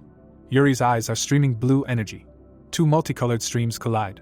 Yuri stands, holding his staff forward. The Hydra, raising its middle head, roars deafeningly. It jumps away from the hero approaching it. Mana flies up to the monster from above. The girl looks at the enemy with her mouth slightly open. Her blow hits the target. A white cloud rises above the Hydra. Two heads of the monster lie on the ground. Okiomi is in front of us. He chops off one of the enemy's heads with his sword. Red bubbles crawl out of the stump of the neck. Yoshito flies up from above with a sword in his hands. His eyes glow menacingly. The young man thrusts the sword into the stump of the neck and screams that he will not let this piece of shit rise again. The guy's weapon pierces the blue crystal. Yoshito presses on the sword. We see the interior of a huge hall. Someone says that her beloved servant has died. The blonde we see asks who dared to do this. The conquerors stand around Ryudo, who is lying on the ground. The hero tries to shout to his comrade. He opens his eyes and calls the guy by name. The commander of the Ice Flower asks him not to make such a sad face. Yoshito looks at Ryudo with tears in his eyes. He, barely smiling, says that he has already managed to say goodbye to life. The guy looks at his comrade and says that it looks like he will live after all. Ryudo raises his hand and promises that he will be treated, then he will rest a little, after which he will return to the ranks. Yoshito looks at his comrade. He, closing his eyes, declares that they will fight side by side again. The guy's hand falls to the floor. Yoshito, supporting the guy's head, screams loudly. We see the blonde again. In front of us are red spots. The girl says that her servant was killed by the owner of the gift of infinite rebirth. The blonde raises her hands up and calls her god. Smiling, she declares that they will finally be able to meet again. Yoshito cries inconsolably over the body of his comrade. We see a first aid tent, which is located in the safe zone on the 60th floor of the Zeus Heavenly Demon Tower. Behind the curtain, the legs of a man lying on a bed are visible. Yoshito looks sadly at the patient. Ryudo is lying on a hospital bed in an oxygen mask. The hero moves the curtain with his hand. He sees Mana, Yuri, and Okiomi in front of him. The Dominator King asks how Ryudo is doing. The guy sadly replies that thanks to timely treatment, the wounds have healed, but the guy still has not regained consciousness. Okiomi says that Ryudo is really lucky to have survived after this. We see the wounded Ryudo. Okiomi declares that now all that remains is to wait. Yoshito looks a little scared at the interlocutor, who asked him a question about what the guy is going to do next. Mana, raising her right hand, says that she thinks what happened to Ryudo has shaken the young man up a lot, so she suggests that he take a break. The girl looks at the boy in surprise, who says that he is not going to do that. Looking down, Yoshito says that if he stops now, Ryudo will never forgive him. The boy thinks that if he were in the place of the squad leader, Ice Flower would do exactly the same. Smiling brightly, Yoshito says that Ryudo will probably come to his senses soon, and he himself will fight the monsters for now. The blonde looks up and addresses her god. The monsters bow respectfully before the girl. She says that the righteous squad of assassins must bring their master here. The blonde, whose face is covered with a veil, says that their master is modestly hiding in the crowd of mortals. The girl's eyes become empty. She says that such a pitiful spawn does not deserve to see the face of the master. The blonde stretches out her hand and orders the monsters to escort the master here and get rid of the plebeians. The girl, standing on a very elegant pedestal, declares that by killing the worthless serfs, she will finally meet the owner of infinite rebirth. The girl has a completely crazy expression on her face. She screams that she cannot wait to meet this person. The workers are mining crystals. It is reported that they are in the former abnormal heat zone on the 60th floor of the heavenly demon tower Zeus. Next to Pphanie, a girl with pigtails is standing. She declares that the resource extraction is going without problems. Pphanie, looking at the smartphone screen, declares that there are a huge amount of useful resources in the Zeus tower, and one of the main tasks of the branch is to collect and transport them. Her assistant, behind whom workers are visible, declares that all the monsters in this zone have been defeated, and this means that the conquerors can do their work in peace. Looking to her right, the girl hopes that they will soon obtain all the valuable resources in this place. Pphanie warns her that they must not let their guard down under any circumstances. Looking into the distance, the branch manager says that even if everything is calm now, no one knows when the situation may change. Hearing a loud scream, the girl with pigtails drops her phone. Pphanie takes off and calls her to follow him. The girls quickly rush forward. They notice something. In front of them lie the corpses of the conquerors. The assistant asks in surprise what happened here. She covers her mouth with her hand in fear. Pphanie rushes to the attack. A white trace is visible next to her assistant. The girl looks at her boss in fear, thanks her and asks if some monster could have survived the cleansing. Pphanie, looking to her left, declares that this is not so. A powerful flash occurs above the girls' heads.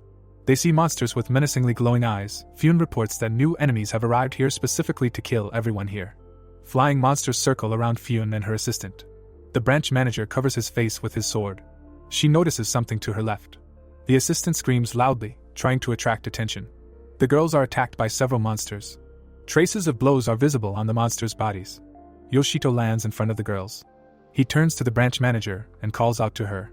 The girl with pigtails is shaking in horror. Pphanie hears that something bad has happened. We see a scene of mass murder. Yoshito reports that the 60th floor is overrun with winged bastards who kill everyone indiscriminately, and we need to destroy these creatures as soon as possible to save the remaining conquerors. Pphanie takes the hilt of her sword. Yoshito asks her to help in the battle. Yoshito destroys the enemy. Another monster is visible above his head. The young man covers himself with his sword from the blow. The swing of the sword forces the enemy to retreat. Pphanie rushes to attack. The girl cuts the winged monster into several parts. The head of the branch rushes forward, destroying several monsters along the way. Yellow pillars are visible behind her. Yoshito joyfully exclaims that he expected nothing less from the head of the branch. Pphanie, slightly raising his right hand, demands that Yoshito report what happened on this floor. The guy replies that he will tell everything while they are walking. His comrades are standing in front of the young man. He reports that a little earlier, together with the rest of the squad, he ended up in a safe zone. Yoshito turns around in fear. He says that at some point they heard screams coming from outside the safe zone. Yoshito looks at something in horror. In front of him is a terrible scene of a mass beating of conquerors. The guy says that as soon as they reached the source of the sound, they saw real hell. In front of us is Pphanie. Yoshito says that the screams did not stop, so he believes that not only the 60th floor, but also other areas were attacked. Yellow dots are visible next to the young man's face. He says that the squad was not able to cope with so many bastards, so he left him under the command of Okiomi, and he himself went to look for the head of the branch. The Dominator King holds a sword in his left hand. Pphanie, thoughtfully looking down, says that now everything is clear to her. One of the conquerors is fighting monsters. The guy barely holds back the blow of the winged creature, swears dirty, and says that in fact there should not have been monsters left on this floor. The guy's sword flies high up. The monster's weapon is aimed straight at the young man's head. The conqueror closes his eyes, realizing that he is about to die. Suddenly, his opponent receives multiple blows. Yoshito and Pphanie rush past. The guy looks up in surprise. Yoshito, continuing to fight the monsters, asks him how he feels. The young man replies that he is completely unharmed. The dead monster lies on the ground. Pphanie, who is standing with her back to the hero, asks him to evacuate the survivors to a safe zone. The branch manager calmly looks at the guy and says that he will check the other floors. Yoshito, smiling, replies that he understands everything, and expresses hope that they will see each other again. Yoshito approaches the girl and the guy, and asks them to follow him to a safe place. The 4 conquerors quickly rush forward. Yoshito notices several monsters behind the rock. He thinks that these angels should not be near the safe zone. The guy points his thumb behind the rock. He hopes that Okiyomi and the rest of his comrades took care of the monsters. In front of us is the camp. Yoshito smiles happily. He sees his comrades and greets them. Yuri is incredibly happy to see the guy. Yoshito turns to the girl running behind him and says that they are almost there and they need to hurry a little. 2 yellow pillars appear in front of the guy. The hero sees that 2 more bastards have appeared out of nowhere. Fear appears on the boy's face. Yoshito sees that there are many more monsters. Okiyomi, Mana and Yuri rush to help the hero. A huge yellow pillar grows in front of Yoshito. The guy strikes, but it is blocked by his opponent. The hero looks around in fear. The conquerors he saved look at the boy in horror. Someone's leg is visible behind the winged monster. Mana attacks the enemy from behind. The girl notices something. Yoshito and Mana look ahead in fear. There are 2 huge monsters in front of them.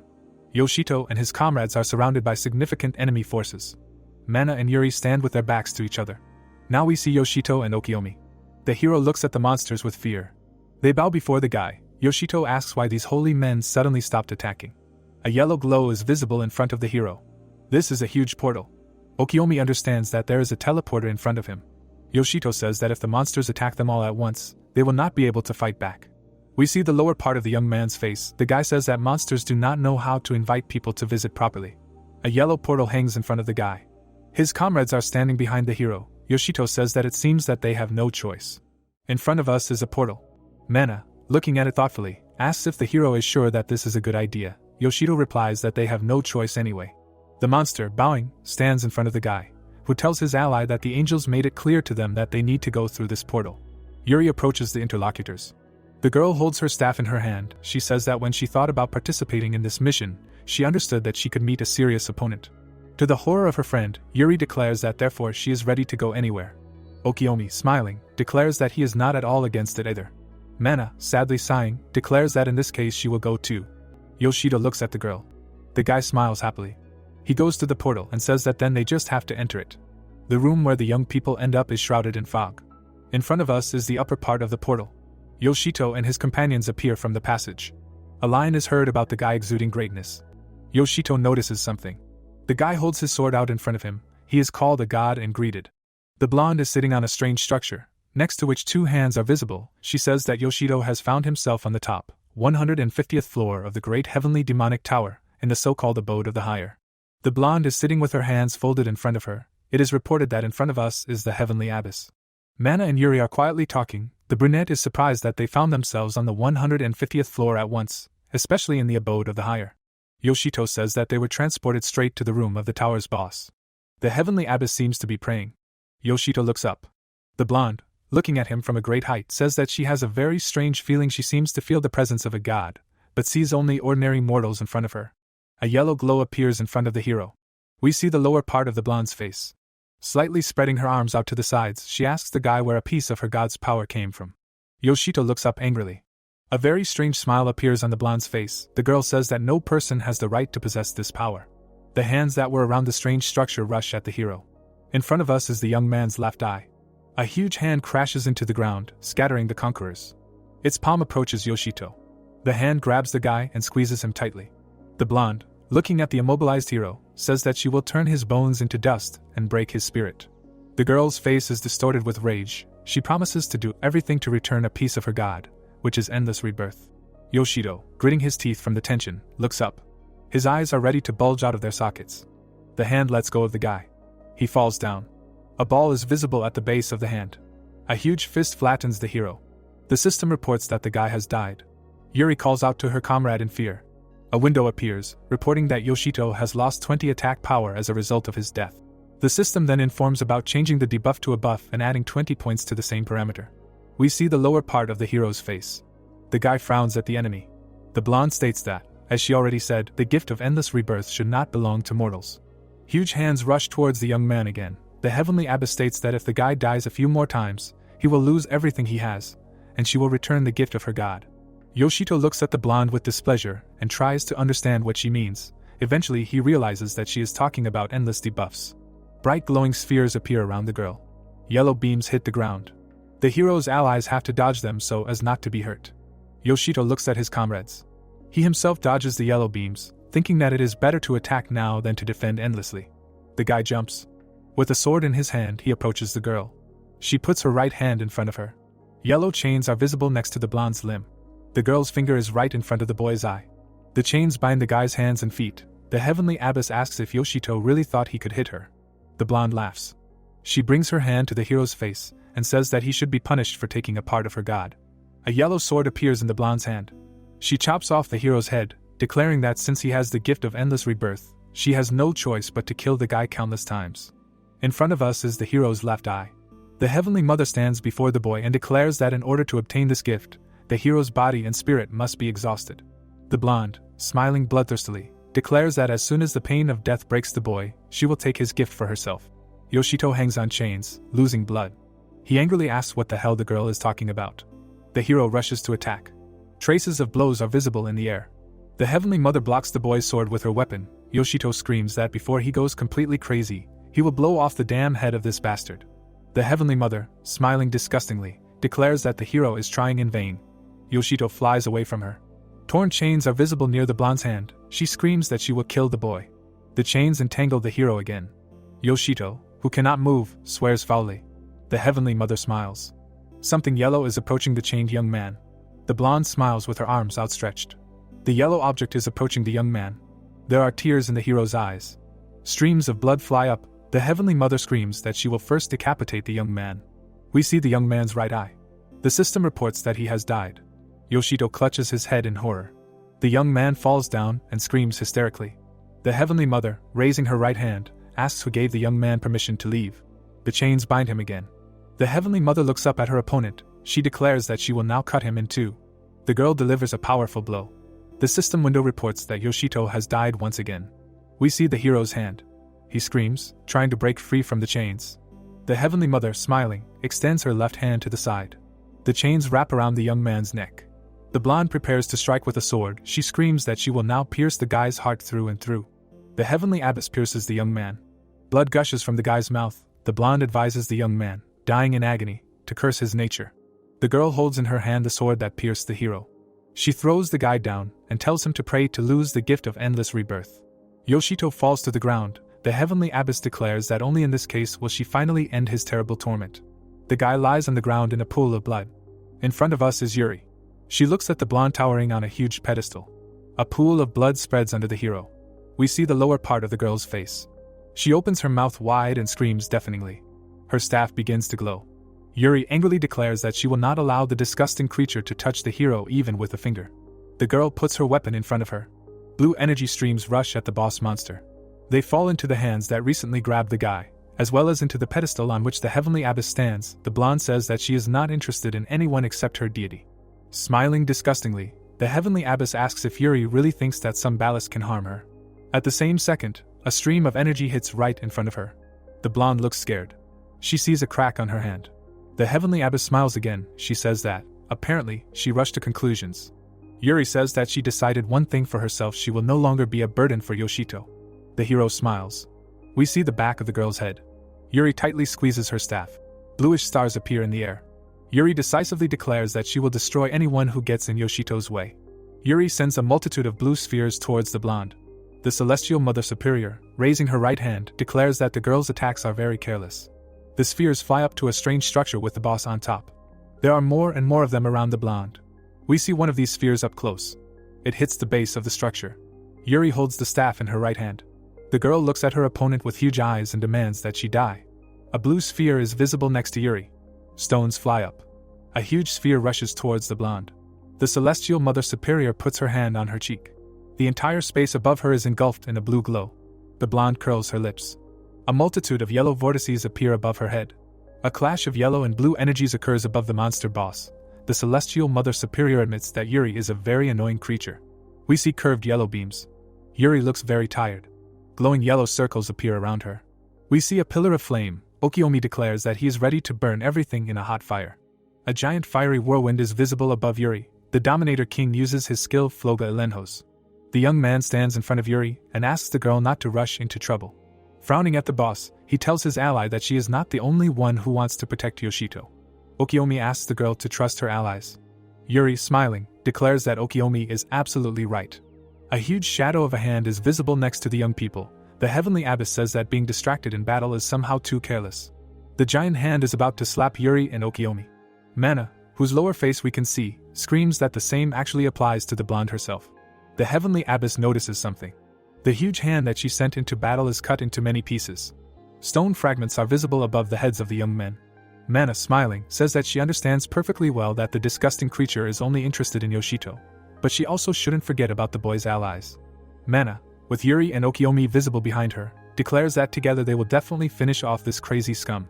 The Heavenly Mother Superior, who was just called such a harsh name, looks at the young men below. A smile appears on the blonde's face. She laughs with a completely crazy look. The hero's allies look at her in surprise. The Heavenly Mother Superior, lowering her head, apologizes to the enemies for giving them false hope. The girl stands with her hands hanging in her hands and says that she should have shown the difference in their abilities from the very beginning. The Heavenly Mother Superior proudly straightens up on her pedestal. The girl closes her eyes and says that she will borrow strength from her master. The blonde puts her hands to her chest. She then raises them above her and uses the skill Continuous Divine Light. Mana, looking up, notices that something strange is happening to the arm she just smashed. The giant limb turns green and is being restored. Stones and stars are visible near the pedestal. The Heavenly Mother states that this is the grace of the god himself, and no matter how much the enemies try to hurt her, these attacks will have no effect, and her wounds will be healed in a matter of seconds. The blonde, raising her hands, shouts that her opponents must know the taste of despair and fear. The Heavenly Mother, laughing, offers the enemies to feel how weak and helpless they are before the power of her deity. The monster boss still has the same crazy smile on his face. Yoshito, revived, asks if this creature really just uses enhanced recovery. Yuri happily calls out to her comrade. The hero, smiling happily, declares that in this case, defeating this crazy bastard will be easy. He summons Fasaminos. Yoshito rushes to attack and shouts to his sword that it is time for it to act. Yuri happily calls out to the hero. The Heavenly Mother Superior, whose eyes are completely empty, declares that she has killed the guy 3 times already. She looks at the hero approaching her and says that endless revival should have punished him by now, and it is completely incomprehensible why he is still able to move. The blonde grabs her head and asks if Yoshito really found a way to get rid of the punishment of this gift. The hero smiles. He rushes to attack, having time to say that he does not understand why the Heavenly Mother Superior decided that punishments make him weaker. Yoshito flies up to the blonde from above and declares that the more he dies, the stronger he becomes. The young man deals a powerful blow and tells the girl that her plan was complete shit from the very beginning. The blonde, wincing in disgust, declares that this is simply unthinkable. A bright yellow stripe is visible between the opponents. A huge hand appears above the hero. The blonde asks the guy what he did to his body. Yoshito looks up, a little scared. Multicolored stripes are visible under the huge hand. The young man lands on the floor. The Heavenly Abyss raises her index finger.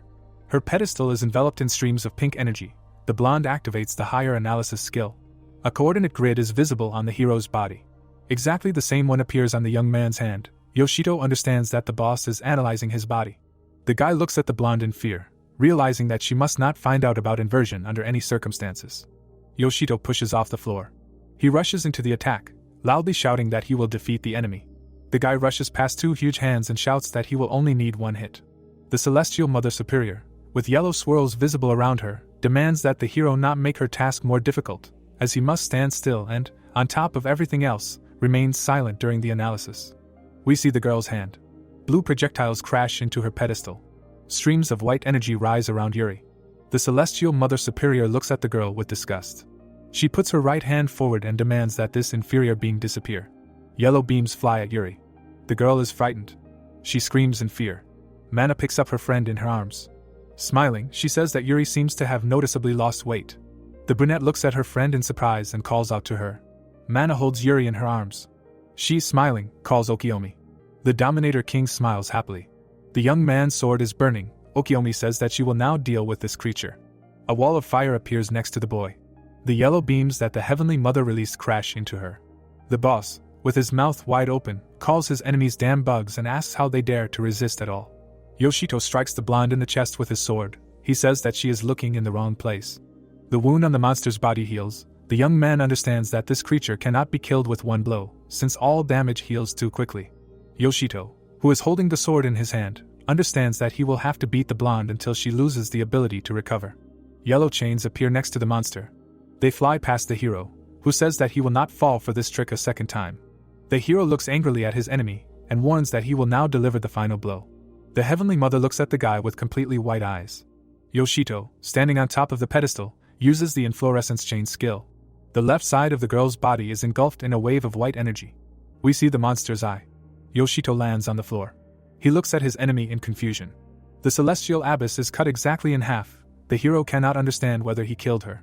We see red dots. The celestial abyss completes her analysis. Beads of sweat run down the hero's face. The blonde says that now she understands everything, and the guy uses the conversion skill. The blonde, who has only half a face, laughs loudly. Both she and the huge hands she uses restore their shape. The celestial abyss looks like a real monster. She states that the hero is using a very nasty combination of skills. Yoshito looks at his opponent in fear. She states that she has come up with a wonderful idea, and she can share her blessing with the boy. A thin yellow line is visible in the air. The blonde says that for this you just need to borrow the power of the deity itself. The monster raises his hands and uses the continuous divine light skill. A circle of yellow energy is visible around the hero. The blonde states that she feels a wonderful sensation, as her wounds are healing at an incredible speed. We see 4 pointed stars. They turn red. The Heavenly Mother says that for a sinner, which is Yoshito, this grace will become a real curse. The hero curses in horror. The blonde, smiling widely, states that Yoshito will die countless times. Blood gushes from the guy's mouth. The boss states that she is very interested in how soon he will break. The system reports that Yoshito has died. The hero looks up.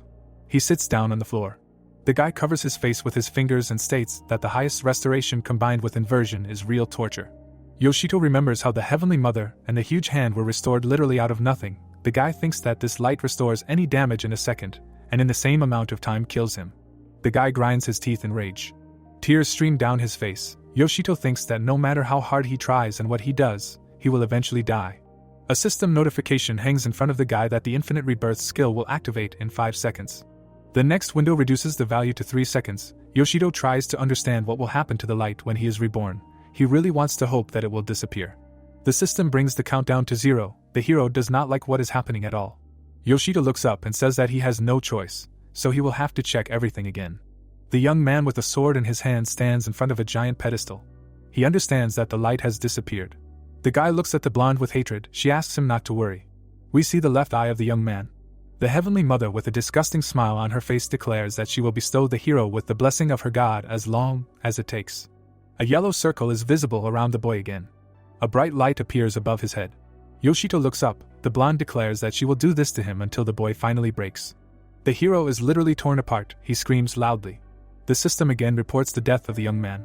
The boy is reborn a few meters from the place of his previous death. The Heavenly Mother, whose eyes glow ominously, declares that even if Yoshito changes the rebirth point, the mercy of God will still find him. A light flashes above the boy's head again. The boy's face is distorted from unbearable suffering. Blood is flowing from his nose and mouth. Yoshito flies back. Blood is gushing from his mouth. The system continues to report the death of the boy. Blood is flowing from the boy's eyes. Now we see the boy's hand. He learns from the system again about his death and screams that he can't stand it anymore. Yoshito stands with his arms wide apart. Mana and Yuri look at their comrade's suffering. Now we see Okiyomi. The hero's head is lying on the ground. The Heavenly Mother Superior, without leaving her pedestal, tells the young man to enjoy the gift of her god and take what is given to him. Smiling crookedly, the blonde declares that the hero can revel in this gift even until his death. The guy tries to get up. He curses the gift that the Heavenly Mother Superior speaks of. The guy fails to get to his feet.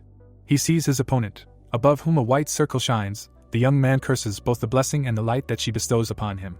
Yoshito sees the hideous face of a monster in front of him. He wants to destroy everything around him, including himself. Blood gushes from the hero's mouth. The hero's corpse lies between Mana and the Heavenly Mother Superior. The girl calls out to the hero. There are tears in her eyes. Mana is sobbing inconsolably. She screams loudly and points her staff at the monster. The blonde, smiling disgustingly, says that she is fed up with this noisy girl. Ordinary monsters appear above the girl's head. She looks at them in fear. The winged creature's weapon hangs right above the brunette's head. Yuri rushes to help her friend. Okiyomi pushes off from the ground. The young man is very determined. With one blow, he destroys several monsters at once. The girls look at him in fear. The Heavenly Abyss wearily asks how long these annoying people will bother her, because they must understand perfectly well that they have no chance of winning. 3 more angels appear next to Okiomi. The Dominator King declares that he does not understand what the blonde is talking about. The monsters rush to attack the guy. He uses his fiery sword. Okiomi steps forward, saying that he will continue to fight in the name of his fallen comrade, and that his blade will not rest until he destroys the mad abomination. Okiomi jumps again. He raises his huge sword above his head. Okiomi strikes. A bright yellow flash occurs in front of the monster boss. Rocks fly up. A fiery whirlwind is seen in front of the king. Flames fall on the pedestal on which the heavenly abyss sits. Burning debris is seen in front of Okiomi. A hand appears above the young man's head. Okiomi turns around sullenly. A powerful explosion occurs in front of the Dominator King. The huge hand is seen above his back again. Okiomi, holding a flaming sword, says that the limb is moving too slowly. He strikes and cuts the hand. Debris is seen above the young man's head. Okiomi states that this is only a small part of the pain that Yoshito has endured. We see the Dominator King's face. The celestial abyss, standing behind the young man, asks what pain is being discussed. Green stars are visible around her pedestal. The blonde says that she was gifted with divine light, thanks to which wounds heal so quickly that she does not even have time to feel pain. Smiling disgustingly, the monster declares that she is unfamiliar with the feelings of lower creatures. Okiomi looks at the blonde with hatred. Something dark is visible behind his back. The young man looks back. A huge hand crashes into him. The guy coughs up blood. We see the mark of the blow. Yuri and Mana fearfully call out to their ally. The blonde smiles.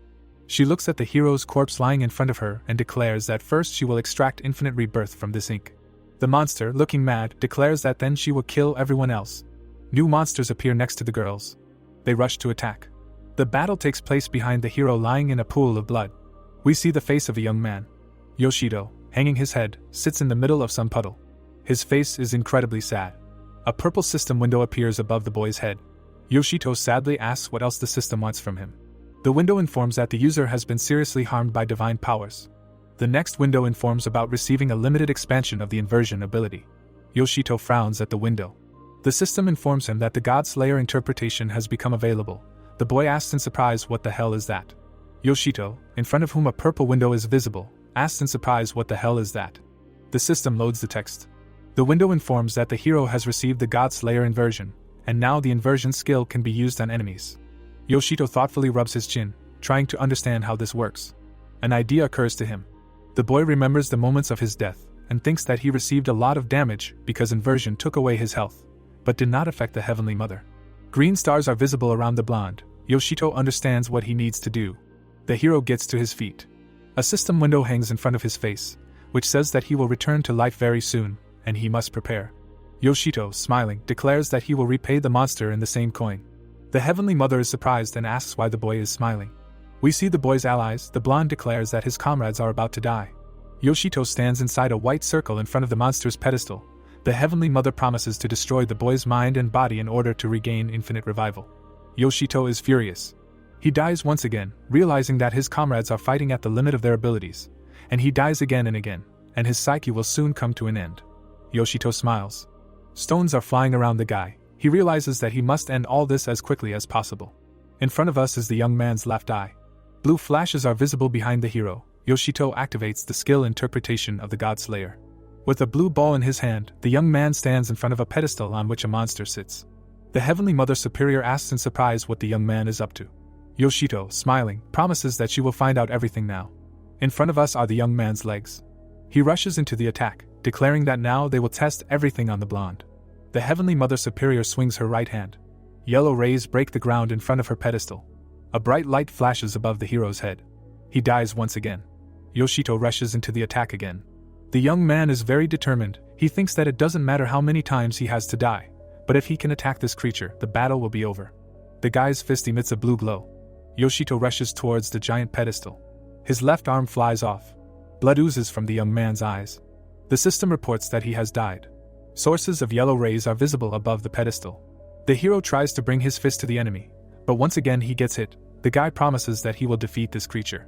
Smiling madly, the Heavenly Mother Superior shouts that Yoshito is moving too slowly.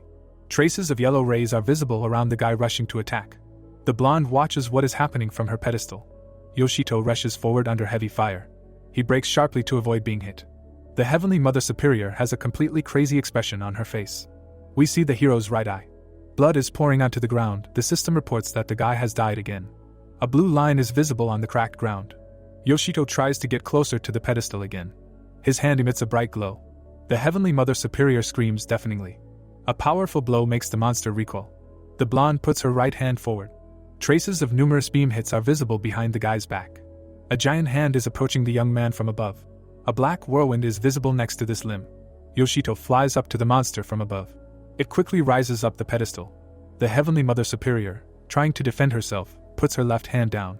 The guy with a distorted face rushes upward. We see the hero's profile. The young man looks up. Chains entangle his legs. A yellow beam hits the hero, causing the chains to fly apart. Yoshito loses his right hand. His eyes roll back. He learns again about his death. The Heavenly Mother is breathing heavily. A white cloud rises in front of her. The silhouette of the hero is visible in the clouds of smoke. Sweat is pouring down the boy's face. Yoshito falls in front of the pedestal. The hero is lying on the ground. The Heavenly Mother is grinding her teeth from the strain. She opens her mouth. A disgusting smile appears on the monster's face. A source of yellow energy is visible under her hand. The system reports the hero's death. The blonde's hand glows brightly. Yoshito dies once again. A bright flash occurs in front of the blonde. The system does not tire of reporting the death of the boy. We see many explosions and system notifications about the boy's death. The Heavenly Mother smiles. Suddenly, bewilderment appears on her face. We see cracked earth. The tower boss looks around, trying to figure out where the enemy is. Yoshito calls her scum and asks her to turn around. The monster looks up with white eyes. The hero is preparing to strike. The boy's eyes glow blue. He says that since this creature has gifted him with divine light, he will, well, share his own blessing with her. Yoshito raises his right hand to strike the blonde underneath him. The opponents look at each other with hatred. The hero manages to deliver his blow to the monster. The Heavenly Mother, no longer looking like herself, raises her hands. The boy's fist emits streams of blue energy. Yoshito lands under the pedestal. The Heavenly Mother looks at the boy with empty eyes. The place where the blow was struck stands out on her stomach. We see green stars. They turn red. The monster's little finger falls off. The Heavenly Mother realizes that she is dealing with inversion. Her face is covered with red stripes. The blonde clutches her head in horror. Mana and Yuri look at what is happening in amazement. Okiyomi hears the monster calling for its god. The blonde raises her hand and begs her god not to take it. The girl's limb flies apart into many pieces. The Heavenly Abbess, gritting her teeth in rage, says that she has not yet returned the gift of her god. The blonde, gradually losing her arms, screams that this light brings her great suffering. Yellow liquid flows from the monster's eye. The Heavenly Abbess screams that this simply should not be. Yellow splashes are visible around her. The Heavenly Abbess, raising her right hand, tries to shout to her god. The blonde falls down, continuing to call for the entity she desired for herself. The structure on which she was sitting collapses right in front of the hero. The blonde's chin trembles. The Heavenly Abbess reaches out to the hero and asks for help. Yoshito looks at the enemy with disdain and tells her that now her deity will become her sworn enemy. Red stars are visible above the outstretched hand. The hero says that the more the Heavenly Abbess begs for mercy, the more pain the god causes her. The blonde has completely empty eyes. She lowers her head. The monster's body hangs lifelessly from the collapsed pedestal. Yoshito stands in front of the defeated opponent. We see the upper part of his face. A purple system window appears in front of the guy. It says that the owner of the heavenly demonic tower Zeus has been defeated, and the unique weapon and magic stones have been automatically added to the inventory. The guy remembers his allies and turns around anxiously. Mana, Yuri, and Okiyomi smile happily. The guy calls them by name. Yoshito sits down in front of the Dominator King and asks how he feels. The young man says that he is fine, and what hurts him will pass pretty quickly.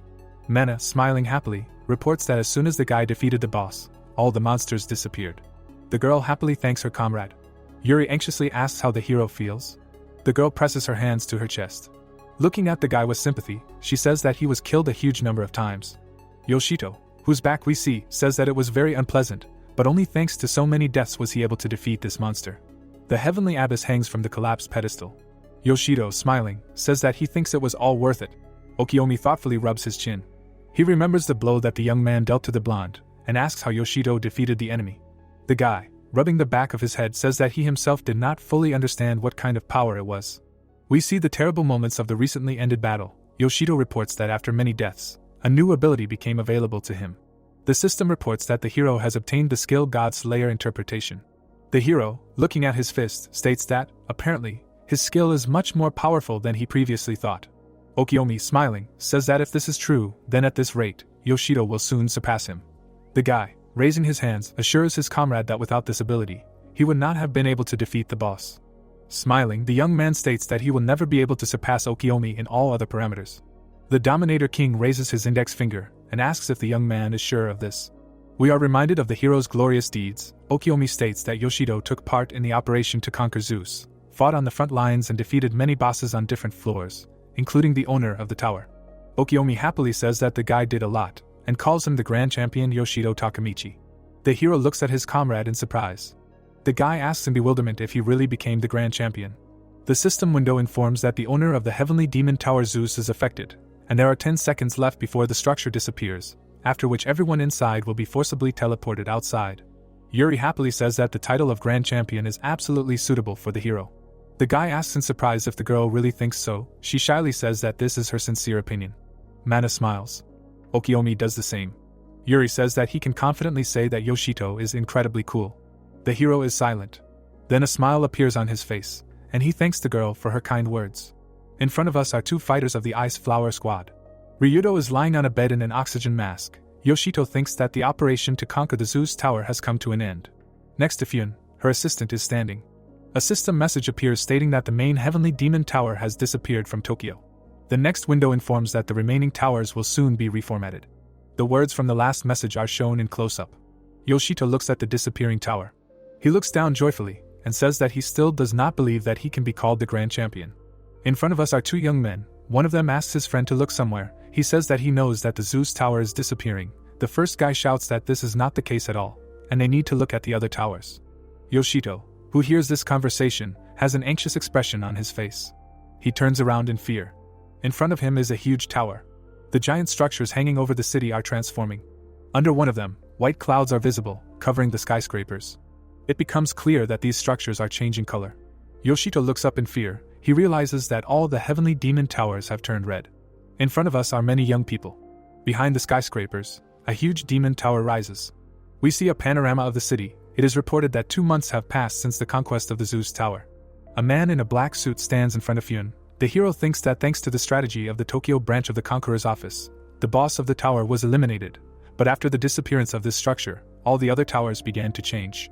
Pphane sighs heavily. She examines the document. The girl turns her attention to a photo of a giant structure. The hero thinks that the dark appearance of the towers, as well as their scarlet glow, excited the public and instilled a sense of anxiety in the hearts of people. Quite a decent number of people have gathered on the street. The guy complains that he was hurt. He looks back at the girl in the cap and advises her to watch where she is going. She asks for forgiveness. The girl hides behind the crowd. From afar they rudely shout at her to stop. We see the girl's eyes. She understands that she is still being pursued. The blonde runs away. She runs along the sidewalk. The girl notices a rusty fence and realizes that she can hide behind it. Breathing heavily, the girl looks through the net and realizes that this is a construction site.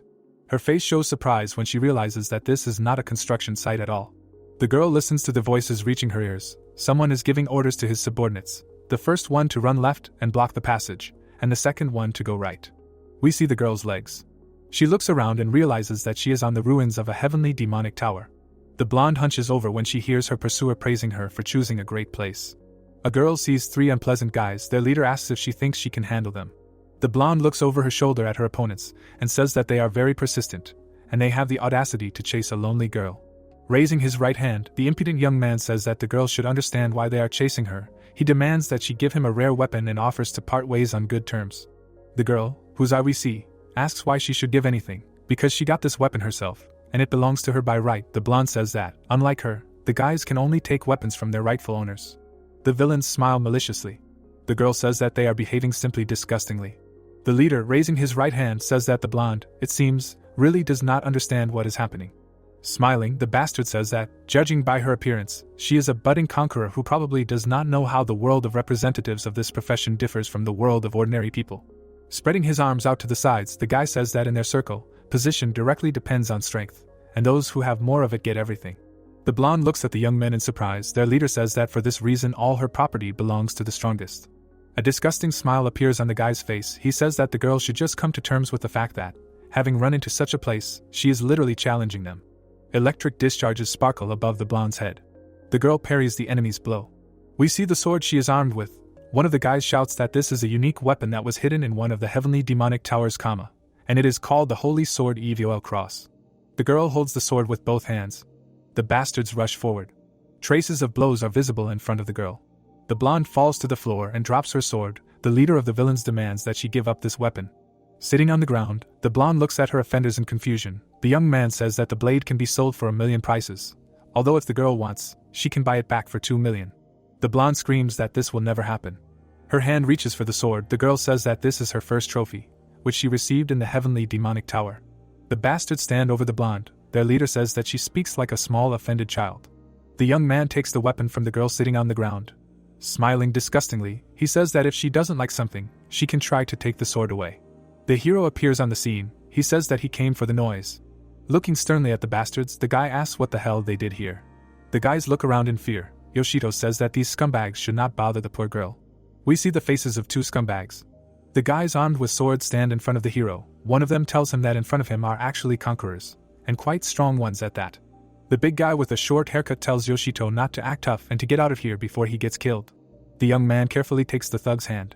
The next second, he slams the bastard's head into the ground. Saliva flows from the big guy's mouth. Yoshito declares that he is not going to fight these guys. He calmly raises his left hand and tells the leader of the villains to just give up the sword or return it to its rightful owner. The scoundrel is shaking with anger. With his mouth wide open, he asks if the guy thinks he is an idiot. The bastard rushes to attack the calmly standing young man. Yoshito sighs heavily. He strikes and sends his opponent flying. The boy's eyes glow. He demands that the bastard calm down immediately. The girl looks at the hero with her mouth open.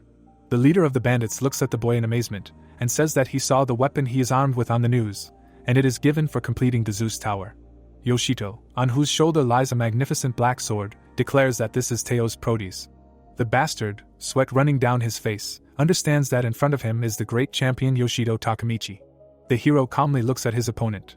Embarrassedly scratching his head, he declares that he is not yet accustomed to this title, but the scoundrel is absolutely right. The blonde, clenching her fist, sits on the ground. Yoshito declares that since he has become an important figure in society, now his conscience does not allow him to pass by a defenseless girl who was attacked by 3 guys. Smiling, the young man says that if the scoundrel does not want to return the sword in a good way, he will take it by force. The hero's eyes glow menacingly. The girl looks at the hero in surprise. One of the villains glares at the guy. Swinging his sword, he rushes into the attack. The gang leader tries to stop his comrade. The aggressive scoundrel, gritting his teeth with anger, thinks that Yoshito is still an ordinary person, even if he is a great champion. The guy rushes into the attack, hoping to catch the hero by surprise and defeat him. Yoshito calmly parries the enemy's blow. The gang leader, next to whom a girl is seen kneeling, smiles. He grabs his sword. The blonde looks at what is happening in fear and warns that the hero is being attacked from behind. The leader approaches the young man's back. Yoshito strikes the enemy in the neck, who rushed at him first. The leader's sword emits a purple glow. The villain grinds his teeth from the strain. The hero looks at him with terrible eyes and says that the idiot who attacks him still does not understand that he is dealing with a much stronger enemy. The face of the gang leader is terrified. We see the hero's clenched fist. The leader, having bounced off the ground several times, hits something. The sword spins in the air. Yoshito calmly grabs it. The gang leader kicks his legs on the rubble of some building. The hero points his finger at him and tells the second scoundrel that he miscalculated the force of the blow. Yoshito, holding the leader by the collar, asks the fleeing accomplices where they are going.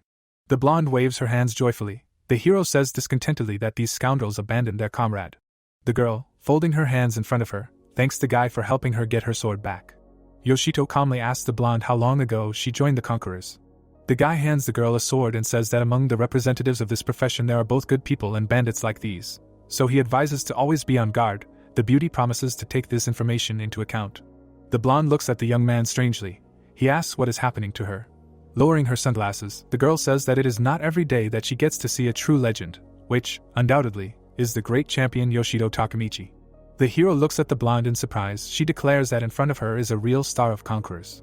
The guy turns away embarrassedly and asks not to overpraise him. The blonde admiringly declares that when the heavenly demonic tower Zeus fell, the media reported that it was Yoshito who defeated the boss. The hero says that this is, of course, true, but all this excitement still confuses him. We see the left eye of the young man. In front of us is a huge sky tower. The hero thinks that 2 months ago after the fall of Zeus, all the other towers turned red, and the Tokyo branch blocked access to them in order to ensure the safety of the conquerors. 2 girls direct traffic. Young people stand under umbrellas. The hero remembers that the Tokyo branch conducted checks to find out the reason for such abrupt changes, and people were afraid of the unknown. An order to prepare is heard from behind the door. Yoshito, who is standing in front of Pphanie, asks what exactly he should prepare for. The head of the branch, who is holding a phone next to her ear, says that the hero will speak at a press conference. The young man asks again in amazement. The guy stands in front of reporters. That day the great champion Yoshito Takamichi became a media person, called upon to distract people's attention from the problem of the Red Towers. The blonde, adjusting her glasses, says that what happened even pleases her, since she was just looking for someone. The girl approaches the hero closely. He is seriously scared. The young people look at each other. The girl clarifies that she is a newbie and needs a team to go through the tower. The excited young man does not understand what they want from him. The beauty puts her hands to her cap and begins to beg the guy. She says that she is not yet used to fighting monsters, and ran away as soon as she received the sword. She wants to continue her ascent, but it will not be easy to do it alone. The girl takes the hero by the hand and pulls him along. Gracefully striding, she asks Yoshito to go with her. The guy indignantly demands that the girl stop, since he has not yet given his consent. The blonde stops discontentedly. Looking back at the young man, she asks if he really will not go. Yoshito, blushing, is silent. With a displeased look, he agrees to go with the girl. Smiling happily, the blonde says that this is simply excellent. We see multi-story buildings. Yoshito, looking up, thinks that he, of course, cannot be considered a real celebrity. The guy pays attention to a huge billboard. Pphanie is depicted on it. The guy, looking back at the billboard, tells the blonde that it is the head of the branch who is a real celebrity, and he is just some dust underfoot. Young people look at the giant advertising poster. Yoshito says that Pphanie has it written on her face that she is special. Thoughtfully rubbing his chin, the hero thinks that, perhaps, he should get an autograph from the head of the Tokyo branch the next time they meet. The blonde points her finger up and says that Pphanie is, of course, a cutie, but the girl on the neighboring billboard, in her opinion, is no worse. In front of us is a joyfully smiling beauty. Yoshito says that he seems to know her. This is a recent youth idol. The young man admits that she is a pretty cute girl. The blonde, folding her arms across her chest, says that she knew it. Yoshito asks again in surprise, then asks if his interlocutor is a fan of this girl. She takes off her glasses and says that she is not at all. The blonde gracefully walks forward and loudly declares that she is the cutie from the billboard. The girl, taking off her cap, declares that not a day goes by without her appearing on the internet or on TV. Winking, the beauty stretches out her left hand and declares that Hydra Kanatsu herself is in front of the guy. The crowd surrounds the hero and his companion. Yoshito fearfully moves away from the girl. Hydra looks at the young man in bewilderment. Passers-by begin to take pictures of her. Between the tall buildings, the hero's cry is heard that the girl is much cooler than himself. Advertising signs hang on multi-story buildings. The young men look at the blonde with admiration. Yoshito thinks that his companion is the rising star of show business Hydra Kanatsu. The beauty is surprised. The hero cannot understand why such a girl followed him. Hydra touches the guy's shoulder and says that the great champion is being called by the Mission Control Center. Yoshito looks at her in bewilderment and asks why the idol of youth would become a conqueror. The guy remembers his comrade lying in a coma and tells the girl that passing the towers is not dancing on stage, and given the level of the girl's training, she can die there. Hydra asks if the guy is really worried about her. The girl moves away from the hero. She turns to him and says that she is very pleased to hear this. Standing with her back to the guy, the beauty says that he should not worry, since she is perfectly aware of all the risks. We see the girl's eyes. In front of us is the heavenly demonic tower Thor. We see one of the halls of the 5th floor. A monster flies up to the hero. The system reports that it is a heavenly servant. Yoshito calmly hits the enemy. He slams his backside into the wall. The monster flies up and hovers above the young man. The hero's eye glows. The guy declares that this rooster flaps its wings too slowly. Yoshito delivers multiple blows and kills the enemy. Hydra, clenching her fists, admires the speed with which her companion acts. The heavenly servant falls at the hero's feet. The guy declares that he dealt with him so quickly because the monsters on this floor are weak. He advises the girl, if this is her first tower, not to climb higher than the 5th floor. Yoshito calmly says that the higher you go in the tower, the stronger the monsters become. Hydra happily declares that this is incredibly cool, and now she sees the true power of the famous conqueror. The hero, turning away from the girl, says that he did nothing special. She continues to praise her companion. The young man notices something. A monster is visible above the blonde's head. Yoshito puts his hand on the girl's waist. He picks her up, saving her from the blow. A heavenly servant stands in front of the young people. The guy asks his companion if she really wanted to become a conqueror, after which he says that it's time for her to show herself. Fear appears on the beauty's face. Yoshito says that if anything happens, he will ensure the girl, and she should not be afraid of anything and boldly attack. Hydra says that she understands everything. The blonde rushes to attack. She swings her sword and loudly screams that the plucked rooster will now get what he deserves. The girl misses. The heavenly servant counterattacks. The beauty asks him to act not so quickly. We see the girl's legs. Traces of blows are visible between the opponents. The heavenly servant looks at someone in bewilderment. Streams of red energy are noticeable around the hero. The young man's eyes glow. Ajay rushes to attack again. Her sword strikes the enemy. The heavenly servant clutches his chest. The bird lifts its beak. It screams piercingly. The blonde looks back at the monster in surprise and asks what it just did.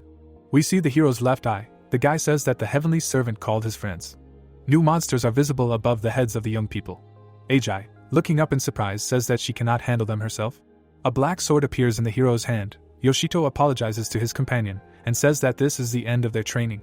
The guy rushes to attack, declaring that he will deal with the enemies himself, with one blow. Yoshito strikes several birds at once. The young man looks at the monster in front of him. The bird hits the ground with its staff. The hero jumps above the feathered enemy. The young man's eyes glow. He cuts the monster in half. We see Yoshito's profile.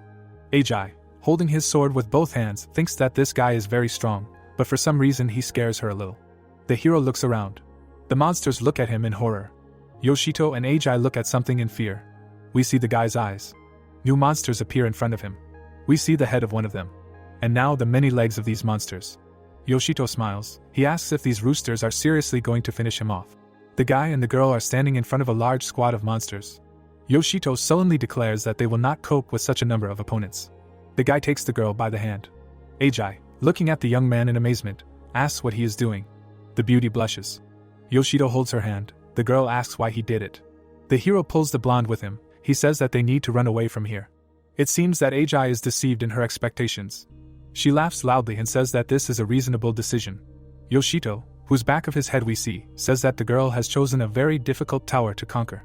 Yoshito runs in front of the girl, showing her the way. They turn the corner. The young man says that here they can hide and wait until the monsters leave. The young people hide around the corner from the feathered monsters. The hero, looking at the girl, says that fights are not always fair, so sometimes you have to resort to tricks. Smiling, Yoshito says that this is a lesson for the future. Ajay, smiling, says that she will remember this advice. Fear is visible on the girl's face. She hears a loud scream. The young people look around. Yoshito says that the monsters seem to be still looking for them. Ajay says that they need to run.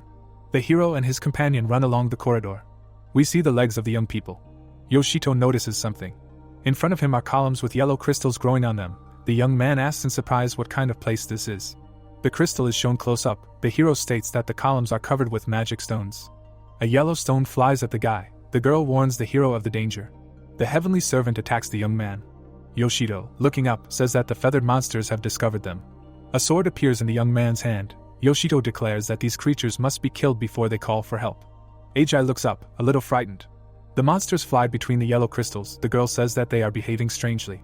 The heavenly servant hits the crystal with a sword. Yoshito and Ajay look in surprise at what is happening at the top of the column. White sparks appear around the crystal. We see the stone close up. Yoshito looks up in fear. He thinks that by hitting the crystals, the monsters provoke splashes of magical energy. Ajay looks up with wide eyes of horror. The heavenly servant strikes the crystal again. The girl understands that the monsters do this on purpose to attack them. A powerful electric discharge is visible next to the hero and his companion. It hits right in front of the guy. Ajay calls the hero to pay attention to something. Yoshito sees that the crystals located on different columns generate a common discharge. We see these yellow stones close up. A powerful flash occurs. The discharges connect the stones and the monsters. Winged creatures hang next to the crystals. The girl says that the energy of the magic stones allows the monsters to strengthen each other.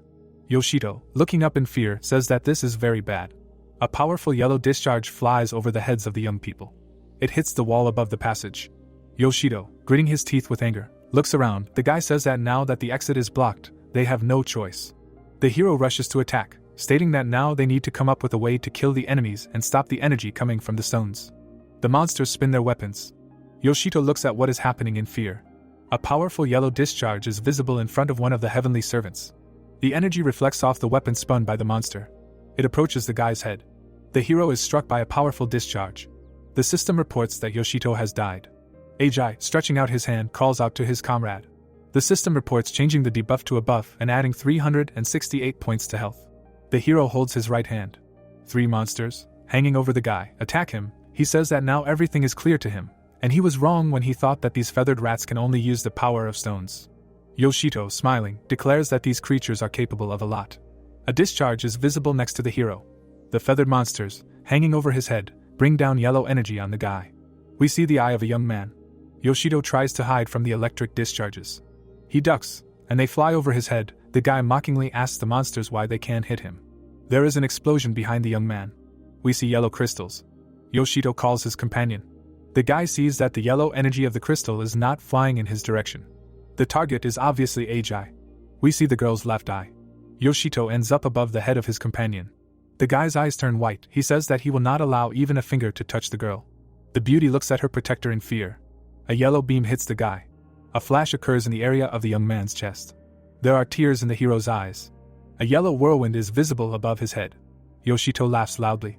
He is killed by a powerful discharge of electric current.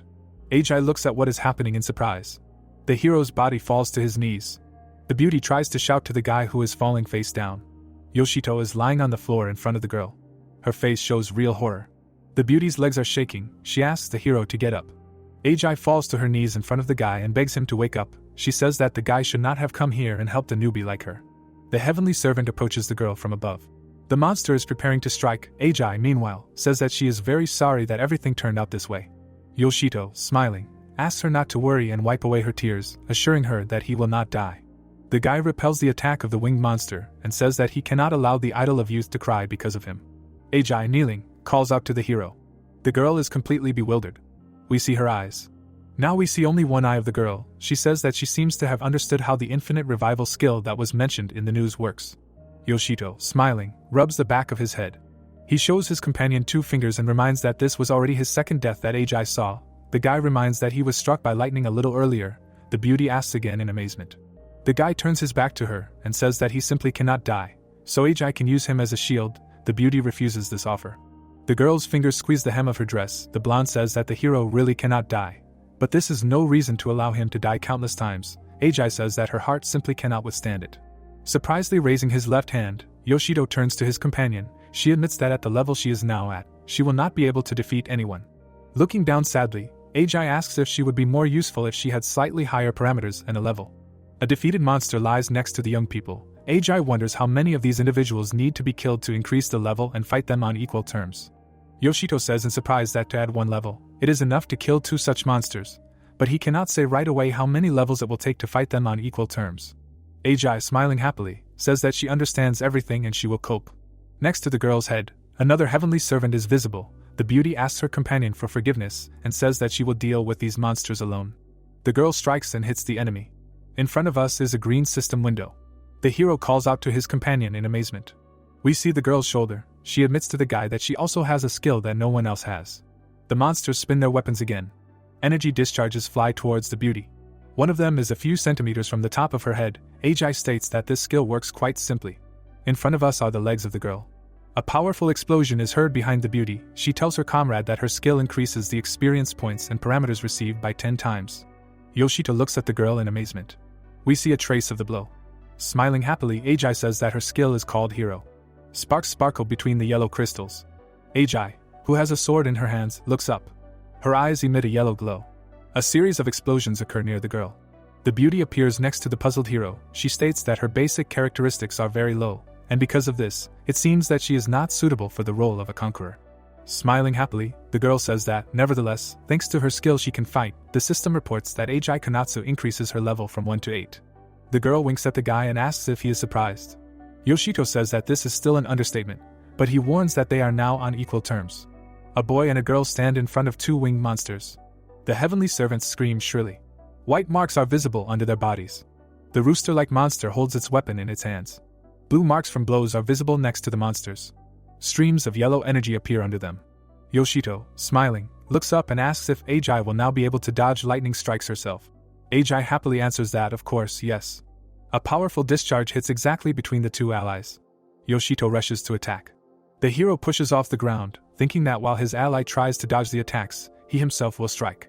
The young man finds himself above the feathered monster. A stream of yellow energy is visible between the opponents. The hero and the heavenly servant exchange blows. Yoshito lands on the floor. He says that the energy wave prevents him from attacking. The guy looks up. He understands that the staff helps the enemy manipulate energy. We see the weapon in question. The hero realizes that if it weren't for it, the energy waves wouldn't be much of a problem. The guy holds a black sword in his hands. He thinks that, of course, he could redirect the energy to his weapon, but in this case, he would most likely fry himself. Behind the young man, columns surrounded by yellow energy are visible. In front of him stands the heavenly servant. The monster spins the staff above its head. With a piercing scream, the monster erupts with an energy flow. Yoshito smiles.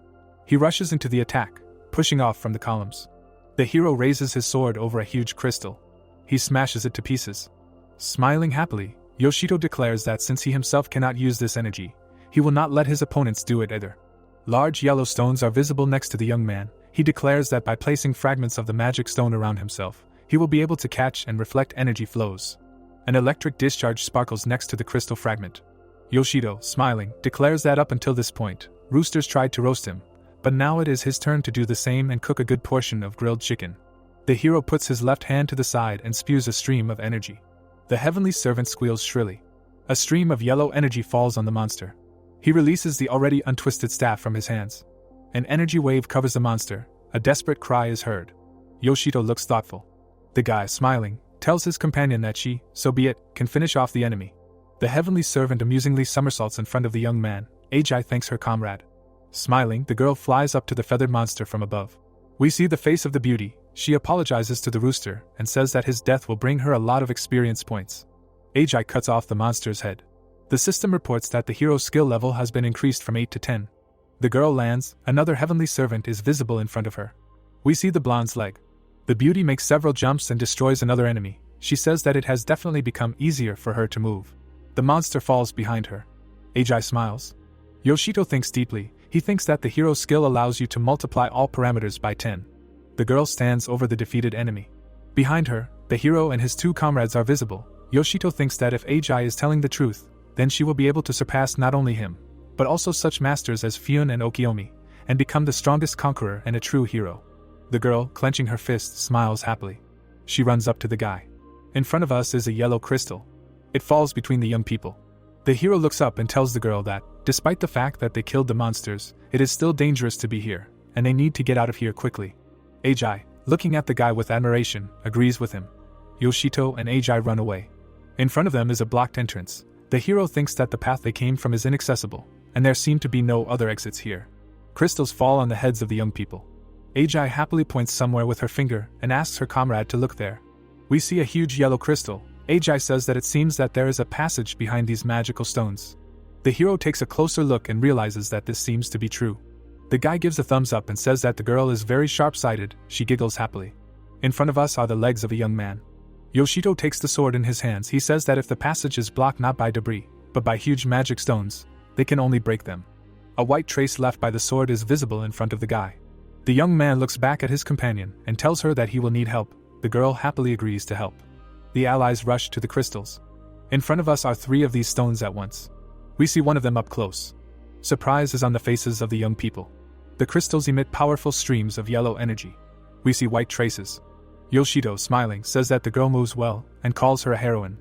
Agi joyfully shouts for the guy not to call her that, because she does not like this nickname. The beauty holds the sword with both hands. Yoshito and Agi rush forward. The boy crushes the yellow crystals with his sword. The girl does the same. We see the boy's leg. A yellow glow is visible next to the young people. Stones are falling down. Agi looks up in fear. Yoshito, smiling, looks at the girl, who says that the passage is blocked again. Raising his fist, Agi says that she has the feeling that they are going deeper into the tower. The blonde looks at the young man in surprise and asks what is happening to him. He sullenly declares that things are bad. The boy looks up and says that it will be extremely difficult for them to get out. Steps are visible on the walls of the tower. They reach a platform hanging in the middle of a giant pipe. Agi looks up in bewilderment and asks what this place is. Yoshito, looking around, tells his companion that he had some business in this tower. Sweat is running down the guy's cheeks. He says that he wanted to train the girl, and then escort her to a safe place, and then search this huge space alone. Yoshito and Agi are standing at the base of a giant pipe. The girl, looking up, asks again in surprise. The young people are standing far below. Yoshito says that not long ago a message was received that a whole group of conquerors disappeared in this tower. Looking to his left, the guy says that these fighters once participated in the operation to conquer the Zeus tower, so there is no doubt about their fighting skills. We see the corpses of the conquerors. Yoshito says that even this strong squad could not cope with the boss of the Thor tower. The hero and his companion are wary. The guy looks up in fear. A powerful explosion is heard in front of the young people. We see the left eye of the young man. Now in front of us are the sharp claws of the monster. The monster bares its shark teeth. A giant mouth opens next to the hero. The system informs that the guy is confronted by the evil horn. Yoshito says that he must finish off this strange and unusually strong boss of the middle floor. The hero looks up. In front of us is the building of the Tokyo branch of the Conquerors. It is reported that the action takes place the day before. Pphanie is sitting at a table littered with papers. The door opens. The girl looks ahead. She closes the laptop and says that she was just waiting for Yoshito. The hero frowns at the girl. He looks around. Pphanie asks why he is doing this. We see the profile of the young man. He says that since the fall of the Zeus Tower, all he does is give interviews, participate in conferences and talk shows. Yoshito, sweating, tells something to journalists. The young man discontentedly states that every time he was dragged away somewhere by some people in black. Yoshito recalls exactly how it happened. He says that he is sure that they are hiding somewhere here too. Pphanie calmly says that the guy should not worry, since they are alone in this room. The head of the branch says that no one is forcing the guy to participate in these events, and everything happens by mutual consent. Yoshito indignantly shouts that this is a blatant lie.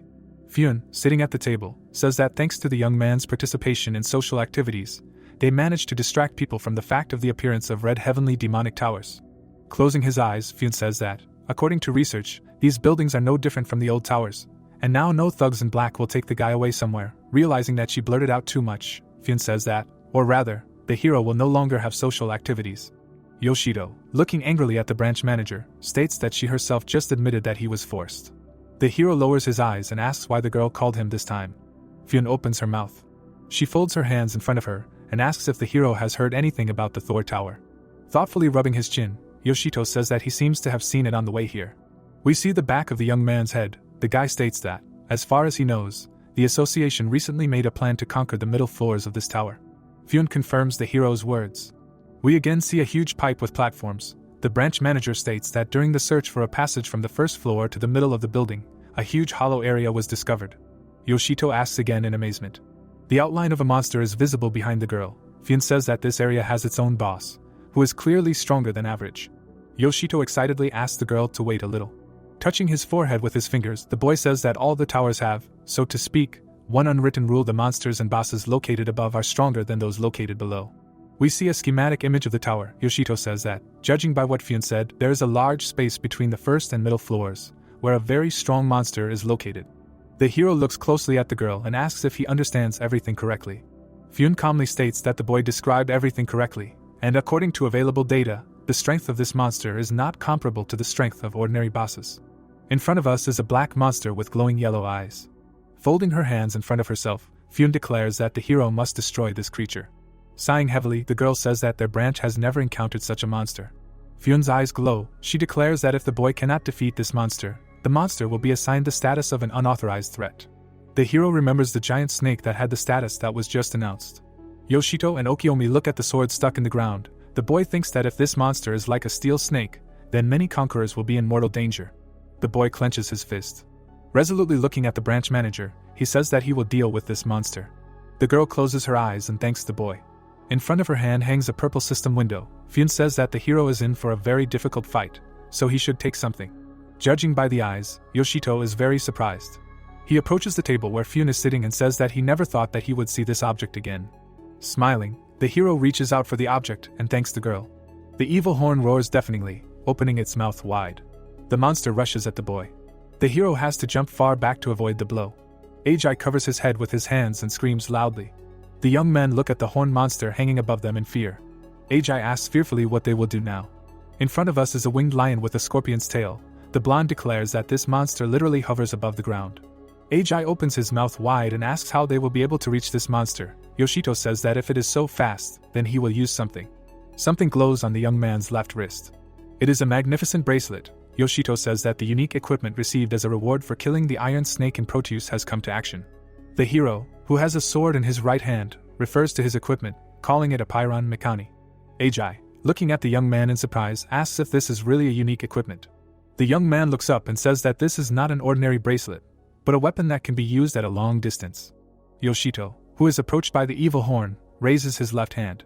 He remembers the most dangerous grips with which the steel snake fought him. An arrow flies at the monster, with a long rope trailing behind it. We see a white mark from the impact. Jumping into the air, the hero says that he would never have thought that he would use something like this. The young man's eyes glow with an unkind red light. A bright mark from the blow is visible on the monster's body. Yoshito says that he would be happy to fight in the air. The evil horn roars menacingly. A tip on a rope is visible behind the hero's back. Yoshito looks at his opponent in bewilderment and says that the monster received a very strong blow, but is still able to continue the fight. The monster opens its mouth wide and roars deafeningly. Yoshito, who has a black sword in his hand, looks at the monster in bewilderment. Pink wings appear behind the monster's back. We see one of them up close. The hero, looking up in fear, understands that the glow he sees is clearly not good. The guy stretches his left hand to the side and understands that he needs to get out of here. The evil horn shoots pink shells at the enemy. An explosion is heard. Pink stripes are visible next to the hero. Blood gushes from the guy's hand. One of the shells scratches the young man's cheek. Yoshito shoots from a Pyrone Mikani. The hero falls to the ground. Cursing foully, the guy tries to get to his feet. The young man holds the back of his head and looks up, trying to understand what is glowing there. The evil horn flies close to the young man. Blood flows down the guy's cheek. Many shells pierce the hero's body. The system reports that he is dead. The second window informs about the activation of the debuff and the deduction of 36 points from the attack power. Finally, the system reports that the debuff has been changed to a buff, and 36 points are added to the same parameter. The revived hero holds a sword in his hand, saying that from what he can see, he has a very strong opponent. Yoshito raises his sword to strike and shouts that he should not be underestimated either. The evil horn, whose wings have turned purple again, opens its mouth wide. Yoshito holds a tuft of hair in his hand. It turns out that he is sitting right on the monster. The hero tries to stay on the monster. The young man grinds his teeth from the strain and tries to figure out how high the monster wants to rise. He sees the ceiling in front of him and realizes that this is the monster's destination. The evil horn spins in the air. The boy's hand unclenches. The hero flies down. He finds a point of support and says that he almost died again. Yoshito looks down and thanks the monster for the delivery. Jumping down, he says that now it will be easier for him to aim. Yoshito delivers several blows and hits his opponent accurately each time. The young man says that he will kill the monster before he hits the ground. In front of us is the yellow eye of the monster. The evil horn hits the young man with one of its horns. The monster's paw is visible next to the young man. Yoshito looks down in fear. The evil horn starts spinning in the air again. We see the monster's backside. Yoshito opens his mouth wide and screams for the monster to let him go. The young man's eyes widen in horror. The young man grinds his teeth. Cursing disgustingly, he flies down. We see the mark of a powerful blow. A pool of blood spreads under the hero. In front of us are someone's fingers. The evil horn places a huge paw on the young man's corpse. Ajai, whose back of his head we see, says that Yoshito is fighting with all his might, and in such a situation the heroine simply cannot stand aside. The girl turns to the evil cross, which we see in her hand, and declares that the time has come to act. The beauty, smiling, holds her weapon with both hands. The hero deals many successful blows to the monster. Ajai looks up. The girl says in surprise that she has never seen such a fight. In front of us is the beauty's right eye. She jumps from step to step. Ajai flies up to the platform located in the middle of the giant pipe. The girl grabs the stone with her fingers. The evil horn roars menacingly. Ajai says that Yoshito is fighting with the last of his strength. The beauty, kneeling, says that in such a situation the heroine simply cannot stand aside. The guy's corpse lies next to the monster's huge paw. A tear rolls down the girl's cheek. Raising her fist, Ajai says that Yoshito has infinite rebirth, so he will rise again, but he will not be able to defeat such a monster alone. In front of us is the evil horn. We see the back of the girl's head. She says that, in addition to everything, she herself wants to help the hero. A smile appears on the beauty's face. She declares that, after all, she is the heroine. The system reports that the evil cross has found a response in the soul of its owner. The next window informs that the first kata has become available. Ajai looks at her blade in bewilderment. The girl smiles happily. She does not understand what this specific term means, but suspects that it must be something very useful. The beauty holds the sword with both hands and, calling her weapon a partner, says that it is time to act. Ajai is very excited by the fact that she can use the first kata. The evil horn, opening its mouth wide, roars. It rushes at the girl. Ajai holds the sword with both hands. She strikes and sees a very powerful explosion. A bright yellow stripe is visible next to the monster. The monster's eye glows brightly. Ajai looks at her opponent in bewilderment and realizes that he somehow dodged. The monster bares its teeth again, preparing to rush into attack. The girl is far below it. Ajai intends to meet the monster flying towards her with her sword. The beauty carefully looks at her opponent. Yellow flashes are visible behind the evil horn. The monster's wings turn pink again. A bright light flashes on one of them. The girl remembers how her ally died under the blows of the shells fired by the monster. Ajai turns around and says that she needs to run. The girl is scared. She understands that there is nowhere to run. The monster's wings glow brightly. An arrow fired from a Pyrone Mikani flies into the monster's horn. Yoshito pulls the rope towards himself. He tells the monster that he has actually already been reborn. The evil horn spreads its pink wings. The hero asks if the monster has managed to forget about him. Cheerfully looking at the enemy, the young man calls him a feathered freak. A bright pink flash occurs above the hero's head. Yoshito rushes to attack. He strikes the winged monster. The monster's eyes glow brightly. The hero grinds his teeth from the strain. The guy strikes many times. Yoshito attacks the enemy from above. The guy hits the monster right in the head. The hero looks at his ally and shouts that she must act now. Ajai, smiling, thanks the guy. The girl happily says that she will not miss the opportunity to cut off the monster's head. Ajai strikes the monster. The evil horn bares his teeth. The monster's horn breaks off. The girl sees that the monster jumps high into the air. She asks the hero, who is nearby, if she hit the enemy. Yoshito says that she seems to have, but the monster is still alive. The horned lion, whose eyes glow brightly, roars angrily. He rushes to attack the young people. They have to jump aside to avoid being hurt. A powerful blow is heard. The allies look at the enemy. The evil horn is right in front of the hero. The young man jumps aside again. Yoshito finds himself above the monster. The boy lands on the floor next to the blonde, who screams that they need to attack the enemy before it takes off again. The hero says discontentedly that if this creature rises too high, they simply won't have a chance to hit it. Ajai takes the boy by the hand. The girl, smiling, looks at the young man. He asks in bewilderment what she is doing. The blonde says that before the monster has time to take off, they need to grab its tail. The evil horn rushes at the young people. Yoshito and Ajai jump. They cling to the tail of the winged lion. The monster, taking off, breaks the steps located on the walls of the giant pipe. Now it is visible next to the platform located in the center of the structure. Ajai closes her eyes in fear. Yoshito says that this monster seems to have finally gotten out of control. The hero turns his attention to the platform. The evil horn crashes into it from below. Ajai flies down. Yoshito tries to shout to the girl. A blue sphere appears above his left hand. The hero fires from a Pyron Mikani. The boy rushes down. He picks up his ally in his arms. The girl admiringly thanks the boy. Yoshito sits her down by the wall and asks her to wait in this place. The hero looks at the monster approaching him and promises to break the wings of this flying cat. The boy puts forward his left hand. Yoshito rushes to attack. He hits the monster in the left side with his sword. The evil horn opens its mouth wide. A bright red beam pierces the monster's body. The hero deals multiple blows with his sword. It seems that the boy is not going to stop his attack. Yoshito waves his hand at the falling monster. In front of us is the monster's yellow eye. The evil horn falls to the floor. The hero finishes it off with his sword. The monster grins, even after death. Ajai jumps down the steps and asks how her ally feels. He turns to the girl and says that he is fine. Smiling happily, the young man says that the boss of Interspace has been defeated. In front of us is an elegant window. Red structures are visible next to it. White smoke is seeping through the window. We see a winged monster armed with an axe. It has huge fangs. The monster's eyes are glowing brightly. The terrible monster roars deafeningly. In front of us is the building of the Tokyo branch of the Conquerors. Yoshito stands in front of Pphanie and declares that this is how the monster of Interspace was defeated. The head of the organization, closing his eyes, thanks the guy for the work done and says that he can always be relied on. In front of us are members of the Ice Flower Squad. Pphanie says that she sent branch employees to the tower, so after a full check it will be reopened to everyone. Banknotes are visible next to the girl's head. She says that a little later the guy will receive payment for the work. Yoshito rubs his chin, thinking about the fact that he again receives a large sum of money, which he does not even know what to spend it on. Pphanie says thoughtfully that it is more important that the hero fought together with Ajai. The blonde holds up 2 fingers. She tries to look into the eyes of the branch manager, and says that she seems not to have expected to see her. Smiling happily, Ajai says that she expected to meet Pphanie at her workplace after becoming a conqueror. The beauty, smiling happily, says that their meeting happened even earlier than one could have expected. Pphanie sadly says that perhaps this is true. Yoshito looks at the girls in surprise and asks if they know each other. Ajai, happily embracing the brunette, says that of course they know each other. In front of us are images of the girls that the hero saw on advertising billboards. Ajai says that she often met Pphanie at advertising photo shoots for magazines and other media.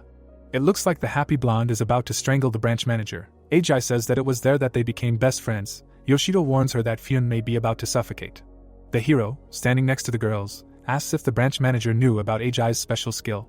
The blonde turns to the hero and says that, of course, her friend knew about this skill, because as soon as she got it, she immediately told Pphanie about it. We see the right eye of the branch manager. Ajai stands leaning on her sword.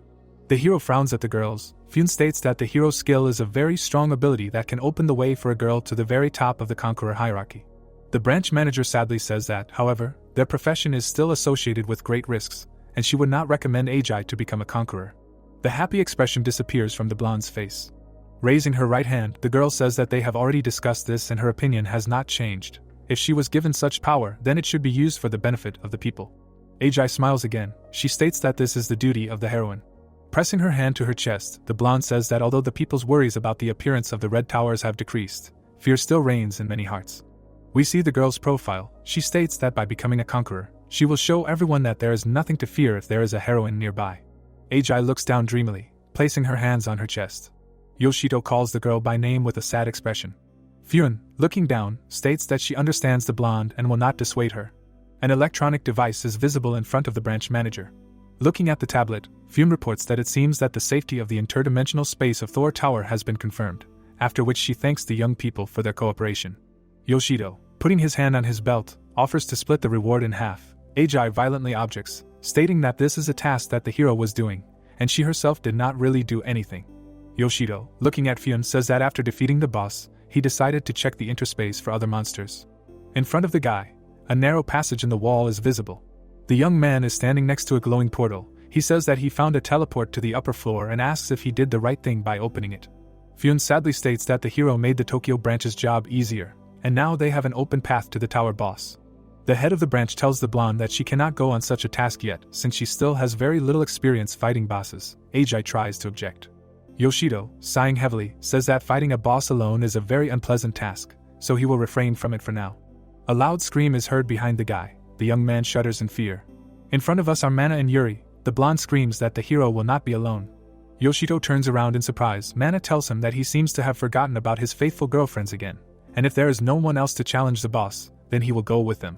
The girls happily look at the hero. Yoshito asks in surprise what they are doing here. Yuri, raising her right hand, says that they have recently been carrying out assignments for Pphanie. Folding her hands in front of her face, the brunette says that they have now arrived to report the completion of another mission. Ajay grabs the guy by the sleeve. Looking out from behind his back, the girl asks who these cuties are, and asks the young man to introduce her to them. Yuri seems to understand who is in front of her. Sadly lowering her eyes, she says that, apparently, Yoshito has a new girlfriend. The hero mumbles something inarticulate in response. The girl's eyes are shining. Yuri says that it seems like the guy has become very close to Ajay. Yoshito asks fearfully what Yuri is talking about. The guy puts his hands on Ajay's shoulders and asks her to explain everything. The blonde is delighted by the touch, which is noticeable by the expression on her face. Tears are in Yuri's eyes. We see the tip of her staff. A blue sphere appears in front of the brunette. She calls the hero a complete idiot. Water is pouring down from the upper floors of the Conqueror's branch building. Pphanie looks at what is happening in her office in bewilderment. The girl stands in front of the door. She states that they are on the 40th floor of the heavenly demonic tower Thor. Mana turns to her companions and says that, in her opinion, together they can defeat the boss of the tower. Yoshito and Yuri try not to look at each other. A smile appears on the guy's face. He states that for the first time they will fight the boss with only the three of them. Mana, smiling happily, declares that now the guy will see how cool his companions have leveled up. Yoshito opens the huge gates. The girls, smiling, look at their commander. He declares that now they will show how much stronger they have become as a team. Mana looks into the hero's eyes and asks if he is sure that it was right not to take the girl they met in the branch, and whose name seems to be Ajay. Looking down, Yoshito says that Ajay is still too inexperienced, and her level is not very high. In his opinion, she needs to hunt first on the lower floors of the Thor Tower. It turns out that Ajay hears this conversation, since she is standing behind the squad members. The blonde thinks that the young people are entering the room of the boss of the heavenly demonic tower. Sparks sparkle in the beauty's eyes. She thinks that she is quite allowed to take a look at this room at least with one eye. The girl runs to the gate that the hero enters. She thinks that Yoshito and his companions have destroyed all the monsters on the way to the boss room, and their fight with the main monster should be simply incomparable. Joyfully clenching her fist, Ajay looks inside. She thinks that it is not necessary to enter the room, and you can just watch the battle through the open gate. Monsters resembling roosters appear behind her. The heavenly servant notices the girl and makes a strange sound. The monster hits the yellow crystal with its weapon. Ajay looks up in fear. Energy is transferred between the crystals. Ajay looks at the flying monster and realizes that she recently saw exactly the same picture. The blonde looks up. She runs away from the yellow discharge flying at her. Yoshito, turning around, asks in surprise what kind of strange squeal that was. We see the girl's legs. Ajay falls, stretching out her hand. She tries to rise to her feet. The hero calls out to her. The squad members look at the blonde in bewilderment. The hero asks in fear what the girl is doing here. He demands that she immediately leave this room before the gate closes. Naturally, they slam shut right behind the blonde. A red seal appears on the gate. Ajay looks up in fear. We see the young man's left eye. The young people understand that it is too late to do anything. An elegant window glows above their heads. A monster appears in front of the squad. The monster has 2 horns on its head. We see the hand of the tower boss. It begins to glow. Yoshito stares at the enemy. He shines his eyes in response. The system informs that the young people are confronted by the devil gargoyle. Ajay asks in surprise if this is really the tower boss. Yoshito demands that the girls stand behind the more experienced fighters and not even think about doing anything until the monster dies. 2 huge fangs stick out of the monster's lower jaw. He has 3 toes on his foot. The gargoyle devil flies into the air. Ajay looks at it in fear. The monster raises its huge axe to strike. It seems to be aiming at the blonde. Yoshito looks around and realizes that the monster has specifically targeted Ajay. Yuri uses her staff. The room is filled with white energy. A powerful explosion occurs. The monster is thrown aside. The gargoyle devil lands. Yuri looks at Ajay in fear and asks if she is okay. The girl next to Mana says that she is a little uneasy. Yuri promises the hero to look after Ajay. Smiling happily, the brunette says that the boy can fight calmly. Yoshito attacks the enemy from below and from the left. His eyes emit a red glow. He hits the enemy in the chest. The boy lands on one knee and tells his allies that he is counting on them. Yoshito stands in front of the giant monster. We see the boy's eye. The boy rushes to attack. The devil gargoyle parries the enemy's blow. The monster roars deafeningly. Yoshito is visible above the monster's head. The boy thinks that the enemy's attacks are too predictable, and if things continue like this, he will quickly defeat him. The young man delivers a powerful blow. The devil gargoyle puts his hand under the blow, which glows with yellow light. Amazement appears on the hero's face. He remembers his fight with the heavenly servants, and realizes that he is seeing the same reaction that he saw on the lower floors from the magic stones. The boy is struck by a powerful discharge of electric current. Yoshito flies down. He falls to the ground next to Mana. The girl calls him. The devil gargoyle grins predatorily. Stretching out his left hand, he approaches the girls. Mana looks at the monster with apprehension and demands that Ajay step back. The blonde rushes to attack the enemy. The enemy's blow flies over her head. A trace of the jump is visible in front of the monster. Mana appears on the right side of the monster. The girl's eyes are glowing. She deals multiple blows to the devil gargoyle. Mana happily calls the enemy a fat monster and asks how he feels. Judging by the expression on his face, the monster is in pain. His face turns red. Mana looks at the monster in surprise. The girl, who is looming over the devil gargoyle, falls on her back. Yuri calls out to her friend in fear. Ajay steps in, summoning Evoel Cross and orders the first kata to be used. The girl hits the yellow arm of the monster. Mana lands in front of her. Ajay holds her sword with both hands. She says that although she lacks experience, she is far from weak even in this state. We see the faces of the 2 blondes. Ajay promises to do everything in her power and says that her allies can rely on her. Mana, armed with 2 daggers, says that if Ajay wants to fight, then let her cover her together with Yuri. Without waiting for an answer, Mana rushes to attack. Yuri and Ajay exchange glances. The brunette says that they will attack together. The youth idol agrees. The girls bring down their energy on the enemy. Multicolored streams are visible next to Mana, who rush to attack. They overtake the blonde and approach the monster. It screams deafeningly. Mana finds herself above the enemy. The yellow hand that appeared in front of her surprises the girl. Mana smiles. She says that Yoshito gave them a hint with his sacrifice. The blonde jumps away from the monster's hand. Putting forward a dagger, she says that the hint is not to hit the monster on the left hand. The monster's eyes emit an eerie glow. The devil gargoyle opens his immense mouth in front of the girl. A yellow sphere glows in his throat. We see it up close. Mana looks at the enemy in amazement, thinking that he even has magic stones in his throat. A powerful flash occurs in front of the girl. Yoshito enters the battle again. Mana notices him and calls out his name. The devil gargoyle spews out a stream of yellow energy. A powerful beam hits the wall. The hero falls on his back. Squatting down, the guy looks at the enemy. He admits that he has quite a few trump cards. A smile appears on the young man's face. He says that he is just wondering how much longer this horned monkey will last. Yoshito, smiling, looks at the monster and says that he will make him use all his trump cards, because he is not afraid of this fat man at all. Yoshito flies up to the winged monster. The guy stares at the enemy. The devil gargoyle holds out a yellow hand in front of him. In front of us is the young man's right eye.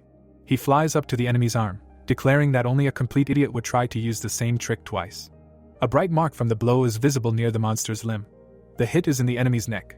The young man lands at a respectful distance from the monster. The devil gargoyle looks at his left hand. The monster opens its mouth wide. With a deafening roar, the monster spews out a beam of yellow energy. It flies over the young man's head. Yoshito rushes to attack. trying to avoid the beams. The guy, smiling, prepares to strike. He tells the fat man that he is acting extremely predictably. 2 huge fangs stick out of the monster's lower jaw. The devil gargoyle holds his weapon in his hands. He raises the axe above his head. The monster hits himself on the arm. The boss puts forward his left hand. It glows brightly. A stream of energy flies at the hero. We see yellow and blue energy. They collide with each other. A powerful explosion occurs between the opponents. Yoshito, smiling, looks to the right of himself. Mana and Yuri look at the guy happily. He thanks them. We see the monster's yellow hand again. The boy says that now, most likely, the devil gargoyle will hit himself to cause an electric discharge. The hero smiles. A yellow trace is visible in front of the monster's thick body. The hero asks the monster if this is really all he can do. The boy jumps up. He strikes and hits the enemy. The hero's blows follow one after another. The monster screams loudly. Yoshito approaches the enemy from above. The boy looks at the monster in surprise. The boy hits the enemy on the head. He jumps back and lands in front of the 3 girls. The devil gargoyle can barely stand on his feet. The shaft of his axe crashes into the ground.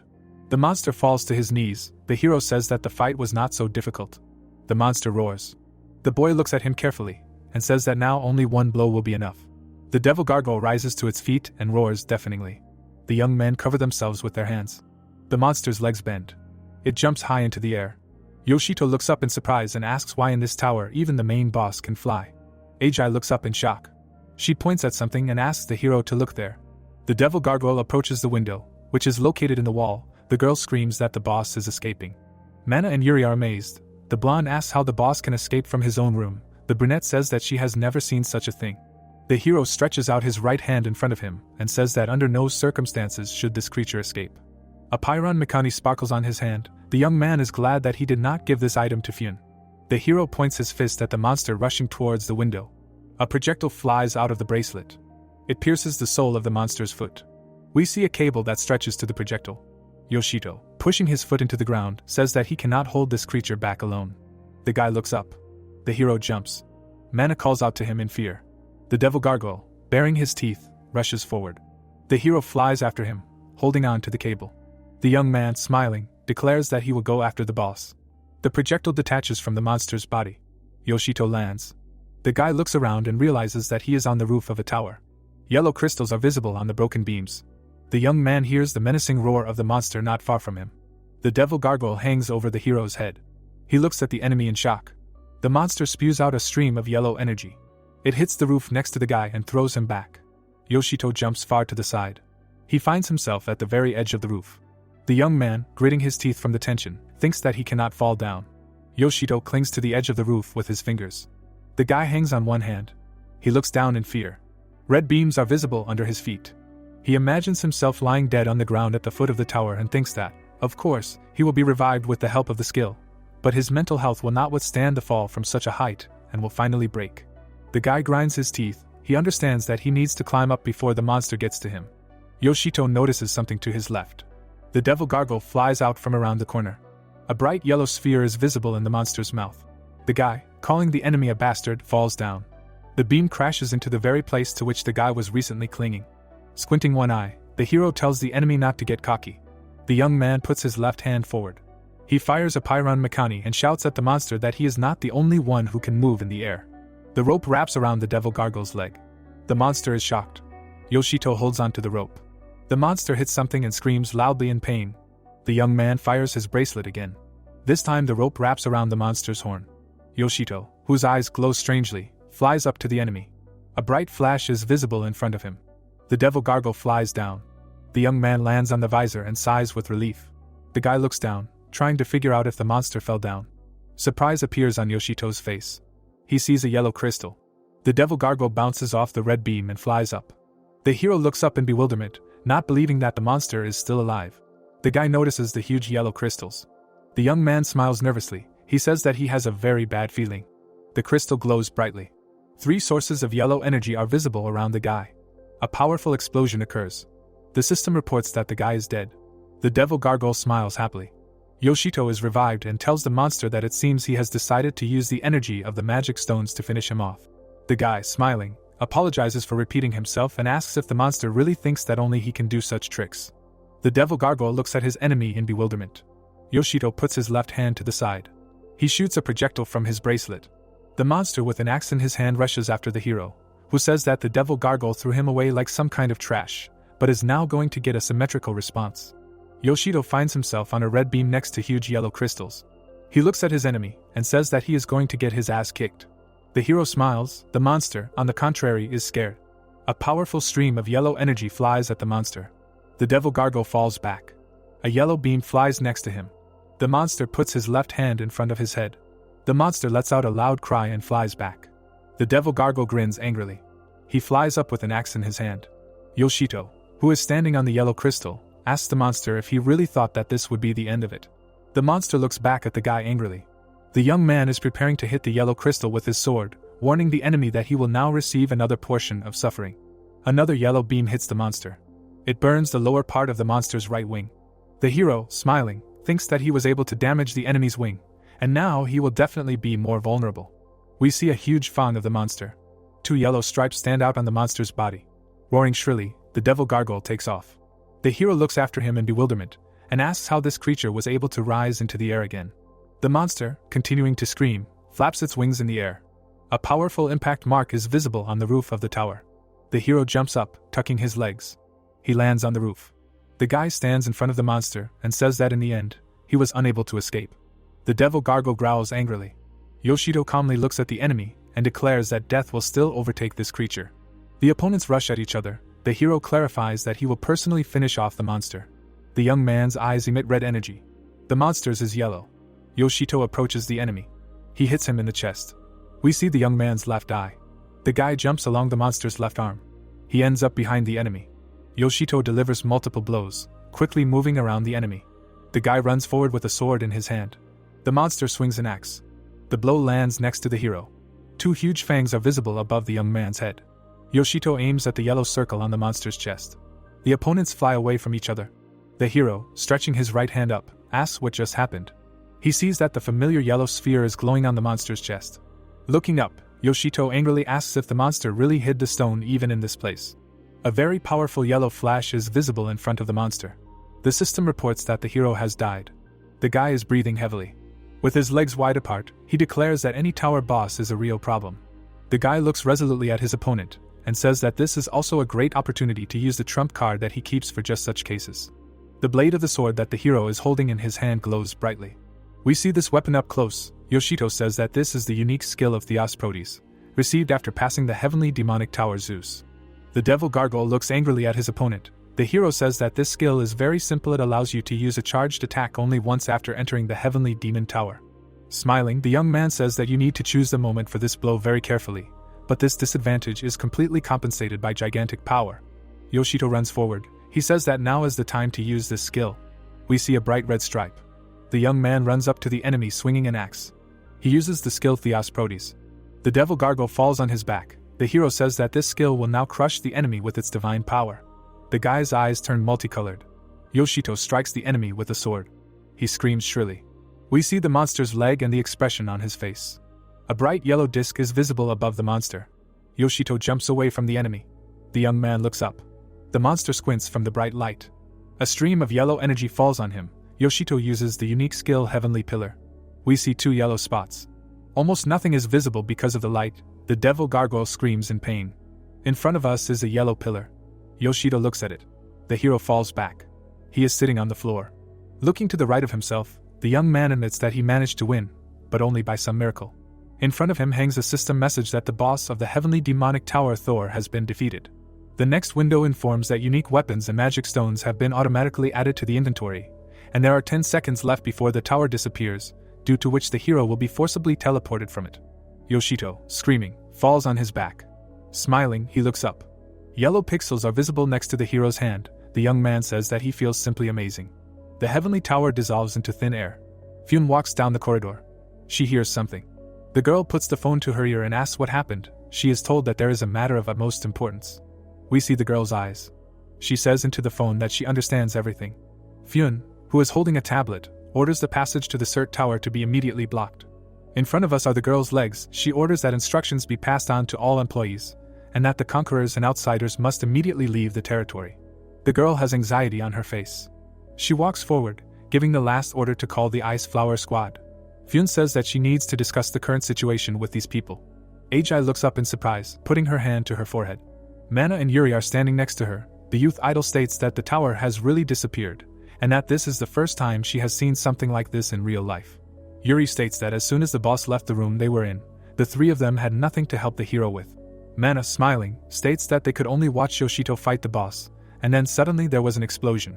The girls look up in amazement. A loud scream reaches them. Mana squeezes her cheeks and says that she imagines how cool Yoshito dealt with this disgusting monster. We see the hero's legs. He apologizes for interfering in the conversation. The young man, smiling, says that his face was not at all like that. The girls happily greet their comrade. Passers-by behind the hero talk to each other. One of them asks if this is really Yoshito Takamichi, that same great conqueror. The young man looks around in surprise. Someone says that it was this guy who defeated the boss of the Thor Tower. One of the girls admits that she is a fan of this young man. Mana, cursing, says that she completely forgot how popular Yoshito has become. The hero stands in the middle of the crowd with an indifferent look. The guy narrows his eyes. He understands that he enjoys his fame. He folds his arms across his chest, thinking that he has defeated a strong boss on his own, so praise would not be superfluous. A loud scream is heard next to him. We see two delighted girls. One of them screams that she has been watching this character for a long time. The second admits that she simply adores him. Ajai is surrounded by her fans. It turns out that the previous lines were addressed specifically to her. The hero indignantly screams that it is he who should be licked from head to toe. A smile appears on the young man's face. He says that this, in principle, is not bad. Fyun approaches the guy from behind and calls out to him. Yoshito screams in surprise and tells the girl that she scared him. The head of the branch calmly asks if the young man really conquered the Thor Tower. Raising his right hand, Yoshito admits that he really did it, after which he asks how Fyun ended up here. The girl replies that she was looking for him. The hero asks again in surprise. He looks at the branch manager in bewilderment. The girl whispers in his ear. Yoshito and Fyun are standing next to each other. The hero looks at the girl incredulously and asks if she is serious. The brunette says that this is the absolute truth. Yoshito, whose face we can see, says that if this is so, then the situation is simply worse. In front of us is a dark red heavenly tower. We see a barrier with a coordinate grid. Fyun tells the hero in his ear that a spatial distortion has been detected around the heavenly demonic tower CERT, and currently the entire surrounding area is under its complete control. It becomes clear that the red barrier is capturing the territory of the city. In front of us is the heavenly demonic tower CERT. Yoshito looks at it in surprise. The young man looks at the buildings around him and says that indeed, an entire area has become part of the space of this tower. Fyun, standing behind him, says that an hour earlier, a large-scale spatial erosion occurred around the tower CERT. Looking down sadly, the girl reports that although the spread of the red zone has slowed down, it has not stopped completely. Yoshito frowns and asks if all of Japan will eventually become one giant tower space if the erosion does not stop. Fyun closes her eyes and says that she cannot say, as this is the first time she has encountered such a phenomenon in her entire career. The branch head looks at the huge structure and states that the root of the evil is the CERT tower, and their plan is simple: to infiltrate it and destroy the boss. Yoshito frowns and Fyun reports that she has already contacted the branch members, and they are heading towards the tower with the ice flower. Putting her right hand on her waist, Fyun says that the organization she leads will also participate in capturing the tower. The girl, looking at the hero, states that she wants to ask him to cooperate with the branch workers. Yoshito, next to whom his allies are visible, promises to do so. Rubbing the back of his head thoughtfully, the young man says that at times like these, he especially misses Okiyomi. Yuri remembers that she hasn't seen this man for a long time and asks where he is now. Yoshito, raising his index finger, says that Okiyomi is from Chubu, and when red demonic towers began to appear in Kanto, he decided to move closer to the disaster area. Yuri looks at the guy in bewilderment. Okiyomi carries boxes. The hero says that, therefore, their comrade is now in Chubu and is preparing to move. Fyun sadly states that perhaps soon not only CERT, but also other red demonic towers will undergo similar transformations. Looking down, the branch manager says that she has already contacted Okiyomi and asked him to return to Kanto quickly. Yoshito, taking a step forward, clarifies whether the first goal is really defeating the middle floor boss. Fyun confirms this. The young man looks at the huge structure and declares that he never thought that he would ever conquer 2 demonic towers in one day. Smiling, he declares that, nevertheless, for the sake of a peaceful life for people, one can make even greater sacrifices. We see a blue portal. The hero and 4 girls come out of it. It is reported that they are in the safe zone of the first floor of the heavenly demonic tower CERT. The young man sighs heavily. He looks ahead in bewilderment. Mana is lying on the ground. Yuri calls out to her friend in fear. The blonde, lying on the floor, laughs. She says that for her, the expedition seems to be over. Ajai lifts the girl up and asks where it hurts. Mana, smiling, admits that during the battle with the boss of the Thor Tower, she made a little mistake and twisted her ankle. We see the girl's swollen leg. Yoshito calls the blonde an idiot and asks why she didn't tell him everything right away. Continuing to smile, the brave girl states that she simply did not want to break the heroic spirit of the squad before going to the Cert Tower. Yoshito says in fear that, having come in such a state, the girl could have set everyone up. Pphanie approaches Mana. She raises her right hand. The branch manager puts it to the head of the injured girl, who screams loudly. Mana says that she is feeling very good now. Pphanie, looking at the hero, states that the branch workers should have already set up first aid tents in safe zones, and offers to take Mana to the healers who should be somewhere nearby. Closing her eyes, the blonde hugs the hero. Pphanie continues to have a healing effect on her. Mana presses herself against the guy's back and says that she feels a pleasant coolness. Yoshito cries out in displeasure that he is very cold. The hero and his companions move forward. The young man notices something. There are several tents in front of him. A green barrier is visible near the conquerors. The stand shows the direction for the wounded. Yoshito says that first aid tents are everywhere. The hero raises his head. Near the tents we see many conquerors. Yoshito remembers his comrade and says with great regret that Ryuto still has not regained consciousness. Burning torches are visible on the walls. One of the conquerors opens his mouth wide. Monsters are visible above his head. The guy asks what the hell is this? The fighter looks up in horror and says that no matter how many of them you kill, they appear in even greater numbers. We see a girl sitting on her knees. Horrible monsters are preparing to attack. In front of us are the eyes of the opponents. Arrows fly at the frightened conqueror. A piercing scream is heard. In front of us is the room of the 22nd floor of the heavenly demonic tower Cert. Yoshito looks at Ajai in surprise, who asks if everything will be okay with Mana. The blonde sits on the bed smiling. The hero says that high-level healers are working with the girl, and in addition, Yuri is still with her. Smiling, the young man says that if the injury is not serious, they will both join them soon. Yoshito and Ajai take out their swords. The hero offers to clear the way to the tower boss for now to surprise Mana. The young people see monsters dressed in torn robes. The leader of this squad giggles. Two monsters approach Ajai. She puts her sword in front of her and reflects the blows of her opponents. Swinging her weapon, the girl drives away the monsters. Fear appears on the monsters' faces. The archers release arrows. One of the projectiles approaches the blonde. Yoshito reflects the arrows with his sword. The guy fearfully calls his ally. The girl, taking the EVOL cross with both hands, applies the first kata. She strikes a couple of blows. Two monsters are cut into pieces. The leader looks at the girl in bewilderment. Yoshito, who appeared behind the monster, says that his opponents are somehow inattentive. He cuts two more monsters in half. Yoshito lands after jumping. He looks to his right. Pphanie flies up to the monsters. Bright white traces are visible in front of the monsters. The girl deals with a large group of monsters. She nods to her ally. The secretary, who accompanies the head of the branch, smiles and says that it was just wonderful.